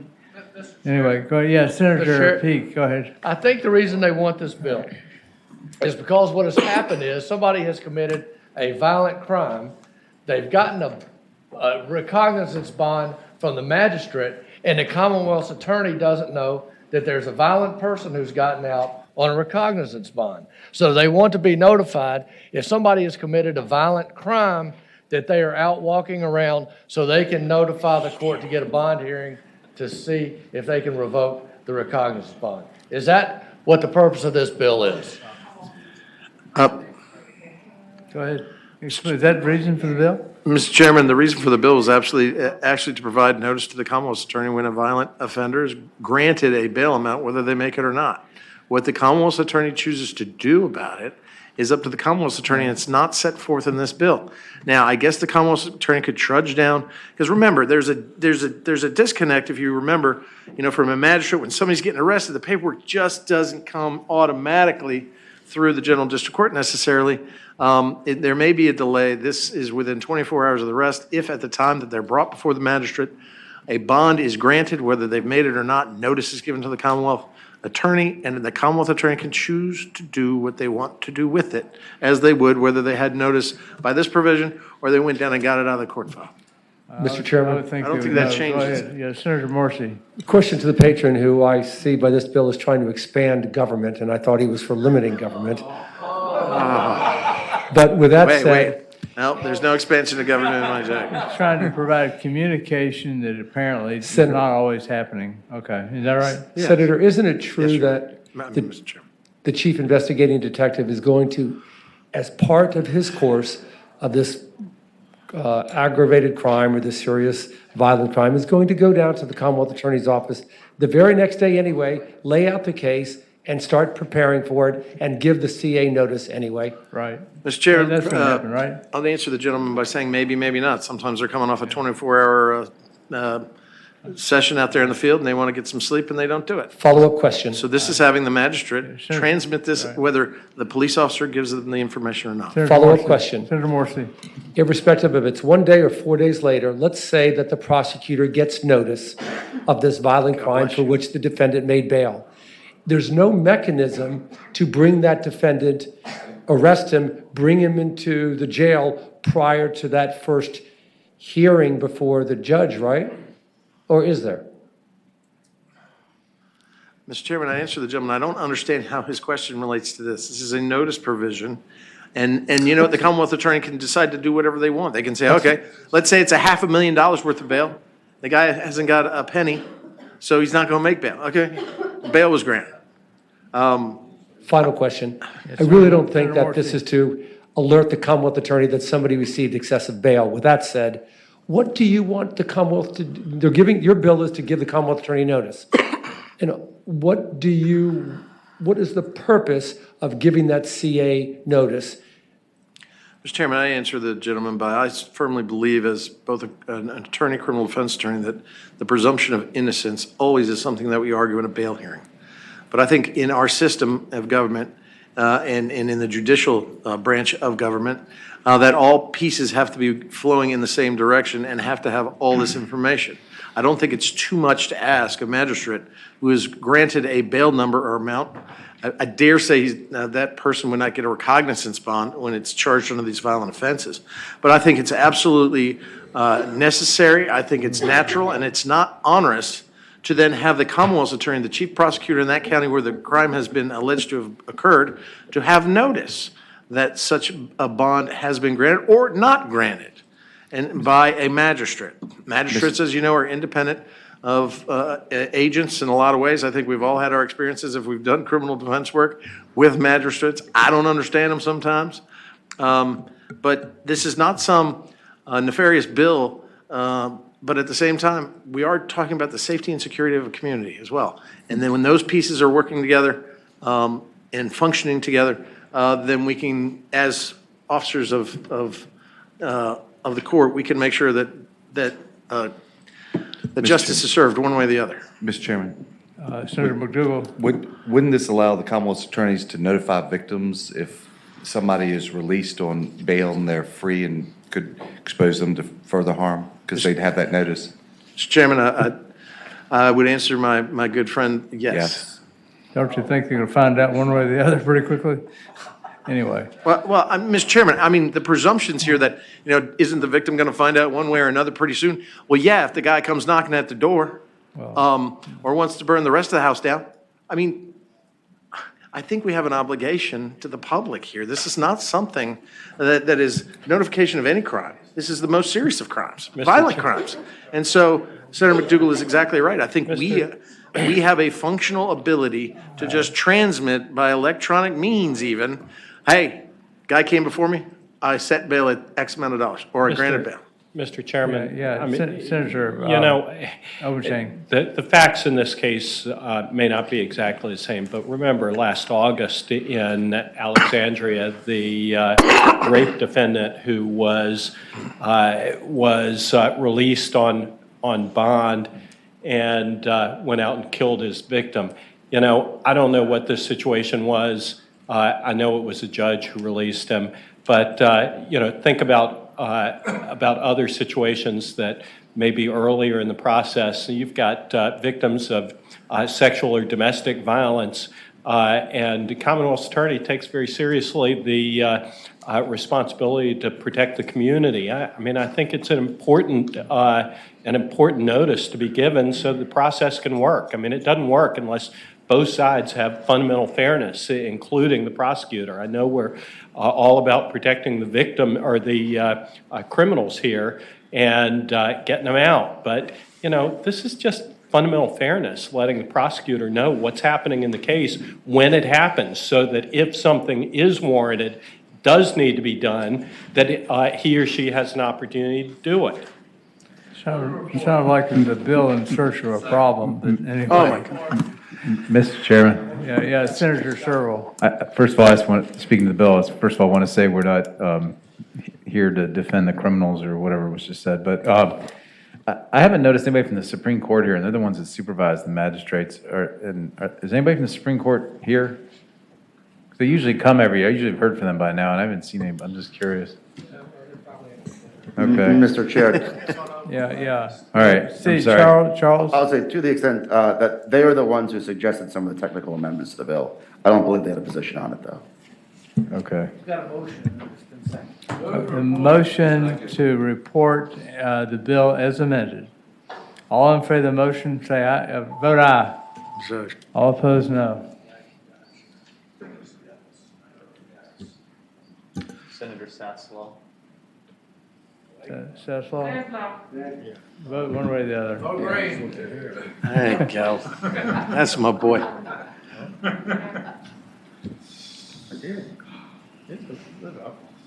All right. Okay. It looks like the bill. Go ahead. Ayes 10, noes 5. Yeah, good for you. Thank you, Okay. Mr. Chairman. You got your one bill through. Yeah, 696, Judge, Mr. Chair, I've only got one question about this bill. Yeah. Mr. Chair, could I?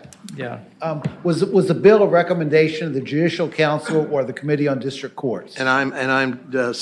Delegate Les Adams has proposed this bill. Mr. Chairman, I'd answer the gentleman by saying in the House, and it's based on a recommendation from the general, that's what I'm Well, pretty it's sure. a yes or no question, answer is what I'm looking for. I think so. I have to check. Mr. Chairman. Listen, Mr. Chairman, I'd answer Senator Deeds by saying, he asked me to take this because of that. And Senator Edwards Mr. Chairman would remember, we have one judge in 2 circuits. So, and that guy was forced to retire this year, so. Okay, yeah, Senator Norman.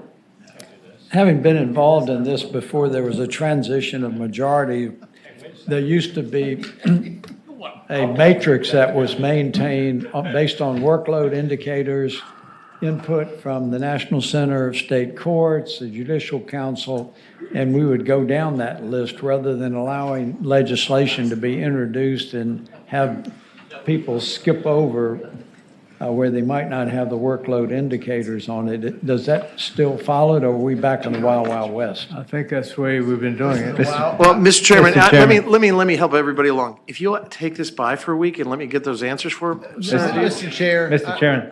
We'll go by for the week. Without objection? Without objection, go by for the week. No. Oh, is he? No, what do you want to do? Kill the bill? I think the answer is, Yeah, Mr. Chair, Do we have, does council know the answer to this question? Mr. Chair, I believe the answer is no to Senator Deeds' question. That Okay, is well, not. then, Mr. Chair, Yeah. I've got a motion. No, I don't know. I really, guys, I don't know. PB out of the bill. Second. Notice when this was put in, guys. All right. You have all your fancy little general district court judges, like 15 or 30 of them. There's, We got one, and you made him retire because you wouldn't give me the retirement bill to extend him to 75. So now we're suffering. Okay, now And y'all can just do what you want with There's our a bills and our motion- judges. There's a motion. You to pay, you Pass pay. the bill by indefinitely, pass Senator Stanley by, and pass the bill by indefinitely because it didn't go through the right process. All in favor of the motion to pass by bill by indefinitely, vote aye. All opposed, no.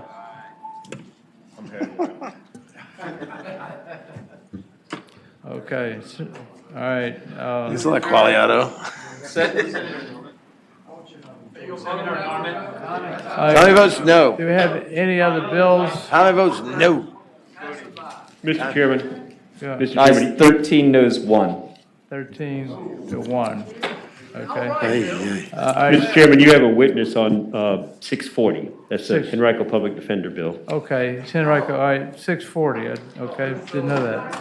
Which page is this? Which page is this? 640? Which page? It is on, Mr. Chair, that is one of Senator Morrison's bill on page 6. Page 6? Page 6. Okay, 640. 640. I don't see a 640, it must be on another page. Page 7, Senator Morsi, Public Defender's Office in Henrico, established the Public Defender's Office of the County of Henrico. Senator Morsi, go Thank ahead. you. Thank you, Mr. Chair. 640 is to create a public defender's office in the county of Henrico. That's it. There is a delayed enactment because the Indigent Defense Commission has suggested that it takes time to get it set up. But anyway, I'm going to be very quick because you've heard similar comments last year for Public Defender's Office in Chesterfield County.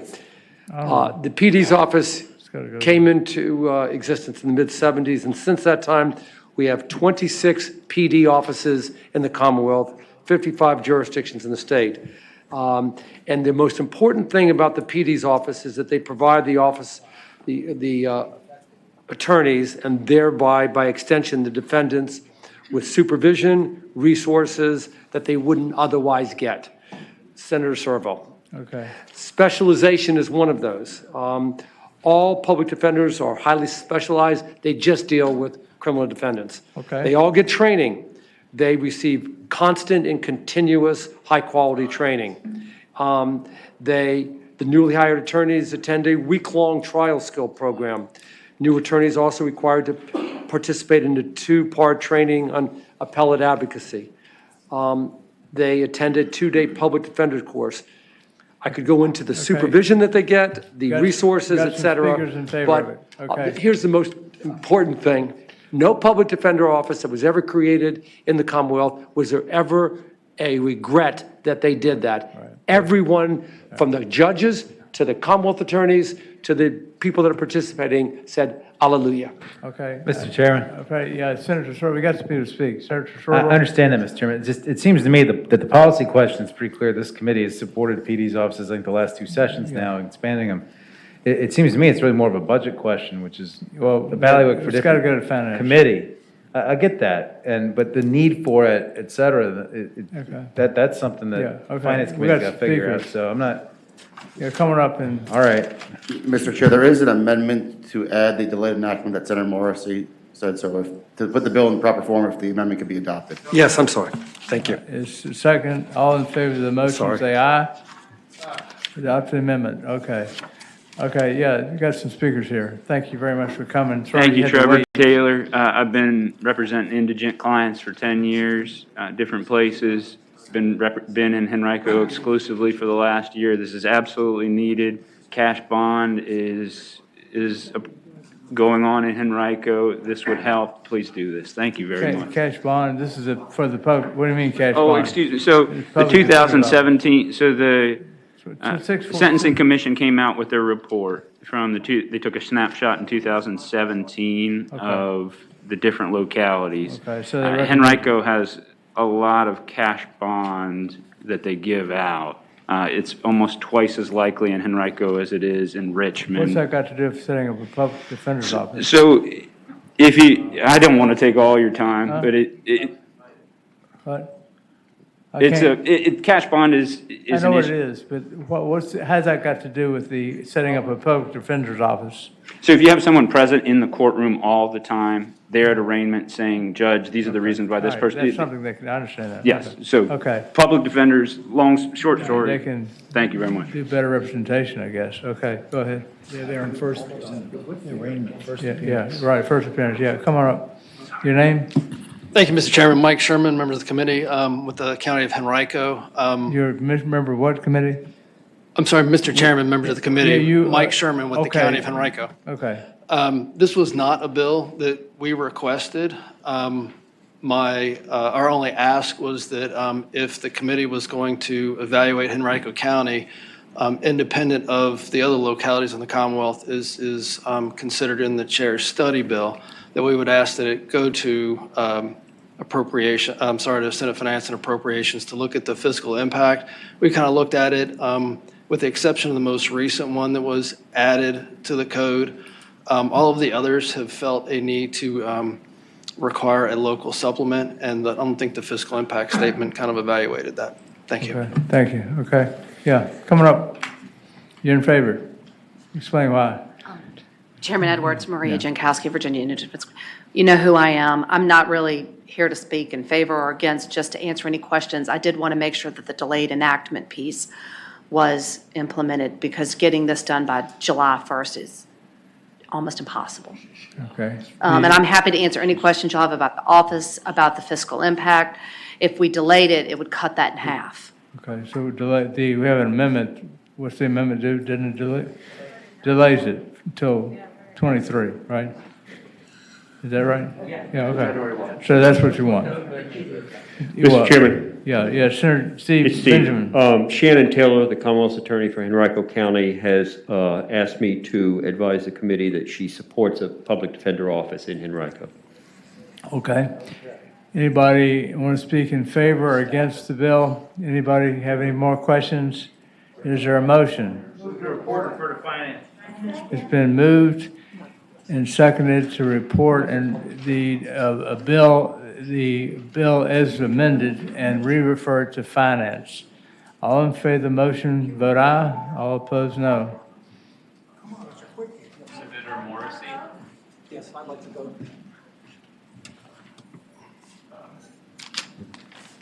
Ayes 9, noes 5. 9 to 5. Okay. Yeah, thank you. Okay, what about this other one, Senator Morrissey? 413, you want to put it? You want to go back for the day?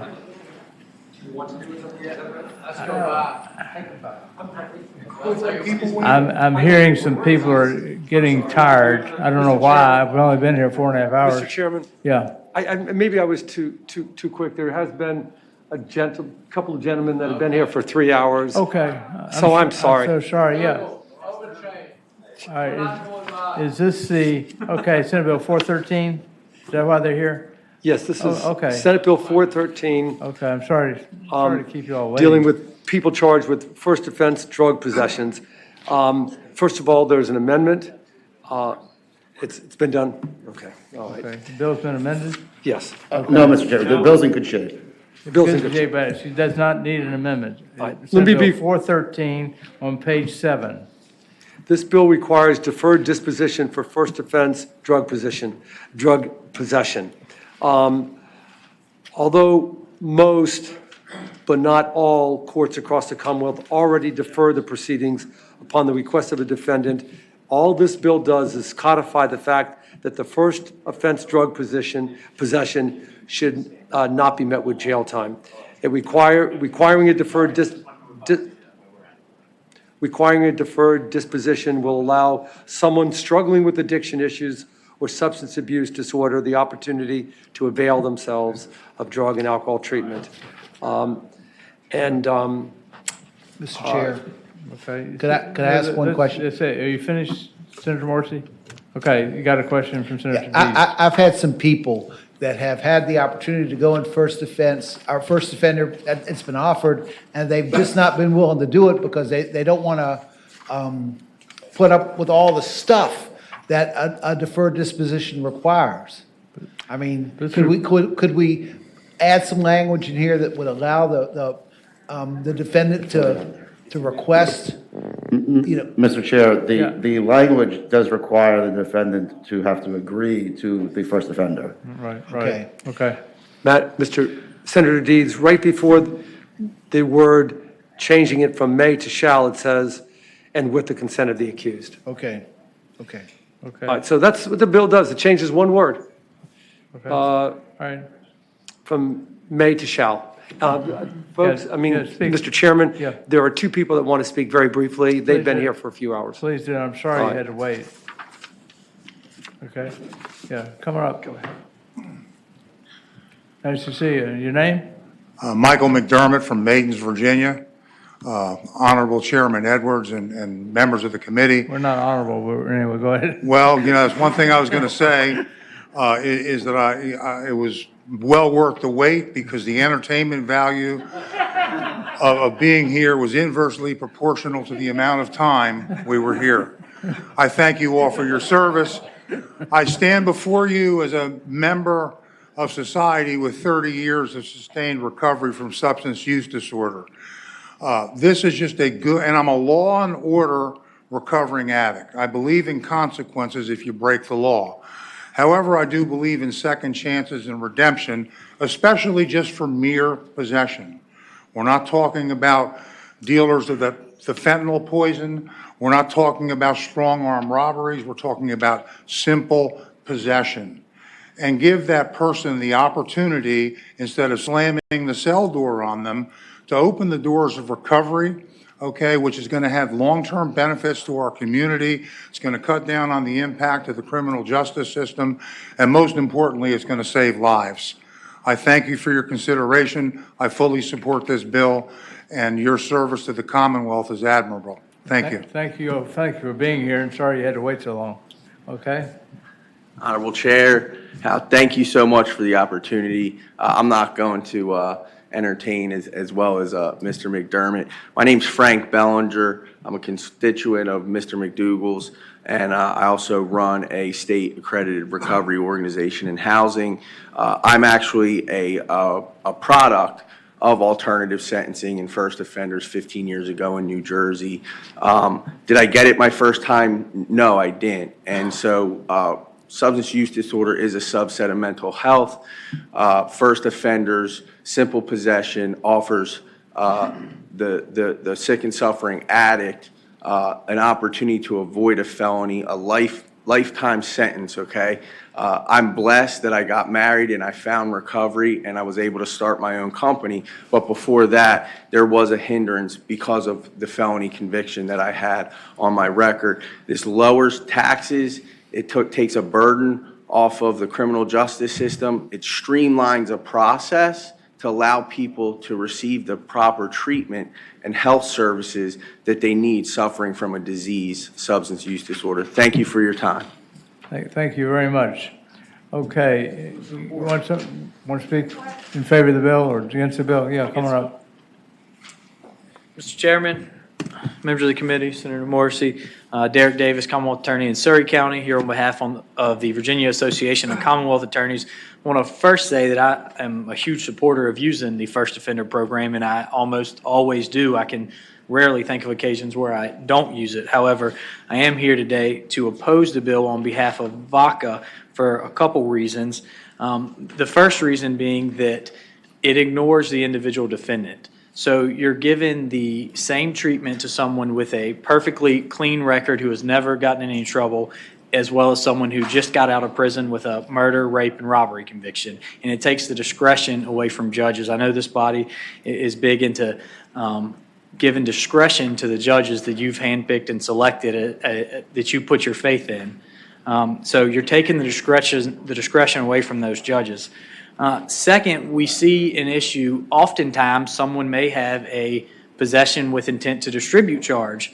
And in plea negotiations, we may want to try to cut someone a break, or it may be beneficial for them to plead that down to a possession charge.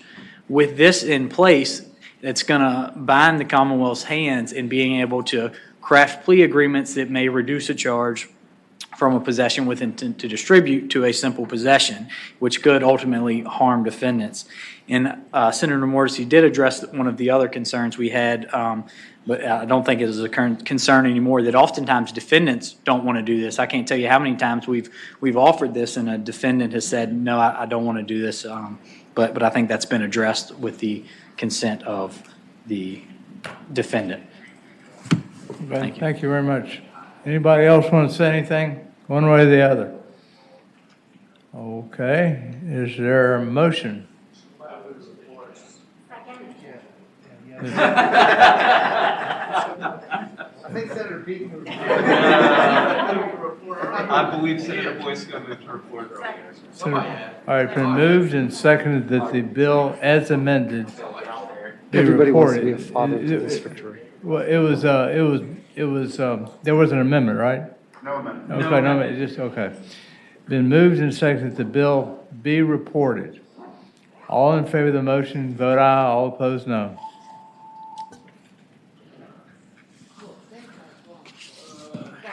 We still have this one on the document. Ayes 8, noes 4.